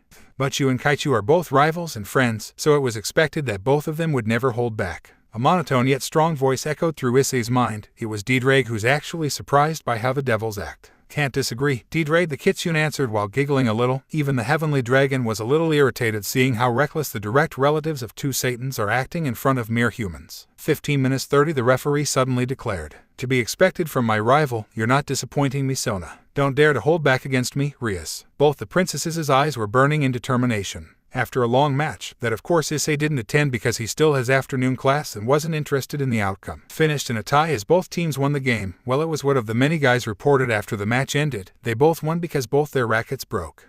In a church, endowed with a worm-eaten floor, 3 silhouettes dressed in white robes were squatted on one knee in front of an old man who has a white beard and a lot of wrinkles on his face, and his eyes were shining in a strange determination reflecting almost hate. His impressive physical build was denying his age. While he was staring intently at the stained glass just behind him representing the Virgin Mary as Queen of Heaven, surrounded by biblical kings and prophets, he said with a strong voice who echoed through the empty church, "You 3 were chosen to retrieve the fragments of Excalibur that the angels of stars, Cockabeel, stole. The Star of God has done something unforgivable. He certainly wants to start another great war between the 3 factions. I have fought him in my younger days. He is strong. You 3 were chosen by me. You are wielder of holy swords, but even so I think that you'll lose in a direct confrontation. So, what will we do, Eminent Strata?" One of the 3 silhouettes asked the old man with a strong and serious yet young voice. "It's a major problem. The church, no, even the heaven cannot send me in a mission on a territory of the sister of Satan himself. It would be enough to start a war, so that's why you 3 were chosen by me. I know how much you're strong, but even so I wanted to say something before you leave to those eastern countries. You have to retrieve the lost Excalibur fragments, but you have to return alive. It's not an order from the heaven, not from the church and not from me as, it's an order from me as Vasco Strata. You have to return alive because you 3 are our future, the future of the church's warrior. And I will send you the little one afterwards. She's in a mission right now, but I'm sure her sacred gear will be very useful." As the old man said those last words, the 3 silhouettes left the church, leaving the old man who was still staring at the glass alone. "You Warminger, you have never changed after all these years. If those youngsters are not able to stop you, I will do it myself, and this time, I will definitely erase you." It was the day after the tennis match between Riaz and Sona. Today both peerages gathered inside the gym to play a dodgeball game in order to decide finally who will get the chance to get a familiar first. "You didn't have to reduce your numbers in order to fight against us," Riaz said to Sona. Both were wearing their PE uniform. "I prefer to play in an honest way, plus it's going to be way more entertaining like that. Winning easily doesn't suit my style," Sona replied with a small confident grin on her face. "You seem to be confident." "Yeah, that's just like Riaz said. Sona didn't bring all her peerage with her, and now the student council team are equal in numbers with the Akut Research Club team. For Sona's team there's Sona, of course, Tsubaki, Saji, Yura and Momo. And for Riaz's team there's Riaz, Akino, Kaneko, Kiba and Asia." The terraces of the gymnasium were full of students that especially came to watch the match between those 2 teams. Well, yesterday both Riaz's and Sona's team won every match that opposed them to the other clubs, making today's match look almost like a final for the ball tournament. Butchu-san, Issei-san was called by Lord Phoenix-san, right? He will spend all the day on the underworld. Yes, the territories of Razor are really vast, and taking a look at it will take a day at least. The Phoenix household is one of the richest pillars of the underworld after all. Yes, this morning Grafia came to the Occult Research Club room in order to bring Issei to the underworld to make an expertise and settle the wretched paper concerning the territories of Razor. After teleporting several times with a magic circle, both Grafia and Issei arrived in front of a castle. "Don't tell me this is," Issei hesitantly said, fearing the truth, but Grafia remained unfazed and said in a calm voice, "Yes, this the main residence of the Phoenix family." The castle's gate suddenly opens while making a heavy sound. After both Grafia and Issei went inside and past the garden of the castle, they arrived at the residential area where the servants and direct descendants of the Phoenix household live. Then someone appeared from nowhere. It was a tall woman with a voluptuous figure. Her blonde hair is up and adorned with expensive-looking accessories. Accompanied by pure green eyes, she gave off a noble aura. A familiar voice echoed through Issei's mind. "Yeah, D-Drag-san and his fetishes." Even Issei couldn't deny that the size of her bust is actually enormous. "Lady Phoenix, it's a pleasure to see you again," Grafia greeted the women properly while Issei was looking suspiciously at her. "Likewise Grafia-sama, so he is the one that defeated Razor ... and Ruvel." "Yes, it's indeed him. He is Hyoudou Issei-sama. Hello there, I'm Lisa Phoenix, Razor's and Ruvel's mother and the wife of the current head of the Phoenix household. Nice to meet you. Can I call you Issei-kun?" "Why yeah, nice to meet you too, Lady Phoenix." "Ara, be at ease, Issei-kun. Don't think that I hold a grudge against you because you have beaten some common sense in my Razor. I'm actually thankful for it." He had actually too much of a pride and confidence on his powers as a phoenix. "Really?" "Yes, and I'm actually very impressed by your performance. Ruvel is my strongest son and yet you have succeeded in beating him." Suddenly a small figure appeared behind her. It was a beautiful young girl with long blonde hair tied into twintails and was dressed in a light purple dress. The girl seemed familiar to Issei. "I recognize you. You're the sister of the Yakido of Razor. Ara, you remember her." "Ravel, introduce yourself." Her mother smiled awkwardly and pushed the young girl to introduce herself. She was blushing a little. "My name is Ravel Phoenix. Pleased to make your acquaintance, Lord Hyoudou, and thank you for last time. In your battle against my brother, you didn't hurt me. I'm thankful for it. I don't mention it, and please don't refer to me as Lord. I'm not someone with such position." No, it's important. Yufufu, I'm sorry to cut short to your discussion both of you, but Issei-kun have some business to settle first with your father. But Ravel, can you show Issei-kun the territories he won afterwards, okay? Ravel didn't utter a word while her blush still remained. Issei looked towards the direction of Lady Phoenix. Follow me, Issei-kun, and thank you Graphia-sama for bringing him here. The silver-haired maid nodded and teleported herself. Issei followed Lady Phoenix until they arrived in front of a gorgeous-looking door. The Phoenix lady knocked on the door and entered inside the room without hesitation. Issei followed just behind. Inside the room was a gigantic library. On the center was an impressive-looking desk. On that office, a familiar man with blonde hair was preparing a ton of paper. It was Lord Phoenix. Ah, Hyoudou Issei-kun. It's nice to see you again, my boy. The old devil greeted Issei with a warm smile that Issei found quite strange in fact. It's a pleasure to meet again, Lord Phoenix. It sure is. Well, I hope you're prepared. Prepared. We have a ton of paper that needs your signing. Aha, the Phoenix proud laugh echoed through the medieval-looking library. 3 hours later, after thousands signatures and a nearly broken hand, Issei finished his business. Saying he was tired is clearly an understatement. Hyoudou Issei-kun, now you have acquired quite a lot of territories, but you don't have time to celebrate because you must visit them now. Don't worry, you'll just have to take a small look for now, and I have already prepared the train. A train? Yes, I suppose that you'll need a guide. Lady Phoenix said that your daughter, Lady Ravel, will show me those grounds. Oh, then that's perfect. Lord Phoenix said that with a satisfied smile. It was really though to win against Sona. But you sen you using that kind of method. I agree with Asia-senpai, it's too perverted. But we won. Akino is right, we won and that's the most important. But you, doing that. Saji-kun almost died from his nosebleed. Hyoudou, it's alright. Now we will got the familiar forest and get Asia a familiar. We will teleport there through magic circle, Butchu-san. Yes, I guess the familiar master is already waiting for us. Akino, did you finish the preparations? I just finished. Very well then, let's get going. The magic circle glowed red and all the pieces of the peerage gathered on the center before disappearing in a blinding light. When everyone opened their eyes, what greeted them was a forest. While no one was really surprised, it wasn't called the familiar forest for nothing. It's scary. Like Asia fearfully stated, this forest is certainly creepy. There were a lot of gigantic trees growing. The forest sure is dense and not so much sunlight shines through the ground. The purple sky of the underworld is still visible though. Don't worry Asia, this forest contains only familiars. And there's not a lot of that can pose a threat to us, Ria said in order to reassure her precious until. Well, as long as you don't approach the famous you'll probably not get yourself killed. An unfamiliar voice came from nowhere then. The group of young devils turned their heads to the direction of the voice, and what was standing there was a young man wearing rough clothing. He has black hair and brown eyes. Hello, I'm Satoji and I will be your guide. Sorry for the wait Satoji-san, I'm Ria's Gremory and this is my peerage. We came today in order to get a familiar to this girl. Ria's greeted the young man and pointed her finger towards Asia's direction. Hello, I'm Asia Argento. The former nun introduced herself shyly, making the familiar M? No, the guide drool. Aura, it's a pleasure to meet such a cutie. So you're the familiar master. Ria's tried to change the direction of the conversation and switch to another topic. Not quite. I'm an aspirant to be a familiar master, but don't worry, I lived on this forest long enough to be able to guide you. So what the blonde beauty want is a familiar. A strong one. I want a cute one, Asia answered hesitantly. The guide put his hand on his chin and began to mumble. I think there's some cute familiars not far away from here. Okay, follow me. He said the last part energetically. Issei was now inside a train, and unlike the ones in the human realm, that train was gigantic. The inside can't be described by mere words. It was actually in another level of luxury, and beside him was seating the petite girl that will serve him as a guide. Lord Hyoudou. Stop it with Lord Hyoudou. Calling me Issei is fine. Then Lord Issei. You want to play like that? Okay, I will call you Ravel-sama, or should I call you Lady Ravel? Issei grinned while saying that, but Ravel on the other hand was blushing. It was hard to tell if it was caused by anger or embarrassment. Either way, the reaction is quite cute. No, Ravel is fine. Then call me Issei and I'll call you Ravel. It's simple. I can't. Please, can I call you just Issei-sama? I think that you got a problem with honorifics. Sigh, I guess it's okay.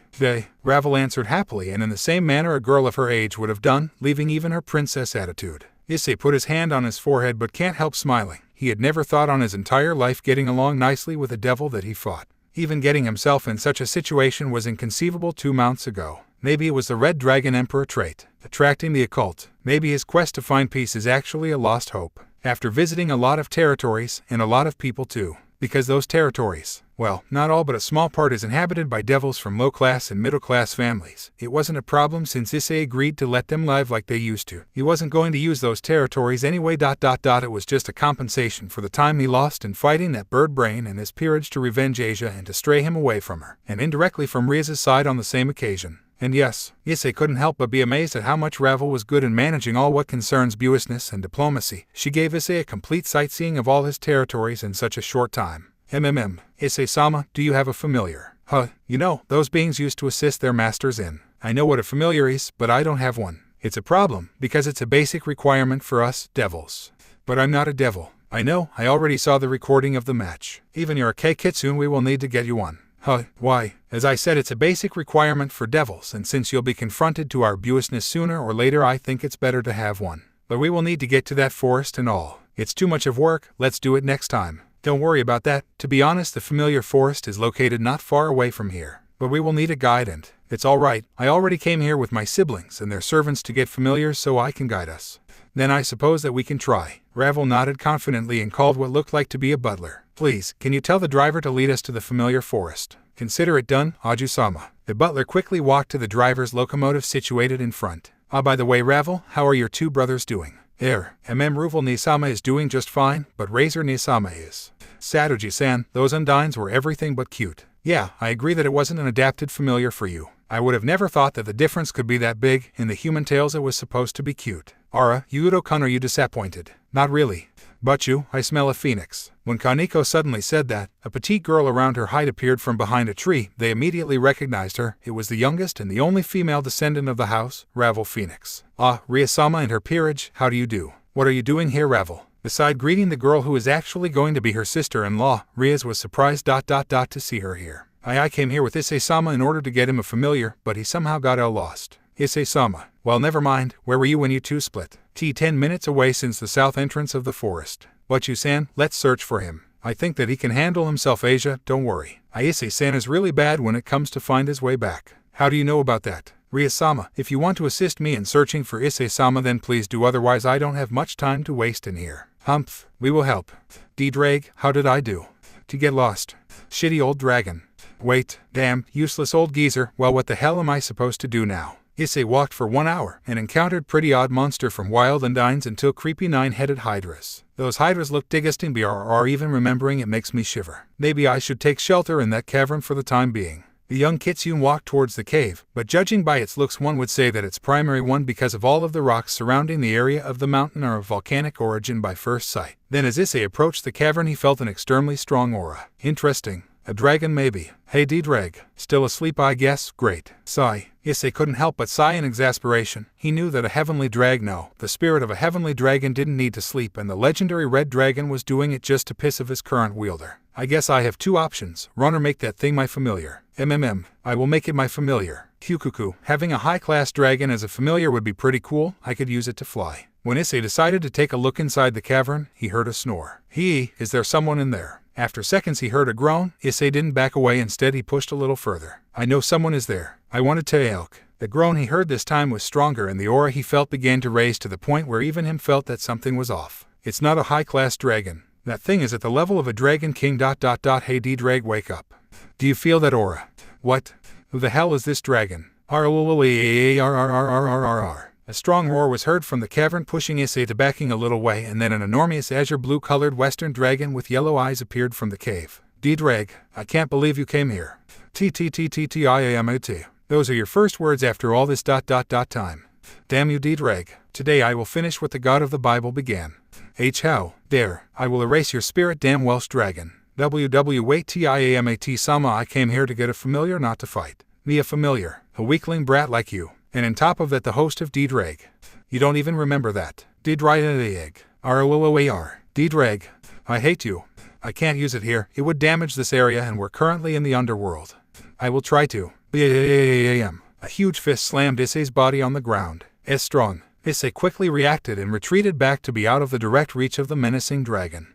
I already know that if I don't go all out against her there's no way I will survive, but since I can't use my here then. A huge amount of red tauki began to cover Issei's body, who already transformed on his yokai form. An amount so enormous that even the ground showed cracks under the pressure Issei's aura gave, and a large crater was formed beneath him. Tiamat narrowed her eyes and adopted a defensive stance. Booster gear. Following Issei's voice, a red gauntlet covered his left arm. Tiamat in the other hand responded by raising her aura. Issei quickly rushed towards her head-on and successfully landed a punch on her face, but was quickly sent flying backwards thanks to a strong and sharp kick of Tiamat. Issei vomited a little of blood and grinned when he saw Tiamat bleeding a little as well. That's quite the punch you have here. Damn you, host of D-Drag. The azure blue dragon's aura began to grow bigger and bigger. Issei widened his eyes at the pressure he could feel emanating from Tiamat. She's Why yeah. Issei's red Tauki grew thicker thanks to D-Drag's power. The Kitsune covered his fists with Tauki and launched himself towards Tiamat for a second time and began an extremely intense close-range fight with her. After several minutes, Issei was bleeding a lot, unlike Tiamat, who seemed to hold on, but fatigue begins to set in. The dragon tried to crash her fist on Issei, but the latter swiftly dodged and landed his uppercut on the dragon's jaw. Goo! Tiamat let a cry of pain before she suddenly flew to the sky and opened her large mouth and took a deep breath. I will end this fight here, but I didn't expect that your current host would be that strong D-Drag. Huh, if I dodge that she will wipe all the forest. D-Drag said that after he felt the crushing aura coming from her. Why yeah, she's not joking. Boost, boost, boost, boost, boost. The voice of D-Drag echoed endlessly from the boost gear. Issei's Tauki grew bigger, but the Kitsune began to gather all the Tauki he's covered with on his left-right fist. Bring it on, Dragon King. When Issei said that with confident eyes, popping veins appeared on the blue western dragon's forehead, who gathered practically all her aura on her mouth from where a gigantic blue blast was launched towards Issei. Take this, host of D-Drag. War. The blast was so big that it took all the field of Issei's vision. The Kitsune closed his eyes, dismissing the boosted gear, and as Tauki, his hands began to glow in a white color, he directed his two hands towards the incoming blue-colored blast.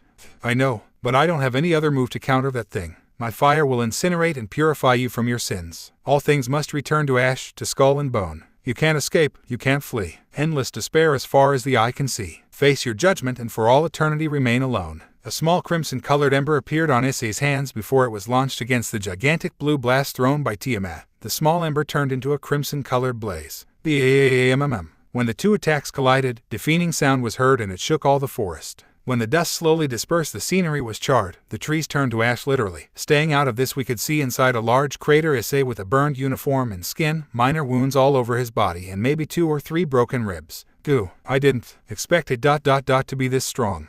If you remembered why she hates you so much, I wouldn't be on this situation you know. When D-Drag asked that, Issei stood up slowly and felt that all his body was aching. More or less, let's see where's Tiamat. Issei walked slowly and left the crater. He turned his head to analyze his surroundings and widened his eyes when he saw all the damage both attacks caused. Shut up, D-Drag. The injured Kitsune located Tiamat and walked towards her. The huge dragon's state was pretty much the same as his, but he could see that her burns were severe. She underestimated me. I'm sure that she held back in her final attack.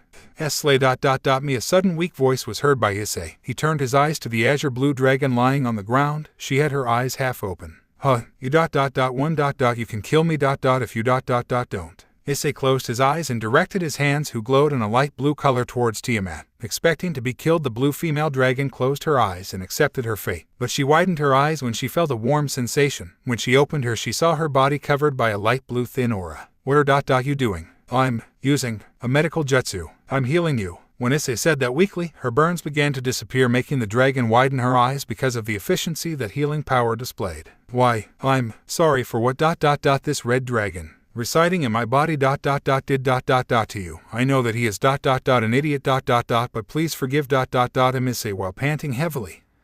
His stamina reserves were already empty. After saying that, the Sekryute fainted. D-Drag, your current host is really strange. D-Drag said that with a hopeful voice, but Tiamat growled out and stood up. Her body began to glow, and when the light faded, a woman with a sensual figure stood there. She has long azure blue hair that extends all the way down to her knees with matching eyes. Her outfit consisted in an elegant yet provocative blue dress. She sat down and putted Issei's head on her lap and poked his cheek using her slender finger. Issei responded with a cute purr, making her blush a little. Issei-sama, Issei-san. Tiamat turned her head back and saw a group of devils arriving. It was Riaz's group, and Ravel accompanied, of course, by Sadoji. The blue-haired woman lowered her guard. Asia quickly crouched and began healing Issei's body after she summoned her. The group looked around them and deduced that an intense fight occurred here not long ago. It was quite easy to conclude that, judging by the damage caused. Who are you and what happened here? Ravel was the first to ask Tiamat. She was still giving Issei a lap pillow in front of them. I'm Tiamat, this boy's familiar. Tiamat, the group said simultaneously. Sadoji began to shiver. Tiamat, is the deity dragon king. It's me, and about what happened here ... is that we kinda fought. She said that while blushing a little. Sadoji couldn't take it anymore and fainted while the other devils widened their eyes. Expect Asia, who was still healing Issei. Issei-sama fought a dragon king? Ravel asked, visibly very surprised. It was a normal reaction. After all, a dragon king is said to stand at a Mao class, and Tiamat were the strongest of them. Issei is his name. Hey Blondie, you should stop healing him, he just ran out of stamina. Asia looked towards Tiamat and nodded before she stood up. Then Riaz asked, Issei-kun lost against you? Tiamat narrowed her eyes at the question and replied, Instead of asking pointless questions, how about you lead me to this boy's house? He needs rest, and we still didn't perform the ritual. Ria-sama, I shall escort Issei-sama and Tiamat-sama towards the Phoenix Mansion for now. Then we will stick around here a little more to get a familiar for Asia. Ravel nodded and left, following her Tiamat, who picked up Issei in a piggyback ride. Diedraig said to himself while laughing heartily. Ravel and Tiamat carrying Issei arrived at the Phoenix's main residence thanks to the train they used before to visit the territories belonging to the Kitsune. The young Phoenix led Tiamat and the unconscious Sekiryu into a vacant room in order to let Issei rest a little so that he could refill his stamina reserves. Tiamat-sama, please can you lie him on the bed? Ravel hesitantly pleaded, the so-called strongest dragon king, who nodded in acceptance and done what she was asked to. Then Tiamat suddenly lies down on the bed just beside the sleeping Issei and closed her eyes, completely ignoring the presence of Ravel, who just stood there with wide-open eyes. Tiamat-sama, what are you doing? The petite blonde-haired girl asked a little too loudly in a shocked manner, even if that question was pointless since it was obvious that the Dragon King wanted to take a nap. Maybe the blush on Ravel's face can be considered as a proof that the Phoenix was thinking about something else. While Tiamat opened her eyes, revealing their ice blue color, she answered the curiosity of Ravel. I'm trying to sleep, Phoenix. I'm exhausted. After hearing the response of Tiamat, who actually responded with a monotonous voice and used the Kitsune as hugging pillow, a vein popped out on Ravel's forehead due to anger and certainly because of jealousy. Baby, but there's plenty of rooms. You don't have to sleep with. Ravel tried to dissuade the blue-haired women but was suddenly interrupted by the later small yet strong growling, sighing in abandon. The small Phoenix left the room silently with the feeling that she has lost against the legendary dragon. Then Tiamat turned her attention towards Issei, or precisely what was inside him. Suddenly, she moved on top of Issei and rested her forehead against his and closed her eyes. After opening her eyes, what greeted the sight of Tiamat was an immense red western dragon with pure green eyes. He was even bigger than the female Dragon King. Tiamat was on her dragon form, and both of them were surrounded by a pool of flames who strangely didn't seem to hurt any of them. A smile made his way on the red dragon face while looking Tiamat right on the eyes before he opened his large mouth. Diedraig, I want to ask some questions. First things first, I didn't and certainly will never forgive what you have done. Mating season. Idiot. I only wanted to become his familiar bee because I wanted to take a closer look to the human realm. He won against me ... I in a direct fight ... and ... I feel something. I really don't know how to explain it. Don't you dare think of anything lecherous, you pathetic red dragon. Can you tell me a little more about your current host? He didn't even use that forbidden move of the sacred gear ... That was it. He knew that he could have died. What do you mean? If I didn't held back and if he used his full power, who would have won? Dangerous. WH. Tiamat suddenly opened her eyes only to find Issei, who wake up. The blue-haired beauty was on top of him, and the Kitsune, confused and mostly embarrassed, suddenly shouted, WH, who are you? And what were you doing? I am Tiamat, and don't think of anything awkward. I was only talking with Diedraig. The Dragon King quickly answered to dodge a situation who may embarrass her more. Oh okay, W, where are we? The Kitsune nodded before he asked where he was. He couldn't recognize the room nor the place he was in. The Phoenix household. Me and a female descendant of the house carried you here since you fainted after you used that technique of yours to heal me. Thanks, I guess. And what are you doing here? Why, you said that you wanted a familiar. Tiamat hesitantly said, but Issei sighed and said, why, you don't have to force yourself. It's okay if you are not fine with. Without even being able to finish his sentences, he was cut short by Tiamat's shout. I'm a Dragon King. I do whatever I want to do. Okay. Then Tiamat-sama, what should I do to make you my familiar? Issei asked with a troubled voice, since he never made any contract like this one. First, drop the sama, you're my master and it's not the other way around. Oh okay, and since you're a yokai, I guess you have to concentrate some of your energy on the palm of your hand, then.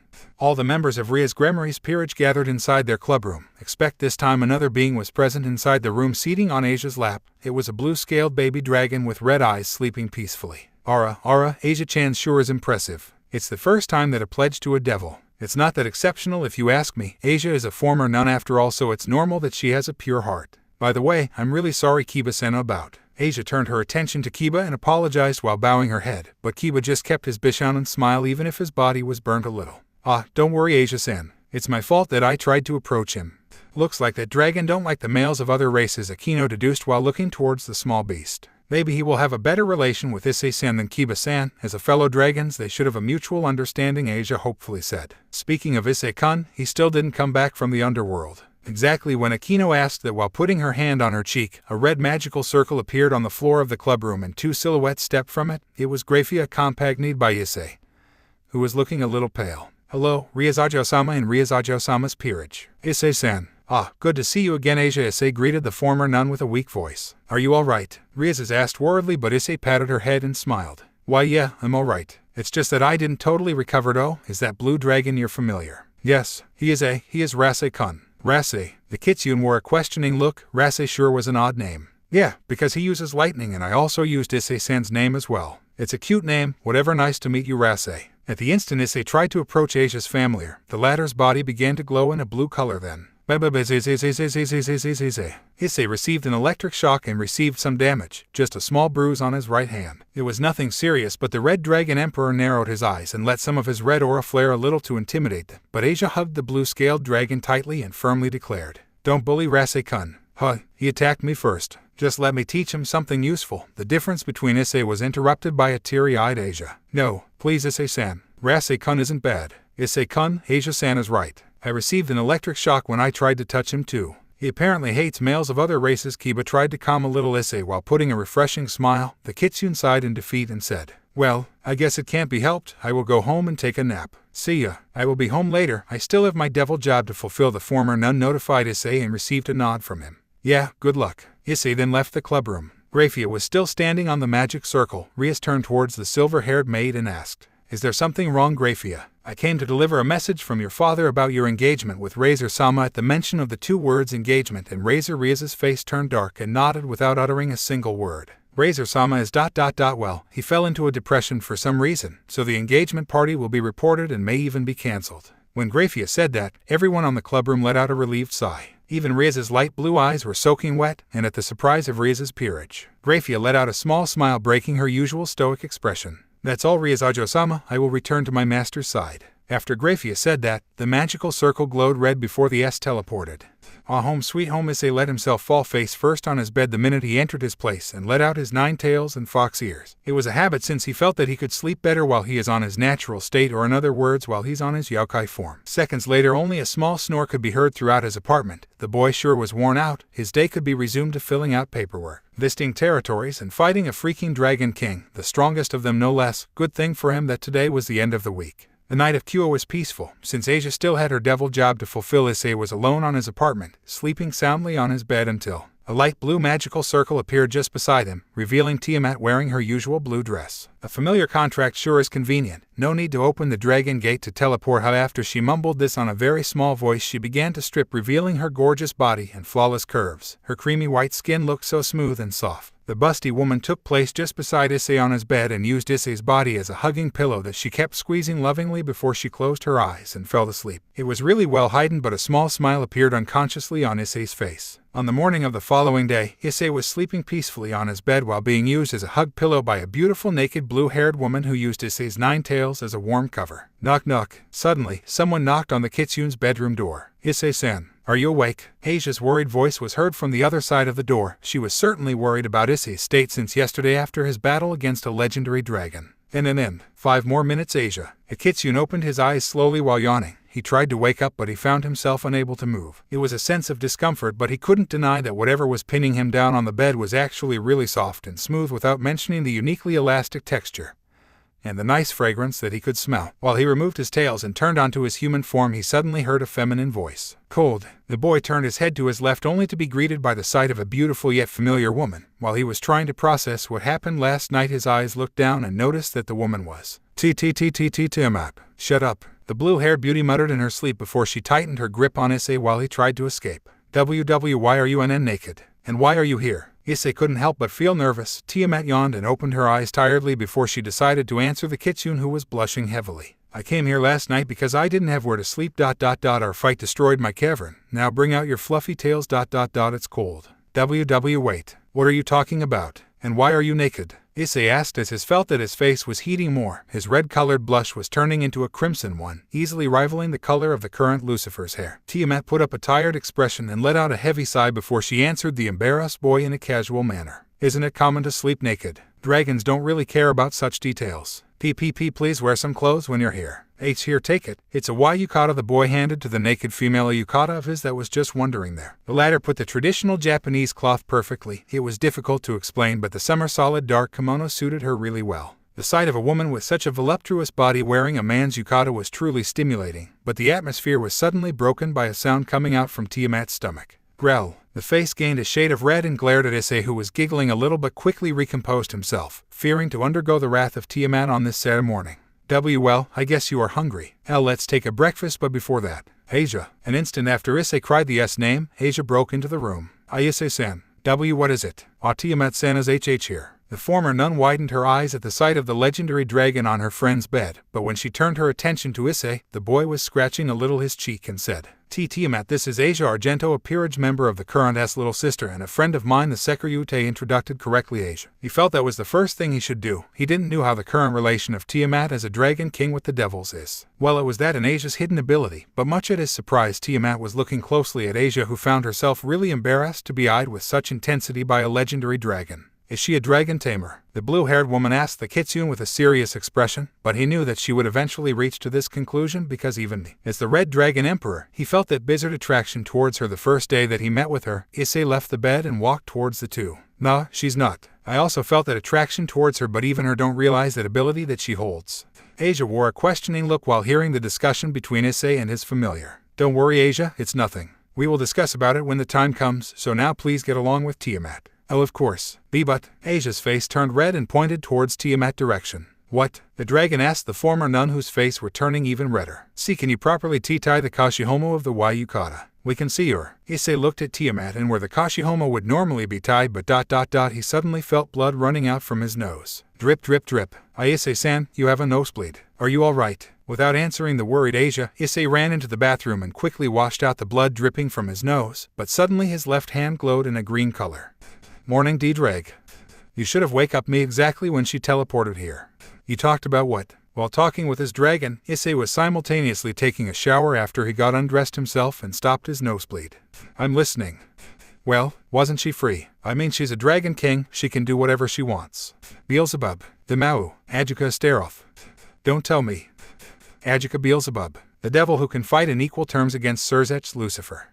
Yeah, that damn geezer is way stronger than that's for sure. Knock knock. Yeah, Issei-san, the breakfast is ready. Hi. After he finished his shower, Issei put up a yellow shirt with black pants before he walked to the kitchen, but he was suddenly greeted by a starving Tiamat that was eating everything put on front of her. Munch munch munch. Tiamat-san, eat slowly. I made a lot, Asia calmly said, visibly troubled by the situation. Looks like you were really starving, Issei said that, curious about the abnormal appetite of the Dragon King. Gulp. I didn't have anything to put under my teeth since yesterday, Tiamat casually answered before she resumed her eating. I have a question, Tiamat. You told D-Drag that you chose me as a heir because you wanted to take a look at the human realm, right? Tiamat nodded her head while eating the deliciously made traditional breakfast of Asia. It was a Kino Hanjima that taught her some Japanese recipes since Asia's clients sometimes summon her for cooking. Then, what it has to gain from observing the humans. Truth be told, roaming freely in the underworld became boring. I didn't know what to do, and unlike the other active, I didn't have something to do. So you came here just because of boredom. So you intend to rest here? Yeah, and D-Drag told me that you'll not be bothered since you have a fetish for an NNGHHH. Tiamat couldn't finish before Issei put his hand on Tiamat's mouth, but even so Asia heard it and asked Issei. Issei-san, what is a fetish? The innocent way of asking Asia displayed while titling cutely her head made Issei blush heavily at the question and said with a troubled voice. It's nothing, Asia, and Tiamat, please forget what that bastard told you. Never, and since I know your weakness, it's making me want to bully you a little. Tiamat said that with a victorious grin, embracing Issei more. Damn you, D-Drag, you're the worst. The boy mentally cursed the legendary heavenly dragon. On the other hand, the old red dragon let a small chuckle. Issei-san, since Tiamat-san will live here from now on, maybe we should purchase a bigger apartment. There's only 2 rooms here. Why yeah, that's a good idea. Nah, I'll sleep with you. There's no need. Then me too. I don't want to be left out. Why you can't, Asia? Asia, are you jealous? Maybe you got some affinity with dragons, but that doesn't mean that you have more appeal than me. Affinity with D-dragons. Yes, I wanted to tell you about this, Asia. You have a very good affinity with dragons, something really rare nowadays. What does this mean? Having affinity with dragons. That means that you attract dragons and you gave them a sense of security or peace. It depends on how the dragon in question react, but you can globally say that it's an ability that makes you get along with them. Like your familiar, for example, that small blue bast Rase-kun. That means with Issei-san too, because you have D-Drag-san and you. Yeah, it was probably bound that you met up with me as soon as you entered Japan. I don't know about that, but that means that you can make contracts with middle-class or high-class dragons in the future so they can protect you if you're in danger. It's really an awesome ability, Asia. Thank you. Yes, Issei. You told me that wearing clothes is an important detail for humans, so should I buy some today? That sudden question of Tiamat, Issei was taken a little back but quickly answered. After all, he didn't have anything to do today, and since it was the weekend. Yeah, Asia, you came with us. I don't really know much about female clothings. Hi, I'll gladly help Tiamat-san, Asia replied with a big smile. 3 persons, 2 females and 1 male were walking inside a dense forest, the one surrounding Kuoh-Town. The 2 girls were wearing a white-hotted cloak with gold and blue accents. Their faces were covered by the cloak, and the male who was walking just behind them was a boy who stood at around 6 feet. He has medium-length wavy blonde, blue-green colored eyes. His body was a little muscular but nothing outstanding. He is wearing a white shirt, black pants and a golden crucifix around his neck. Zenovia, Irina, you're walking too fast. Arnaud-sama, we don't have much time and the mission is important, so please be serious. The woman who said that turned and glared at the so-called Arnaud. She had dark yellow eyes, chin-length blue hair with a green fringe at the front. She was the one who got an enormous thing wrapped in a white cloth on her back. I said to drop the sama when we're not in front of the church's council. But Arnaud-kun, Zenovia is right, we shouldn't take it that easy when Excalibur's fragments were stolen. The other person said that, when she turned her head back you could see her long chestnut hair and violet eyes. Irina, do you really think that we would run into Cockabeel or his subordinates right after we enter Kuoh? Arnaud said that while sighing, but he was quickly put in place by Zenovia's words. No, but that's not a reason to be so relaxed. You didn't even bring an Excalibur fragment with you. Aha, but I came with my super personal weapon. Arnaud, intent to relax the atmosphere wasn't effective. Arnaud-sama, it's not the time to make jokes. But we're going to fight against Cockabeel, a Cotter-class fallen angel and all his subordinates, and you're here, joking around. Sorry, the boy apologized, but the blue-haired girl quickly turned her head and continued to walk. Humph, Zenovia, you're a little harsh towards Arnaud-kun. Irina tried to defend Arnaud, but the chestnut-haired girl knew that the boy was a little too relaxed. Irina, he's from the family who decided to fight with us and side with the Biblic-faction, so he has to be serious about it. And then girls, what? Vasco-sensei said something like there's devils in Kuoh, right? Yeah, the respective little sisters of and along their peerages. He said nothing about their location. Kuoh Academy, if I remember. Why? Do you know where it is? I don't remember that. Whatever, all of them are attending the academy implanted here. Let's search for it. If we will wander in town, then it's better to not wear those cloaks. We don't have any clothes underneath, expect our battle cloth. Oh, okay, then let's get going. Issei, Asia and Tiamat were walking towards their destination. It looked like Asia was leading them while she was holding on Tiamat's hand. As they were walking inside the department store, Issei could feel the many cold glares directed for him by the male customers. And even with his sensitive hearing, he could hear more or less their whispering. They were saying something on the line of "damn you bastard" or "that die handsome." It gave off a feeling of a deja vu. Issei-san, there it is. Asia pointed towards a nearby store. This store was the one you and your friends come in after school for shopping. Issei asked while looking towards it. It looked like it was indeed a shop for girls, judging by all the pinky stuff outside. Yes, I came here last time with Kuryusen, the former nun said with a small smile that Issei returned. He was honestly happy that this girl was making friends. Well, I will wait outside. I don't like shopping anyway. Take your time, you two. The Kitsune lazily said that to the two. Tiamat looked towards Asia, who quickly dragged her inside. Come in, Tiamat-san. Okay, stop pulling. As both the girls entered the store, Issei walked around the department store until he found a bench. He sat while sighing in tiredness, and looked to the blue sky through the open atrium. The Tiamat sure is getting along nicely with Asia. Spare me from this shit, you overgrown lizard. Shut up, please. Issei tiredly pleaded his dragon to stop his boring taunting, who was actually playing with his nerves. How could that his mind would be so twisted? Even the Kitsune began to think of Albion, the legendary and the eternal rival of D-Drag, is as dumb as D-Drag is. Nah, it was frankly impossible to fall that low. 2 hours passed, while Issei was still seating on the bench. Tiamat-san, you still need a bigger size. Yeah, please, this one is too tight. Asia had a pale face while giving Tiamat another pair of bra. The female dragon has a bust 2 times bigger than the ones of Asia, and it was pretty discouraging. The former nun, well, a certain someone told Asia that flat-chested girls are less appealing than the ones with a bigger bust, and if she would compete with Tiamat, then there's now in hell she could win. Tiamat and Asia brought a lot of things, from pajama until evening dresses. Good thing Issei was pretty rich thanks to the mission given by him back in Kyoto and the Phoenix territories that constantly keep producing money thanks to all the economical dynamic of the underworld and the agriculture industry. Yes, it's finally in. Tiamat shouted happily. It was the first bra that correctly fits her. It was a DD cup size.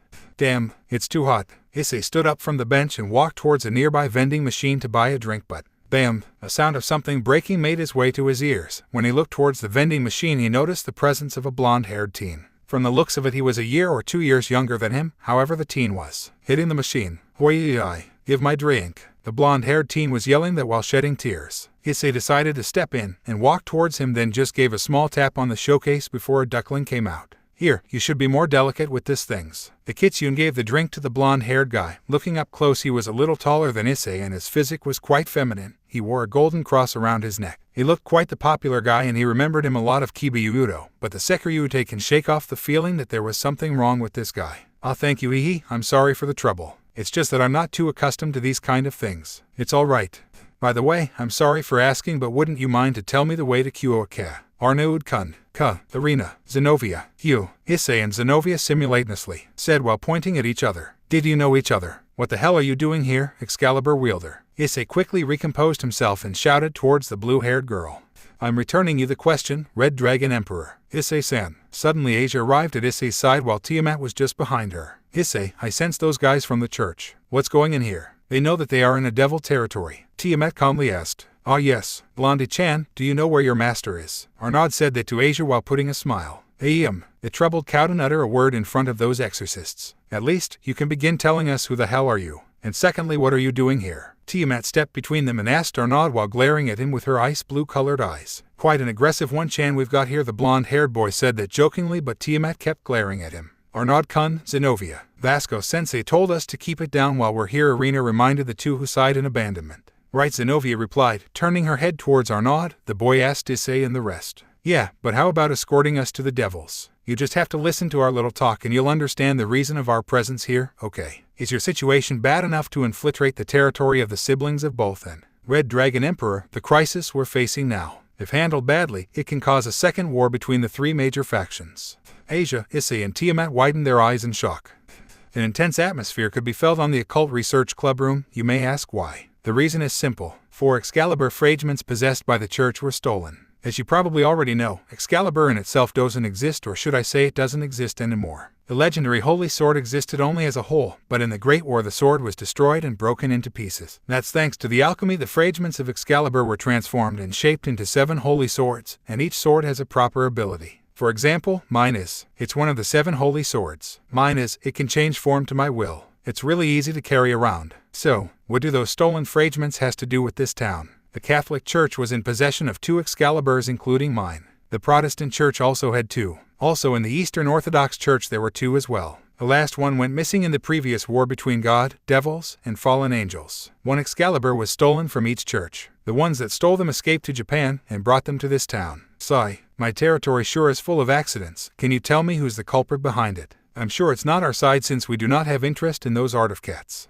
We suspected Grigori, more precisely Cockabeel, one of the leaders of the fallen angels. After Zenobia solemnly said that, everyone on the room froze, Issei included. The statement delivered by the blue-haired girl means that somewhere on this small human town, a Cotter-class fallen angel, Cockabeel, as he was called back on heaven, was hiding and was trying to begin a second great war between the 3 factions. Not only the supernatural world would shake, but the human world as well, if such a thing was bound to happen. Arena continued. Our side sent several exorcists to this town secretly to try get in contact with swords and to gather information, but they were all killed. We were sent here to stop him, but there's still doubts about the reinforcements he got, but we're still willing to continue and go against him head on if it's necessary. It may be reckless, but for our Lord and for the Church's followers, we will do everything to recuperate those holy swords. That's why we came here to meet up with you, Gremory. We've only one request, which is, do not involve yourself on this incident. Can I ask why? Not that I'm interested on holy swords or anything, and making an alliance with Cockabeel is certainly out of the question. We have the right to doubt you because you're a. It's logical that we do not trust you. That's why we think that there's a chance that you may join Cockabeel's side in order to eliminate us. How dare? There's no way I would join forces with a crow. I promise it on my brother's title. Well, that's good to hear. That was all we wanted to discuss with you. It may be pointless to ask, but since you got already 2 holy swords and Cockabeel stole 3, and since one was lost during the Great War, where's the last fragment? Arnaud-kun is the wielder. Sadly I'm not. I don't have any Excalibur since I really suck on using it. You came without a weapon. I didn't say that. It's under the care of the Church. If me, Irina, and Arnaud-sama were to fail, then they're planning to protect the last part of Excalibur at all costs. So you're going to face a Cotter-class fallen angel whose name was recorded on the Bible and all his reinforcements with just 3 of you. Your teachings are extreme as always. I won't allow you to insult our beliefs, Sister of Lucifer. Yes, and we came here to at least keep the Excaliburs away from the fallen angels. Even if it comes to destroy those fragments, we will do it. I suppose it's time to leave. Wait, Zenobia, I wanted to know something. How do you know each other? I mean with Issei-kun. We encountered each other near Kyoto. I was sent to check up on some that were killing the inhabitants of a small town. I wasn't an official and a complete exorcist back then. It was something like a test for me, right? Securite. Yeah, that's it. You just forgot to mention that you confused me as a stray and you tried to get rid of me too, Issei replied while putting his hand on his forehead. It's not that I really mind, but Zenovia turned her eyes towards Asia. Why yes, aren't you the Asia Argento?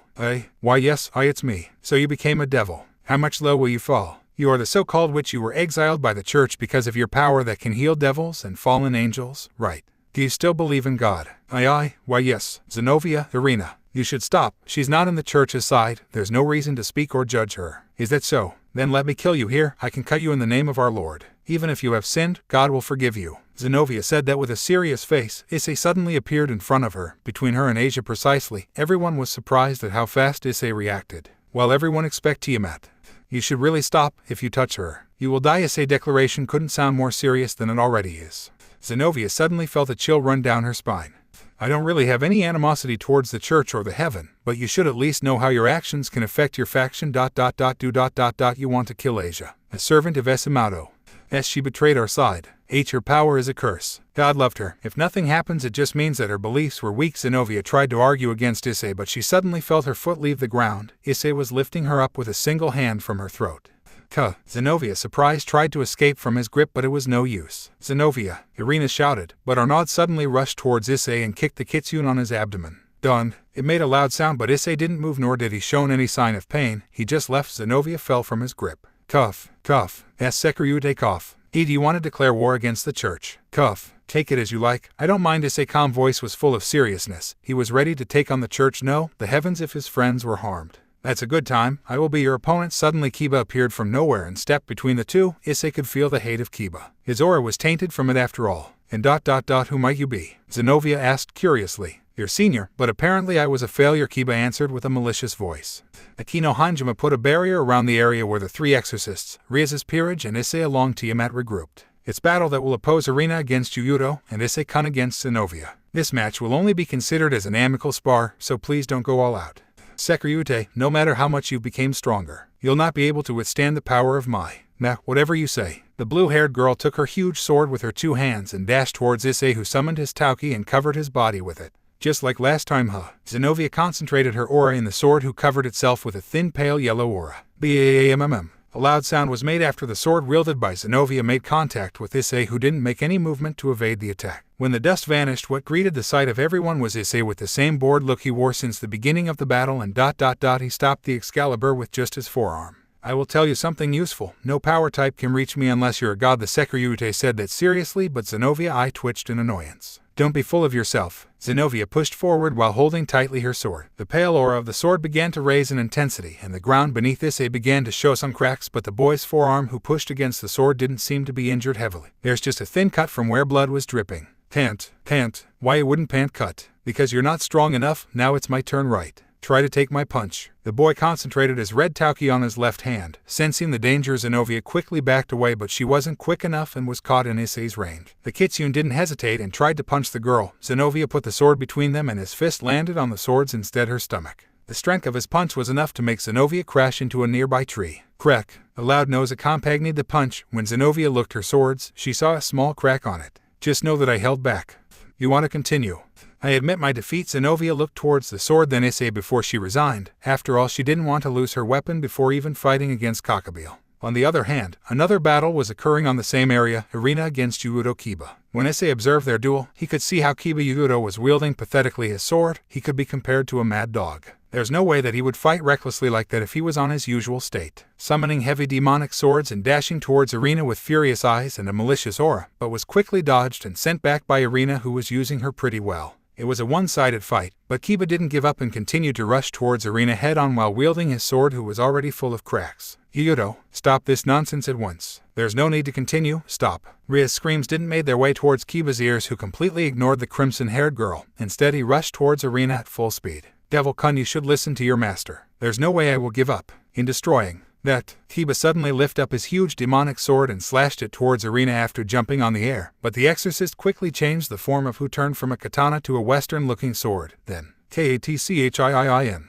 A cracking sound was heard throughout the area. The sword of Kiba broke into pieces only by a single slash of Irina's Excalibur. It's the end then. Irina won against Kiba and Zenovia lost. Issei-kun. Arnaud looked towards Issei with eyes full of fighting spirit. What? Do you want to spar with me? Why? The unexpected question didn't surprise Issei, who already knew that Arnaud was certainly the strongest out of the three. In the road to Kyoto Academy, he told him that he's from the family. You defeated Zenobia pretty easily. I just wanted to have an amicable match against you. I guess I have nothing to lost. Let's do it. Issei nodded. Even himself was curious at how much Arnaud was strong. Zenobia, can you lend me your sword for a minute? The blonde-haired boy said that to Zenobia. The girl didn't hesitate and gave him her sword. You'll fight me with that thing? Issei asked, because Arnaud's body was quite feminine and wasn't visibly suited to fight with such heavy swords like. Yeah, but please take care of me. It's the first time I wield that. Issei widened his eyes at the sudden confession of the exorcist. Then let's begin, shall we? Following the sentence of the blonde-haired boy, a grin made his way on his face before he disappeared from sight, surpassing everyone, even Issei, who quickly summoned his Tauki. Arnaud appeared from behind Issei, who couldn't completely dodge the sudden movement of the exorcist and took the slash of head-on, only by defending against with his 2 hands, but was sent back. Arnaud didn't waste time and rushed towards Issei head-on, surprising the boy a second time. Was it recklessness, or was he just confident on his abilities? Issei didn't bother to think about it and rushed towards him too, and a sudden clash between the 2 fighters began. Each punch of Issei was blocked by the Excalibur, and each slash of the holy sword was reflected by Issei's Tauki. Who are you? Asked curiously Issei. How could a boy who just said that he was bad on using that sword was fighting equally against him? Who was that guy? Well, since you didn't use your, I suppose that you deserve to know it. Do you know who was the strongest knight of the Round Table? The King Arthur. In fact, it's not him the strongest one. Well, Arthur has a nephew that could wield his legendary caliburn pretty skillfully and has talent that even surpassed his. His nephew, Gawain the Green Knight. Yeah, the only. He was the best friend of Lancelot du Lac and the only one who could rival him along the King Arthur himself. I'm his descendant. Why did you say that you were a? Because it's true, they adopted me since I was little. My house perished after the civil war that happened in Orkney. Why are you telling me all this? I want to make an alliance with you. I already know that we can't take on Cockabeel and his reinforcements alone. Do you have a chance to win against him alone? Maybe, but I want to secure our win. You don't have to answer now. Okay. The 2 of them backed away, and Arnaud lifted his left hand and declared, I resign. Thanks for the spar, Issei-kun. It was nothing. Zenobia, Irina, present your excuses to Asia Argento. You were really harsh towards her, you know. Arnaud-sama, I don't regret what I said, and I'm already prepared to take responsibility for You're not afraid of Issei-kun. You lost against him, and to be honest, if he used his, no, even without the help of his sacred gear, he could have already killed you, and he will still be on his right. After all, you threatened his friend. Zenobia's eyes twitched in annoyance and walked towards Asia, who hid a little behind Tiamat. The blue-haired girl bowed and apologized. I'm sorry for what I said. Plain and simple words. The voice of Zenobia showed how much those words were false, or at least didn't meant them. Arnaud-kun, I think that we should get going. Yeah, let's go. And thanks Gremory-san and her peerage, we will be on this town until we complete our mission or we die, haha. Rias couldn't help but sigh at the attitude of that guy, saying something like that and laugh about it. Was he joking, or was he really prepared to die? There's no point to think about that for now. After the barrier was dismissed and the exorcists left, Kiba walked away from the group but suddenly stopped after he heard the voice of his master. Hold on, Hyoudou. I ran out. I survived. I was able to live thanks to the sacrifice of my comrades. That's why destroying those cursed holy swords is the only option for me. I will do it while putting all the regrets of my comrades and I on my demonic swords. Hyoudou, wait. I will not forgive you if you ran from the Gremory group. I will trouble if you turn into a. Wait. Then be it, I don't mind. Riaz's and everyone's eyes on her group were filled with sadness at the sight of Kiba turning his back from them and the fact that they couldn't do anything to stop him. Hyoudou, why? Riaz and her group left by Kiba were wearing an exhausted look on their face, while Issei just stood there with Tiamat, probably thinking about the current situation he was in. So, you'll do something about your... Hey, why yes, what? Are you planning to do something about Kiba? I don't know, but you, please allow us to help Kiba-senpai. Kaneko-chan, the current situation is really hard to deal with. We can't act recklessly. Even so, Kiba-san is in a dangerous situation. He isn't himself. We've to help me. I agree with Asia-senpai. Kiba-senpai will not be able to do anything on his current state. Riaz. Are you going to do something? We can't dive our head on the angel's problems. Riaz said that with a voice filled with sorrow. From any one point of view, it was the correct way to proceed. After all, this situation is too complex to be handled by a young devil because of the first wrong step. A war can be started. Tiamat, please rest here with Asia and everyone. Cockabeel's plan is certainly to get rid of Gremory, so protect them. Riaz widened her eyes at the unexpected kindness of Issei.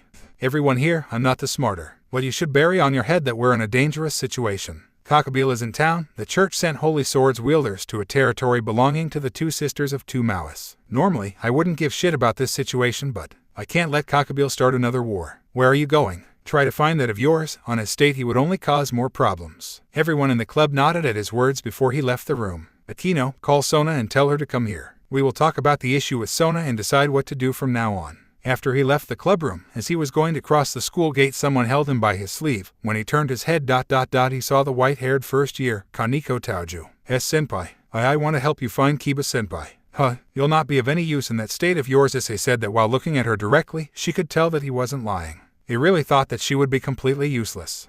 I know.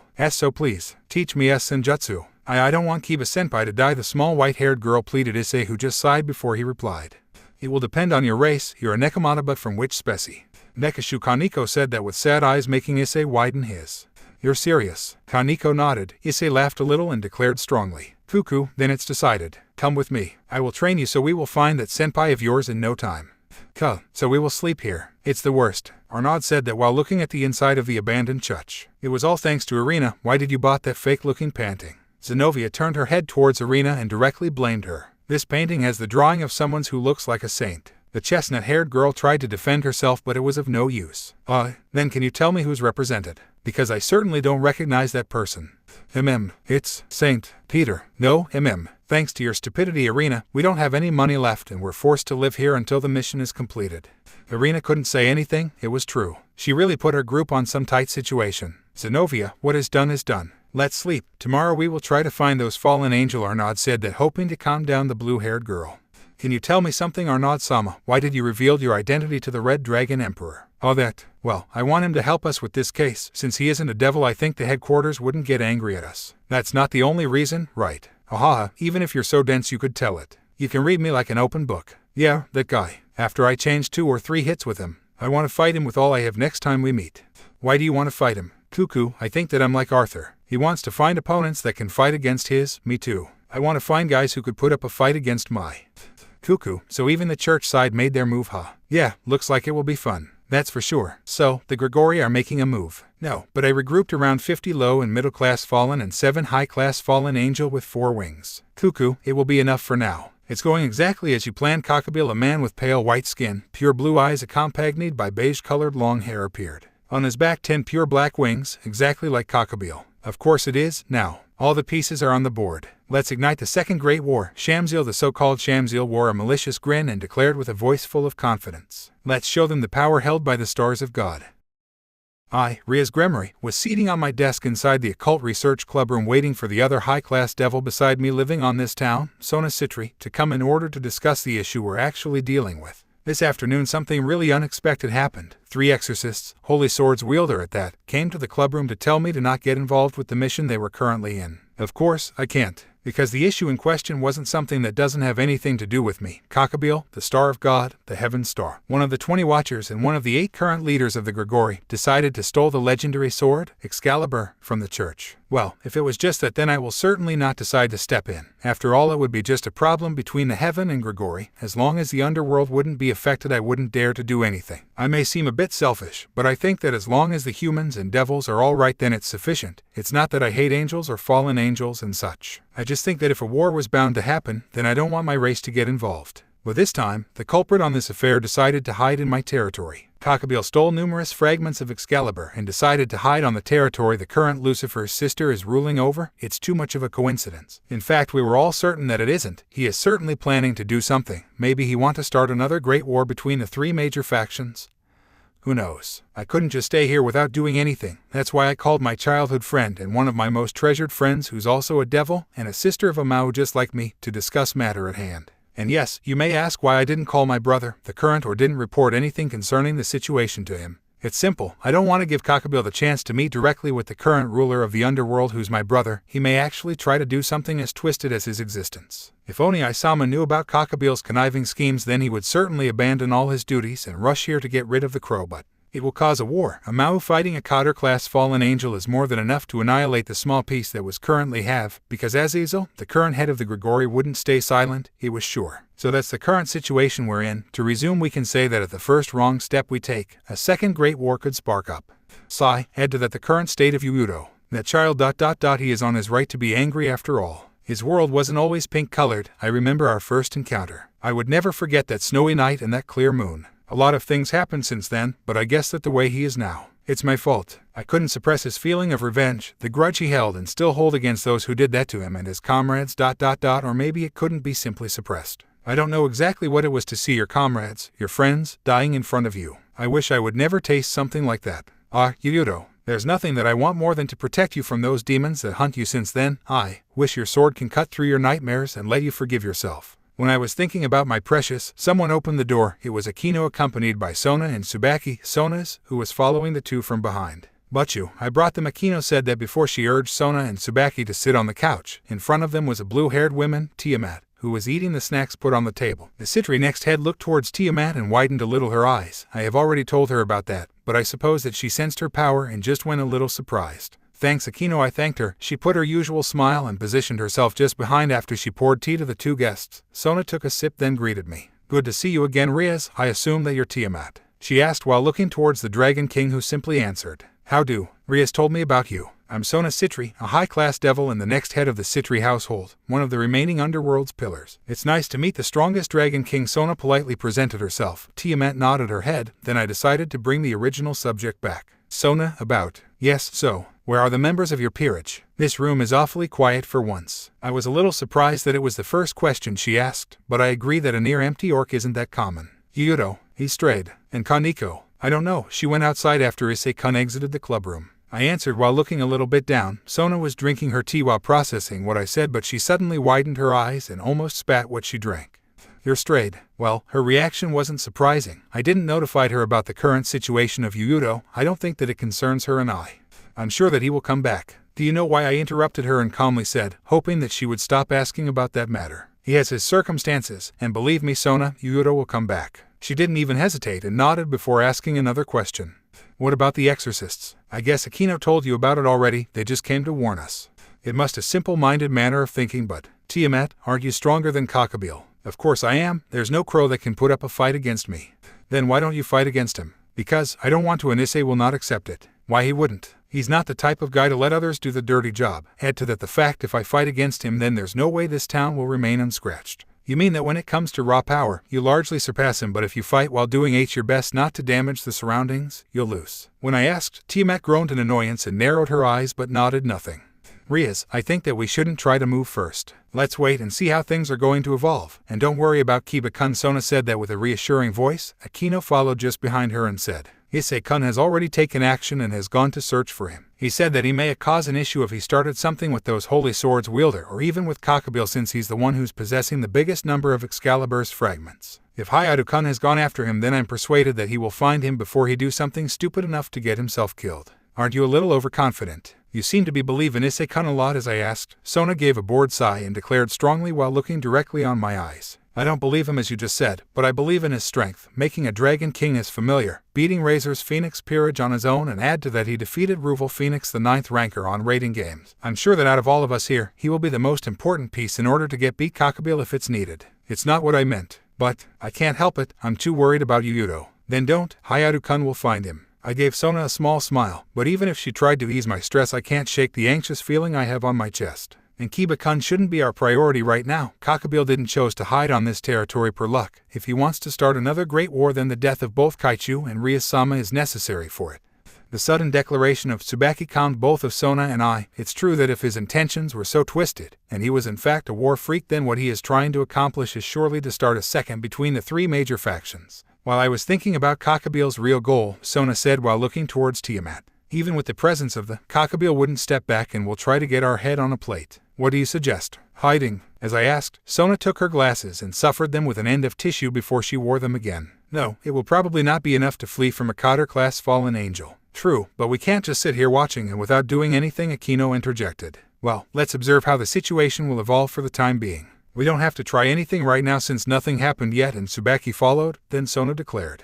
You may be probably right. Moving recklessly isn't an option judging by the seriousness of the situation. Yeah, I could only say that. There's not much we could do. Then Sona stood up. Then I will take my leave. Wait. Sona, I think it would be more wise to pass your night with me. I think so too. Cockabeel may try something on you, Sona Citri. For the next nights I will sleep under the same roof as you two in order to intimidate Cockabeel even a little. He may probably know that I can't get rid of him without bringing destruction to this town, but he will certainly back down from attacking you at night if I'm with you two. After all, even him wouldn't be dumb enough to do something flashy enough and take the risk to attract attention at least. Not now, that's why I'll play the role of the scarecrow for the time being. Tiamat took parole, and both of me and Sona nodded in acceptance, because it was by far the safest option to take.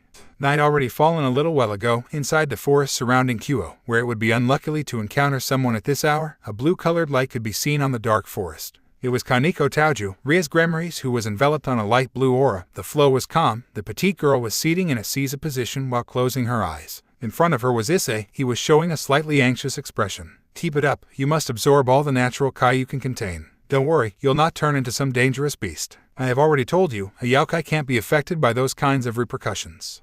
The white-haired girl narrowed her eyebrows, but suddenly all the blue Kai that was covering her disappeared, leaving her body before she began to heavily pant while sweat was dripping from her head in exhaustion. She opened her eyes only to be greeted by the sight of Issei, who was handing her a water bottle and a towel. I'm doing what I can, it's hard, the petite girl complained while taking the towel and hydrating herself. It's supposed to be hard for a young Youkai. Even if it's the first time you use it, your Kai circulation is already stabilized. It shouldn't be hard enough to take you 4 hours. How much it took you to become a master in Senjutsu? Asked the girl while looking towards Issei with her hazel eyes. The boy chuckled and answered. Who said that I was a master in Senjutsu? Issei asked before she sat beside her and leaned against the tree. But your Tauki and the way you use it. I'll ask you a simple question. You know what really Tauki is? Isn't the base of someone's life force? Yeah, that's it, and Senjutsu is. Senjutsu stresses the importance of something called chakra, the aura that is the great original power that flows into one's spirit, in other words one's life force, and turns it into a constant current. So, Tauki is a base technique of someone's who can use Senjutsu. Yup, and also, there's 2 types of Tauki, the one who you can awake from your body and directly use it. The second is exactly like the first, but you can mix to it the Kai you absorb from the nature that surrounds you, and that's what results in strengthening your original Tauki. Issei looked towards the petite girl who seemed a little confused. He sighed softly and concluded. Though the first one is mainly used by those who already have an abnormal amount of Kai in their body or their competence in the use of the Senjutsu is severely limited, and the second type is used by generally every Youkai who can control the flow of Kai. Hearing the Kaneko nod once and asked, which one Senpai is using? The Kitsune couldn't help but smile bitterly at that question, but answered without complaint. To be honest, I use the first since I can't absorb any Kai, Issei said while dodging the look of Kaneko. The petite girl was wide-eyed and asked after a handful of seconds. You can't absorb Kai. The tone of her voice was new to Issei. He never heard the surprised tone her voice could take. He chuckled a bit while looking down. Yeah, I'm really that bad on using Senjutsu. That art requires a lot of concentration and skill, but since I'm not very fond of everything that requires techniques, using the first type, using my own life force, is much more easier. But since you're that strong while wielding your Tauki then. The Sekiryuite knew what she wanted to say and nodded without her finishing her statement, and continued. Yeah, I possess an excessive amount of life force inside my body, but I trained several years before I was able to control it smoothly. But back on your training. We're not trying to initiate you to the use of your own life force, but to try and read the flow of Kai around this area by releasing a part of your own Kai. Kaneko narrowed her eyes before closing them a second time. A thin clear blue aura began to cover all her body, probably her Kai that was taking physical form. Issei caught sight of her hands trembling a little. Do you know why I did seek your help? Kaneko didn't say anything and tried to further increase her concentration and the amount of her own Kai she can expose. The yellow-eyed boy didn't wait for her answer anyway and continued speaking. Actually, I can use the technique that I'm teaching you, but it will only affect a small area, and for scanning all Kuoh it would take me like forever. He grinned while saying that, even if it was embarrassing to say that he couldn't use Senjutsu in an adequate manner, it was the right thing to do because, while you said you were a Nekomata and furthermore, an Akoshu, I couldn't help but ask you to help me with this. Your race is probably the most talented one in reading the flow of a spirit. While praising her a little, Issei narrowed suddenly his eyebrows and told his Kuhai the bitter reality. Just remember that I'm training you and using this only to save your comrade. Hyoudou isn't in a state where he can fight at his normal level. Hell, even if he was, there's no way that could beat up Cockabeel nor the 3 exorcists present on this town. You know what will probably happen for him if he isn't found before he commit the wrong thing. There's 2 answers. Kaneko didn't open her eyes and instead, she continued in her training, though Issei was sure that she was listening to him. The first is he will die. The second is, with his own actions, start a second great war between the angels, the fallens, and the devils. While declaring that, he could clearly see the pressure accumulating upon the small girl's shoulders, and the proof of that was the Kai that was in the beginning covering her body is now covering only parts of it, meaning that her control decreased with her concentration because of what he said. Without caring about that, the longinus owner spoke. I don't know much about you, nor those Gremory devils. Actually, I don't really want to deal with all of you. The supernatural world isn't the world I want to live in. But I will not stand there like an idiot, doing nothing, while a damn great war is about to spark up. There's a lot of things that aren't pink-colored in this world. Each existence, me and you, him, her, everyone has a past, a present, and hopefully a future. I'm not saying that we have experienced the same thing, but it's essential to continue in life, hoping for a better future, and maybe you'll find your own reason to exist. That's why. You have to go forward and cast your past aside for just a short moment, only to save your friend. You still have a long way to go before you understand how other existences who doesn't have heavenly dragon-class strength thinks. Look. When he told his dragon that, 2 white cat ears appeared on Kaniko's head, and something lifted up her skirt from behind. It was a white tail. That's the only thing you've to say. Where's my sorry eyes? You were right, or I'm a damn old shit that doesn't understand anything not related to breasts or Albion. You, Issei-senpai. Kaniko interrupted his communication with D-Drag. Issei looked down and saw the white-haired girl with a small smile on her face that was actually really hard to notice. Issei didn't mind and took parole. You have succeeded in materializing your own Kai and the little you absorbed. Now try to release a part of it and tell me. Kiba-senpai is around the department store, Kaniko said without hesitation before she rushed to the said area. Issei couldn't help but sigh softly and followed right behind her. As the Kitsune and the Nekomata rushed towards the area Kiba-Yugudo was in. Night already fall, and the bright moon was up on the sky illuminating the dark heavens by her warm light. I, Kiba-Yugudo, was wandering in town. I'm probably in the conventional store judging by the closed stores around here. To be honest, I'm not giving even attention to where I'm going because today I ran away from my master's side. Yes, today I turned my back to my master, to the person who saved me and gave me a second chance to live on, Ria's Gremory.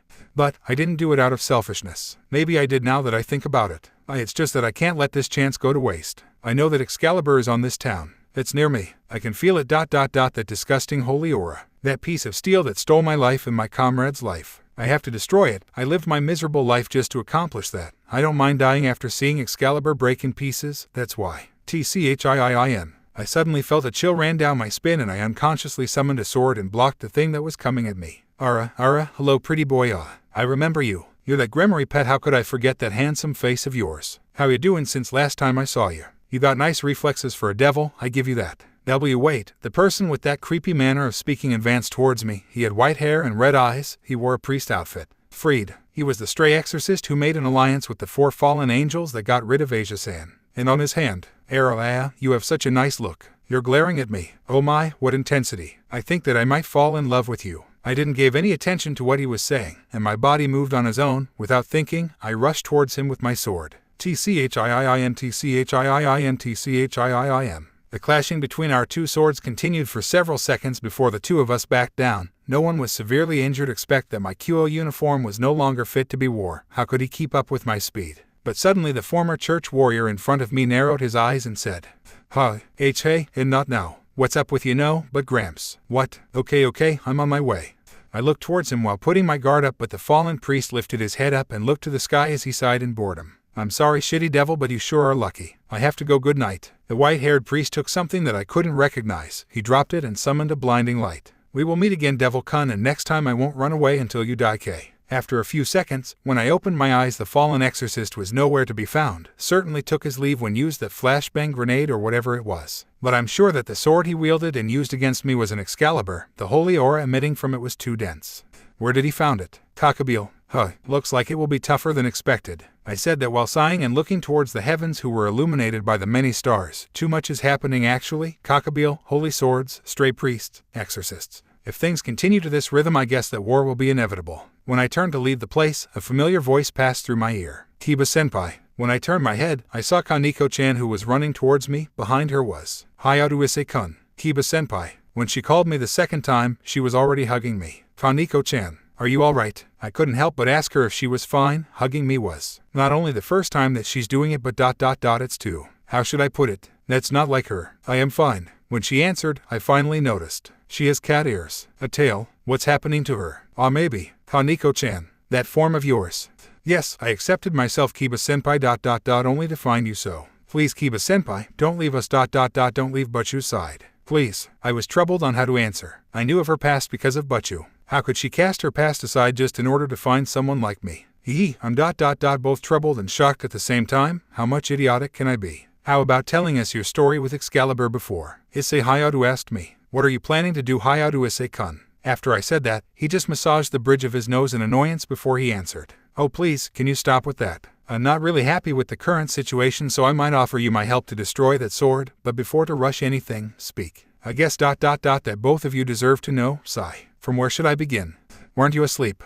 Well, then, I was an orphan. I didn't have parents, so I was raised in the church of my homeland. There was a lot of kids who were raised there because of the same situation. I lived there probably a year or two before we were transferred to another church on the same territory. Those who were responsible for our transfer were a priest and 5 exorcists sent directly from the Vatican headquarters. Well, that's what the nun from the church said before our departure. We didn't know why we were transferred to another church. We were not special. The exorcists kept saying that we were the future of this world. We were blessed by God, and it was a must of us to work hard in order to thank Him for what He gave us. At that time, all of us didn't know what the exorcists' words meant. Sacred gear wielders. Everyone, the secretary interjected. I give him a single nod and continued. Yeah, all of us there. We were blessed. No, we were cursed by having that kind of supernatural weapons to our disposition. Whatever, just after we were took to that so-called church. We were already caught by our destined fate. It was everything but a place where people came to pray or where they came to repent of their sins. No, it was what looked like both a training camp and a laboratory. For the next months, it took 3 seasons, if remember so more or less 9 months, we were trained to the art of swordsmanship. We had a lot of instructors. Every one of us was isolated from the group because each one was trained afterwards to something less different than wielding just a sword. There were magicians, spellcasters, and a lot more. Each one of us was training hard on his side, believing that we was doing that for God, that each sweat that dropped from our forehead, each effort, was dedicated for our Creator, that existence who was just beside us and far away from us at the same time, that God. I breathed out in anger, but I continued nonetheless. It was like that for mouths and mouths. Personally, I was the only one still trained at the swordsmanship because my sacred gear was able to create swords. Even with the training imposed for us. And the experiments we were required to had, because we were trained and we undergoing experiments. They kept saying that it was for God. Everything we were doing was for our own beliefs, for our religion, so we continued to live on and kept dreaming for what we will become. We didn't know each other a lot because we were separated many times, but each one of us considered the other as a sibling, a family. We shared our dreams, we talked a little about what we wanted to become, for what we were living for. Until that fateful night. For the first time, we were all gathered inside the laboratory. All of us were really surprised, because it's the first time that it happened. We were a little nervous too, but it's right, we thought. Yeah, because we were together and that was the most important to our eyes. As long as we were together, on the same boat, we thought that it's gonna be alright. No matter what, one day we were going somewhere beautiful. I remember the words of that man, they are engraved on my heart since that day. It was the priest that accompanied the 5 exorcists when we were transferred. He was wearing a white priest cloth with a golden rosario on the middle. He looked like someone who belonged to the higher-ups of the church. He had grayish hair and round glasses. We didn't meet him the first time we saw him until he presented himself that day. I'm Valpa Galilei, the one responsible of this place and all the training and experiments you undergone, my children. I'm really thankful for all what each one of you gave as an effort. It was difficult and you all kept going forward. I'm sure that God heard your prayers throughout the hard moments and your nights. Today I gathered all of you inside the laboratory to do a last experiment. After this last examination, you'll be free. I still remember myself crying from happiness. Well, each one of us was. The less emotional of us had at least tears on his eyes. We were all crying from joy and excitement, until I saw that man smiling creepily and nodding to one of the exorcists beside him. They exited the room and left us in ... and then a clear green gas were escaping of several gates, small crack on the wall. When a little girl began to vomit blood, we understood ... that we were done for. All of us ran towards the gates behind us. Those who arrived first and opened the doors were exterminated by the exorcists that were waiting just behind the gate. They were all wielding a silver gun who shoots like bullets, just like the one of Fried, if both of you remember. My comrades ... the persons who shared their dreams with me. Those who suffered the same treatments as me, probably even worse ... they were falling to their knees one by one, coughing mouthful of blood, but even so ... some of them. Those who were trained to magic began to fire a lot of bullets from different attributes, lighting, ice, fire, wind, earth. They began to fight against the exorcists. But the battle was lost in advance, as they were too weak from the poisonous gas. But even so, they continued to fight until the last breath. All I did was watch in horror the slaughter. I couldn't do anything at that time. I was too scared. I was such a coward. I start to cry a little at the memories that began to remember. Issei Hyoudou turned his head away and Kaneko-chan gave me a worried look. Senpai, there was someone of the ones who was fighting the exorcists. He was bleeding heavily. His left arm was perforated by many bullets. One of his eyes was already pierced. He reached me with trembling right arm and gave me a small tap on the back and said, "Escape from this hell we will create from where you can sneak. So please, live for us." I was frozen by fear and nodded. The others one kept firing more and more of their magic towards the exorcists. One of them was creating spears that he kept throwing at them. Another one rushed towards the enemy at inhuman speed. Everyone was doing their best to let me sneak away from the institute. When a small opening was visible, I didn't hesitate and escaped, even if I was already contaminated with the poison. I ran with all the stamina I had. I didn't stop until my legs left me, and then I died in that forest before Butchu reincarnated me as her. Since that day I lived just for the sake of revenge, avenging my comrades that fallen in the hands of that church, in the hands of that miserable existence that is Balba-Glaole. When I said that while clenching tightly my fist, to the point of where it began to bleed, Kaneko-chan held my fist in her small warm hand and said with a reassuring voice, "Don't worry, senpai, we will help you in getting rid of Excalibur." Kaneko-chan turned her heads towards Issei-kun, who nodded his head and said, "I told Tiamat to keep company to your master in Kaichu. Wanna pass your night with me, Kiba-Yugudo? I guess it's better than wandering aimlessly on the streets." I widened my eyes a little at the unexpected kindness of that guy, but just as he said, "I don't have anywhere to go since I became a. I accept your offer, Issei-kun, thanks." Right. Then Taoju Senyu, before he finished what he was going to say, Kaneko-chan interrupted him and said while looking a little away, "You can call me by given name, senpai." The words that came from her mouth surprised both of Issei-kun and me. The former just nodded his head in acceptance while scratching the back of his head. He said, "Then Kaneko-chan, you should return to your house. We will meet up tomorrow at school. I'll try to get in touch with the exorcists. Since they have the same objective as us, I guess that they could provide a huge help in destroying those artifacts. They also want to destroy those swords. I guess it's better that they destroy them than letting them being wielded by the wrong persons. And Kakabeel isn't really by the way, why are your clothes so torn? I didn't remember you receiving those cuts when you fought that chestnut-haired exorcist." "I just fought with Freed, the white-haired priest that was involved in the murder of Asia-san." "You're serious?" "Yeah, and I thought that he was wielding a fragment of Excalibur, but I wasn't sure because of my current state. Though his speed was already inhuman, I don't think that it's possible for someone like me to match my speed, but it seems that Kakabeel has a lot of backup. Maybe there's other priests and exorcists who were previously affiliated with the church that are under that fallen angel's wing." "Probably. Whatever, there's any point discussing that right now, we should go home for the time being." Arriving at Issei's place accompanied by Kiba-Yugudo, who followed just behind him. Sorry for intruding. While saying that, the Gremries entered inside and widened his eyes at how was the inside of Issei's apartment, the fancy items here and there, the view from the windows that covers all Kuoh-Town. "That's a quite expensive-looking apartment for a student. You think, judging that you aren't a prince who came from a high-class devil family, and that you aren't related in any way to a royal family, then yeah, it doesn't look like an apartment that you can normally purchase." Issei looked towards Kiba for a second before he began to laugh while taking his shoes off and replied, "From a third person's perspective, I guess that's how anyone would feel. I may look like that, but I'm not that poor, you know." Kiba sighed softly and took a seat on the couch, while Issei entered his own room and took his uniform off and wore one of his yukatas. He headed towards Asia's room and opened her room's door slowly and found her already asleep. He smiled and closed carefully the door, without waking her. "Looks like Asia is already out. Have you eaten already?" "Actually, no yet. Want to have dinner with me?" Asia surely left something on the fridge. Opening it, eyes found already several plates of delicious-looking food that were just waiting to be warm up. After doing so, both the reincarnated devil and the kitsune started eating on table inside the kitchen. It was calm until Kiba decided to start a conversation. "Issei-kun, do you mind if I ask you some questions about your past? I am not trying to step on your private life, but I thought that since you know more or less my past, I thought that you will not mind me knowing a little bit of yours." While Kiba's voice was a little hesitant, Issei stopped eating and faced the blonde-haired boy that flinched a little at the look Issei gave him, but the latter just breathed out in fatigue and answered, "Well, there's not much to know. I had the chance to not be someone who harbor the same past as you. I lived in Kyoto all my life. I studied there. I passed my childhood there. I was something like a joker card to my higher-ups, something like a super weapon, you know. Since I had D-Drag with me, they thought that I was just a weapon of mass destruction or something like that, I suppose. That's why you strayed." "Yeah, that's the main reason. I always wanted to live my little life in peace. I will not say that I hate fighting, but I hate the excess of it. I mean, it's cool to punch 2 or 3 faces in a while, but being a battle maniac, fighting non-stop, going in missions every week, those kind of things aren't just meant for me." "That's understandable. So how's Kyoto? I mean, is it really that beautiful? It's pretty famous here, in Japan."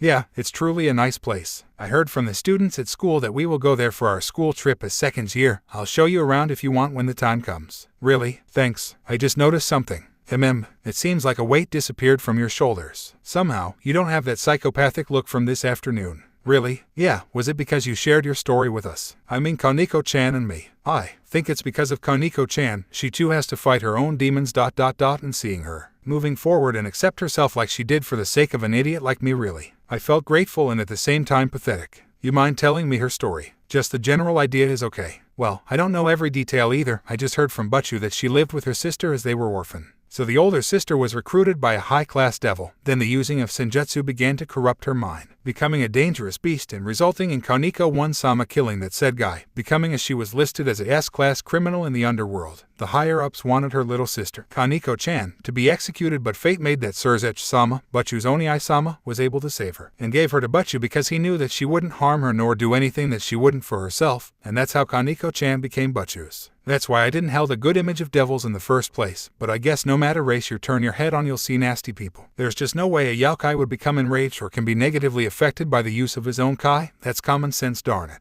Not every devil is evil. The household is reputed to treat their servants as family. It's a great pity that not the remaining pillars were all like that. I will not deny it. After both males finished eating, Issei put the dishes in the sink. Kiba walked towards the couch and laid himself in it. Issei-kun, I don't mind passing the night on the couch. Huh, don't even think of it. You come with me. I'll install a futon inside my room just beside my bed. There's no way I'll let you sleep on the couch, and if Asia happened to wake up at night and see you sleeping like a princess inside the living room. As much as I hate to say it, but I'll have problems with your master if I do, and God knows how much I don't want to deal with her. Oh, okay, got it. Issei installed the futon just beside his bed, and gave Kiba one of his yukata to use as his pajama for the night. The kitsune let himself fall on his bed, while Kiba laid himself calmly on his bed of fortune. Well, good night, Kiba Hyoudou. While saying that, Issei was about to close his eyes, but he was disturbed by the light chuckle of the devil sleeping beside his bed. Just calling me Kiba or Hyoudou is fine. Good night, Issei-kun. Issei sighed, but a small smile managed to cross his face for a fraction of a second. Yeah, Kiba. A handful of minutes had passed. Only the shouts of the owl could be heard from outside. The absolute silence was broken by Ria's night.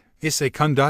you're awake. Murmuring that, he hoped that the kitsune would respond, but unfortunately for him, Issei was already fast asleep. Kiba turned himself and laid on his back. While staring at the ceiling, he said to himself, how managed Issei-kun to become so strong? Even if we have the same age, the difference in power is just too big. Find something to protect, something worth fighting for, something that even if you die or you were buried alive you would keep protecting. He heard Issei-kun's voice. Prince of Kuoh lifted his upper body and turned his head to the left to see if the boy was awake, but he could only hear the soft snoring of his. Finding something to protect ... that doesn't sound too bad. The next day, Aiz and Asia walked normally towards school. Kiba already left Issei's apartment early on the morning to not be seen by Asia after she wakes up, leaving a small message on a piece of paper just beside Issei's bed. I'll wait for you and Kaneko-chan on the park after school. In the road to school, Issei sent 2 or 3 glances towards Asia only to find her daydreaming, not even seeing where she was going. Asia, are you all right? You're spacing out a little since we left home. Issei's voice brought her back to reality as she turned quickly her head towards Issei and said in a reassuring tone, I'm sorry, Issei-san, I'm just worried about Kiba-san. Hearing that, Issei tried to dodge her glare and looked at the opposite direction while saying, I'm sure he is fine, Asia. I don't think he'll do something too careless. He couldn't help but feel sorry that he didn't tell her that he came up to where she was staying yesterday to ease her worries, but it was that or risking to anger the redhead senpai. By the way, Asia, today I may be a little late. I'll try to investigate a little about the issue ... you know. Why yes, don't do anything reckless, Issei-san, please. I'll not guarantee that. Okay, don't worry, I promise I will be careful, so please don't cry. Asia nodded while wiping the edge of her rose-colored eyes while Issei was breathing out in relief as he reassured her in time, and was able to avoid a scene early on the morning, and just near school. After a tiring day at school, Issei and Asia separated at the entrance of the academy. The former nun has gone home while Issei walked towards the park where he was supposed to find Kiba waiting. Of course, he already notified Kaneko-Tauju during school day about where to find her comrade devil, so she would certainly be with him at this moment. Now, I have to find those exorcists. Look who wake up, feeling a little bored, partner. Activating the longinus and boosting like mad to let our presence known by them. I know that you're the only guy mad enough to do something reckless like that. Don't even think about it, D-Drag. You seem pretty sure that I have to use all my cards to finish that guy. He's that strong. Now class power. Against Tiamat. Can't you take that seriously for once?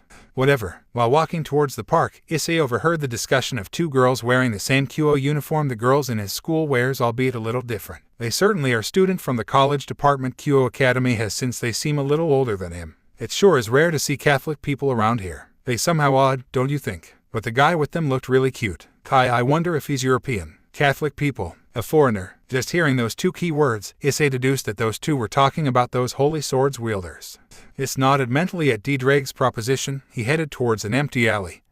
His body began to glow in a red relaxed aura. The kitsune placed his palm on the ground before the aura that was previously covering him disappeared in a sudden manner. The Sekiryute kept his eyes close until he sensed a small perceptible signal. I think that I found them, but the signal is a little weak. while saying that he rushed to the said location, and what greeted his sight was certainly not listed in his expectations. TCH, what with those eastern countries? It sure is full of heretics. Don't say that, Zenovia. I'm sure God will help us as long as we don't give up. Amen. I'm so hungry. There were two feminine figures wearing a white cloth who seating on the ground demanding charity to the passers, while a blonde-haired familiar guy was laying himself on the bunch just behind the two girls. It was the three exorcists that Issei met yesterday. Guys, what the hell are you doing? The Kitsune approached them and looked at them suspiciously. When Arnaud Pendragon, the guy with who he shared a spar yesterday, saw him, relief could be seen on his eyes at that exact moment. Issei-kun, it's so good to see you. The swordsman didn't give Issei the time to reply as he tackled him in a hug. What's wrong with you? Did something happen? The young Kitsune grunted as he tried to release himself from the death grip. Arthur sent a sharp glare to Irina Hyoudou, the chestnut-haired exorcist, and answered Issei's question while in a desperate tone. Irina brought. No, she just threw our mission's funds from a window. We passed those last 2 days with empty stomachs, not to mention that we slept on the floor in an abandoned church. I didn't know that the life of an exorcist is so tiring. If I knew I could have just rested in the Pendragon's castle, at least I would have had something to eat. While a thick mark appeared on Issei's forehead, he put his hand on the exorcist's mouth, shutting him. Issei sighed in tiredness and said, "Long story short, what happened?" He turned his head towards the two female church's agents who accompanied the blonde-haired men. Irina looked away while a clear taint of red made its way on her cheeks. On the other hand, the blue-haired holy sword wielder, Zenovia, just closed her eyes and calmly said,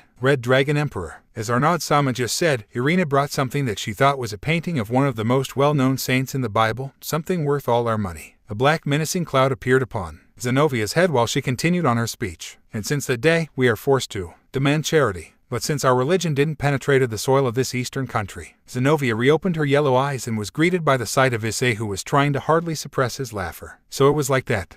After the encounter with the exorcists, Issei brought them to a random family restaurant. The three of them were more than delighted, to the point that Issei was somehow embarrassed by the way they were reaction to the sight of just simple food. Thanks, Issei-kun. Without you we would be dead. Arnaud thanked continuously Issei while bowing his head uncontrollably. Red Dr. Zenovia couldn't finish her sentence before being interrupted by the secretary. If it's not too much, can't you just call me by my name when we're on places like this? People would find us suspicious if you keep calling me Dragon Emperor or Heavenly Dragon. Alright, Issei Hyoudou, I wanted to ask what those two are doing here. Referring to those two were Kaneko Taoju and Kiba Yuyudo. Issei told them to come with him before he brought the exorcists on the restaurant. I have a proposition for you. Arnaud lifted his head up and asked while still eating. So you didn't came alone to help us? That's right, I thought that ... if it was alright to destroy those Excaliburs. Irina narrowed a little her eyes and answered the question while being a little uneasy. The Vatican directly sent us here to retrieve the swords, and if destroying them was the only option, then yes, we were told to destroy them. After all, it was better than letting Cockabille use them. But I have a question, Issei-kun, why would those devils come to our aid? Because one of them is the only survivor from the Holy Sword Project. Kiba answered immediately Arnaud's question. The latter widened his eyes and intently looked the Devil's Knight. Arnaud-sama, accepting the help of a devil is a little. Yeah, Arnaud-kun, it's against our teachings. I will ask the two of you. Do you really think that we can survive if we initiate an assault against a Cotter-class fallen angel? I don't know about you, but I'm sure that we wouldn't make it against someone who potentially have the power of a seraph. That's right, but, Irina, I think that it's right if we think about it. Even with Arnaud-sama, it would be really hard to come back alive, let alone retrieve the swords. But I have a question though. I was told back on the church that no one made it alive from that incident. You dare call that an incident? Kiba, calm down. Kiba-kun, I don't know what really happened in that institute, but those research on holy swords wielders showed results, and it was thanks to that both me and Zenovia can wield Excalibur. You know, when Irina said that with her usual cheerful manner of speaking, Kiba's eyes instantly showed the anger he felt just by hearing the mere words of the exorcist. Arnaud, on the other hand, sent a worried look towards Kiba. Or she's just that dumb. Irina, don't say that. But Arnaud-kun, just don't. Kiba-kun, I'm sorry for what my partner just said. If it's fine with you and if it can lessen your hate towards Excalibur or the church, then please help us. Ah yes, and I believe that one of those who created that project has alienated himself with the Grigori and is beside Cockabille at the moment. Who? The infamous archbishop who was charged with heresy and was banished from the church after the project. He's titled as the Balba Galilei. That, so I can reach that person. Finally, from our side, we were well. Kiba was attacked by the former priest, or exiled exorcist. I suppose that he's well known from the church. He's freed. He's currently working under Cockabille as well. Freed Zelzen. Yeah, he's well known. He was a genius who became an exorcist very early. He was extremely talented and was famous as being one of the most promising warriors at the church. He killed numerous devils and vampires as well as evil beasts who menaced humans. But at the no before he was kicked out from the church, he began to kill even his mission's partners, whether because of them being weak or they were slowing him down, and or just for the sake of killing some time. Disgusting. I believe that he was wielding Excalibur when he attacked me, though I'm not sure of it, but I'm certain that it was a holy sword. So he became a holy sword wielder at that. Balba Galilei has certainly something to do with that if he's really under Cockabeel too, after all is the one who was the responsible of that project, then his knowledge of Excalibur may be that vast that he could have made Free be able to wield it. Then if that's everything, we accept your help Issei-kun as well as Kiba-kun and Midget-chan cough cough. Or Nod-kun or Nod-sama. Don't call me Midget-chan. I don't think that he can hear you though, Issei said while looking at the blonde-haired church's agent whose consciousness already left before he continued. Well then, I guess that's all. We will try to find Cockabeel and of course we will contact you if something happens. Alright, and thanks for the food. It was delicious. Nodding, Issei stood up and exited the restaurant before Kiba and Kaneko followed him out. Thanks Issei-kun. Hyoudou-senpai, Issei-senpai. Do you mind if we team up the three of us each night for the next days in order to find Cockabeel? I mean that ... it would be dangerous if we were going to face fallen angels or stray priests, let alone Cockabeel alone. I'm okay with it. After the trio separated themselves, Issei walked home while Kaneko headed towards one of her contractors, and Kiba surely went to search for Cockabeel hoping to find Balba Galilei instead. 3 days went like that, without finding any clue about Cockabeel potential hideout or about the location of Excalibur's fragments. For those 3 days, Kaneko, Issei and Kiba went together every day after school and regrouped in the park before they went around Kuoh, looking for any pist who may lead the trio towards their main target, the Cockabeel. Kiba and Kaneko dressed in a white cloth much like the one Zenovia and Irina were wearing, while Issei used one of his senjutsu tricks to change slightly his appearance and wore something like a priest uniform. The idea came from Kaneko, who much at the surprise of the two boys who found that surprising that Kaneko was able to think so far ahead. And for the 3 days they went all around Kuoh trying to fulfill their objective. The trio of exorcists consisting of Arnaud Pendragon, Irina Shidou and Zenovia didn't found anything too. Issei told Tiamat to still be on alert while she stayed at Riaz's place. Even if he knew that Cockabeel could be dumb enough to assault the two heiress with the presence of the at their side, still it was better than nothing, so he let his own familiar play the role of the scarecrow. Of course he hid the fact that he found Kiba and was seeing him every day with Kaneko from Riaz, even if he hates hiding the truth from her because she was genuinely worried about the whereabouts of her precious knight, but he couldn't afford to let her know, not before Kiba settled his revenge against those who stole the lives of his numerous comrades. Those who sacrificed themselves in order to let Kiba flee from that hellhole deserved to be avenged. Even Issei thought that revenge may not be the best solution to deliver someone's heart from the chains that forcefully shackling it, but at the exact moment, everyone felt that it was a necessary sin to let Kiba get his vendetta against the church. Looks like even today we will not find nothing, said the figure who were wearing the white cloth. It was Kiba, while he was rolling a silver fake rosario that he was supposedly be wearing as a necklace around his index finger. Beside him Kaneko, who also wore the same cloth as Kiba, said in a monotonous voice, "Even the senjutsu technique that Issei-senpai taught me didn't show any result. I was able to detect Hyoudou-senpai before because I was already familiar with his aura before. You trained that skill like 4 hours if I remember. You're far from knowing how to use it properly." Kaneko blushed a little from Issei's remark, but it wasn't visible because of the cloth that hid her face pretty well.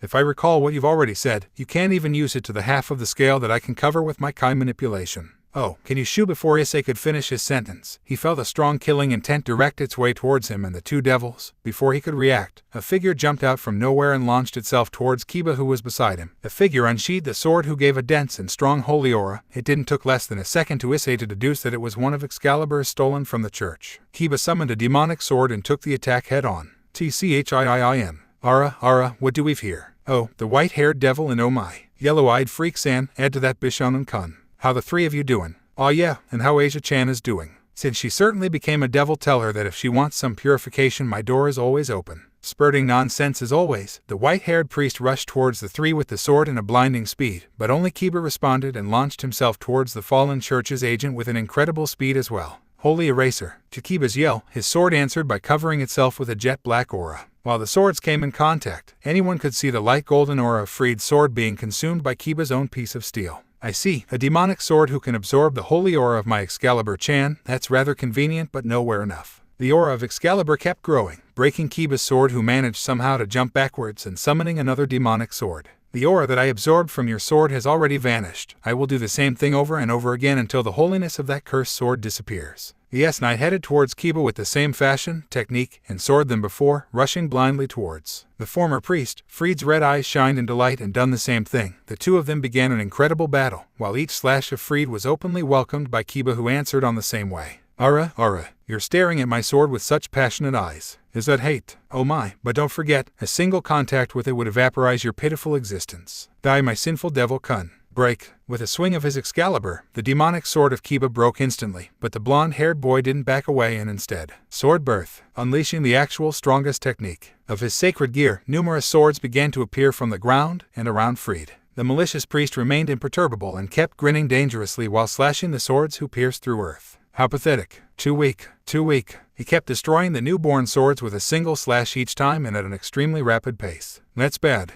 Issei cried, knowing that Kiba wouldn't be able to dodge the final slash of Fried, who just finished defending against the Sacred Gear's move. Kiba didn't have time to dodge the incoming blow of Fried, but pierce. Issei arrived just between them and was pierced by Fried's sword right on the shoulder even while wearing his red tauki. Being pierced by Excalibur was inevitable. After all, his tauki wasn't an impenetrable defense. Issei-kun, Kiba cried while Issei's reddish blood was dripping on his face. If he didn't appear between the two, Kiba would have become a headless devil, while the knight just deduced that the result of his selfishness could have erased his existence before he could even accomplish his revenge. Nervousness began to gain him, but the gauntlet on his left hand roar echoed throughout the area. Issei touched lightly Kiba on his shoulder and said, "That's a gift for you, get rid of that psychopath." Hearing his companion's request, Kiba seemed to be brought back to reality, and somehow that made his nerves severely calm down.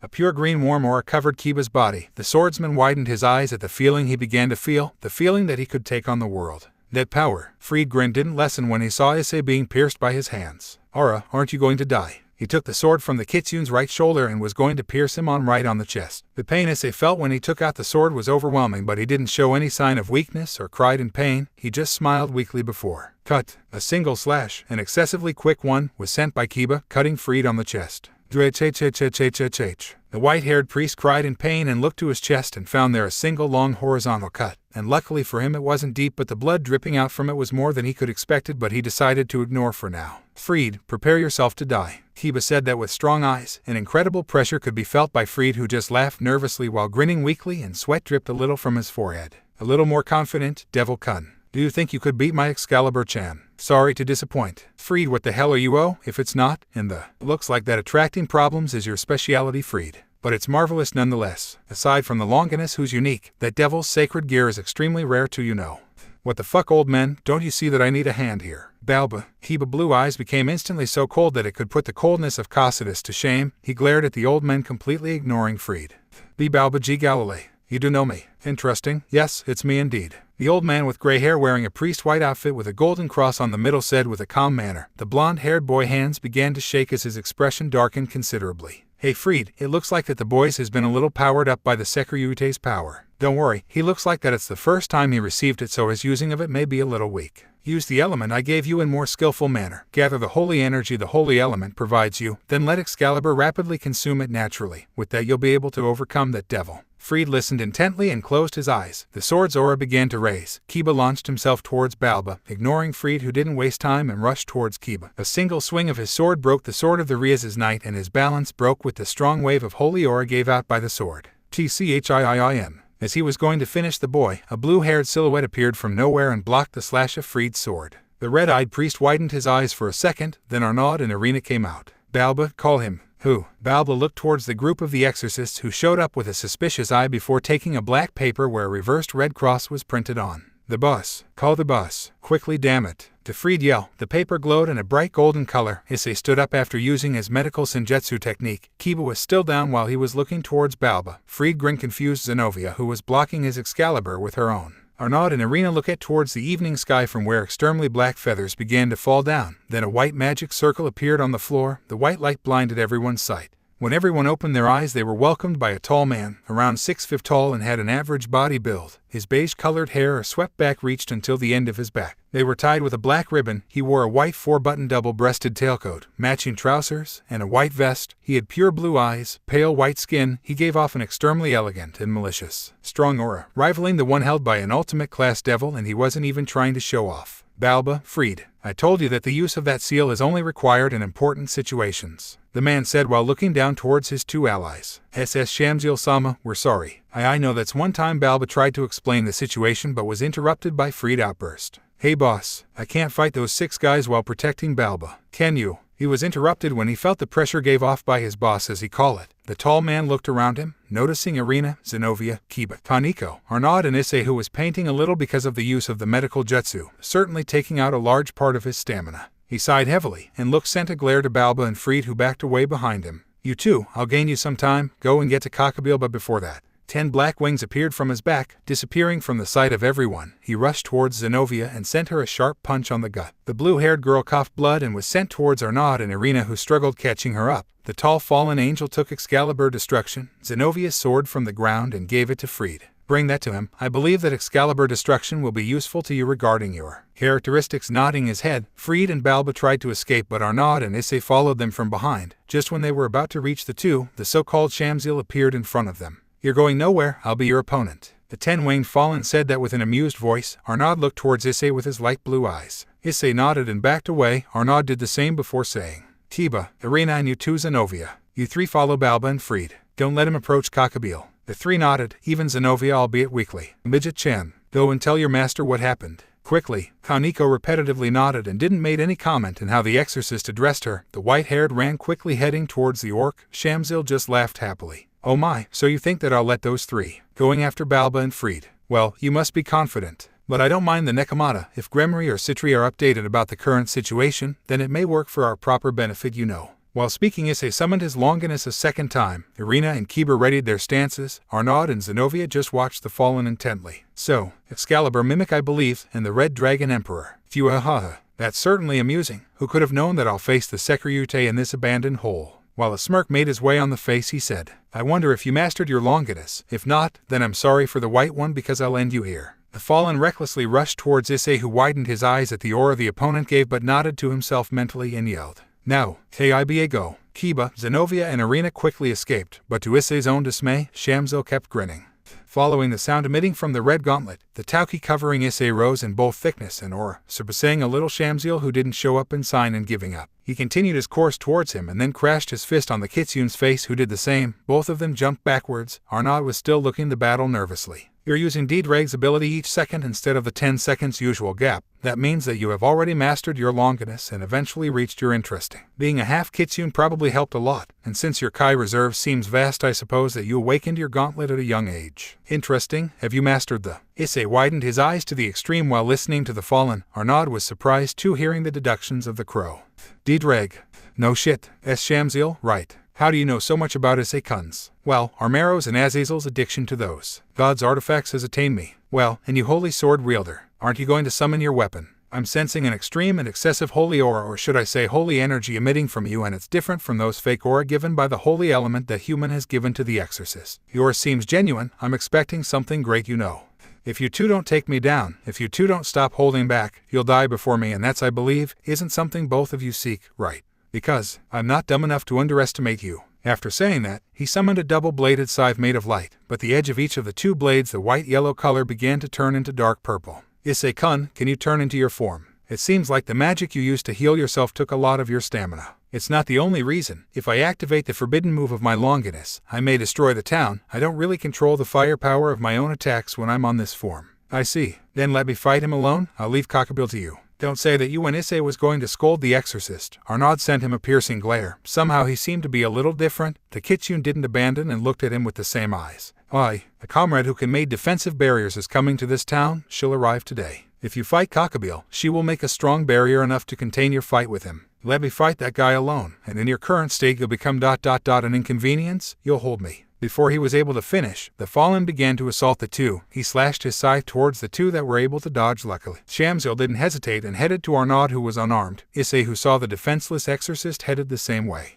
While boosting his own powers, his speed grew and managed somehow to reach the two. Take this. A red ball of aura formed on Issei's palm and sent it towards Shamsil. When it arrived near him, the ball turned gigantic and was about to hit the fallen, but used his other hand to create a spear of light he sent flying towards the orb. As the two attacks collided, it blended the three of them, but when it faded, Shamsil was the first to move. He used his scythe to cut one of Issei's arms, but the Kitsune wasn't reckless enough to try and take the hit even with his Tauki.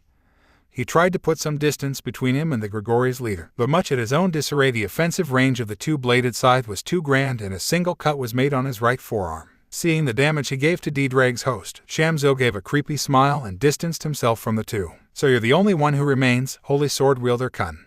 Issei coughed a mouthful of blood. Arnaud looked towards him in shock, but when the Kitsune held his right arm, the exorcist looked towards the former angel and asked, Poison? Yes, looks like you found out. Well, it's not really hard to deduce, judging by the damage the Sekyryute took. What did you do to him? Do you know why I fell? Lust, like all the previous leaders. Oh, are you telling me that all the leaders fell because of that? Don't be stupid. It's not because the governor fell because of breasts or whatever it was that every subordinate of his is in the same situation. The fallen made a small cut on his hand using the scythe, and the blood dripping from the wound was mixture of blue and purple. You know, I was known in heaven ... The due to my name, I was an angel who represented the power held by the sun, the stars. I guarded the Garden of Eden after Adam and Eve were expelled. Well, I fell because of 2 reasons. The first one is my own greed. The excessive love of a person made me fall. I still remember her. She loved the 4th heaven. She also loved the flowers that I made grew in there. Issei-kun, are you alright? Cough cough, that thing is cough pain fuga.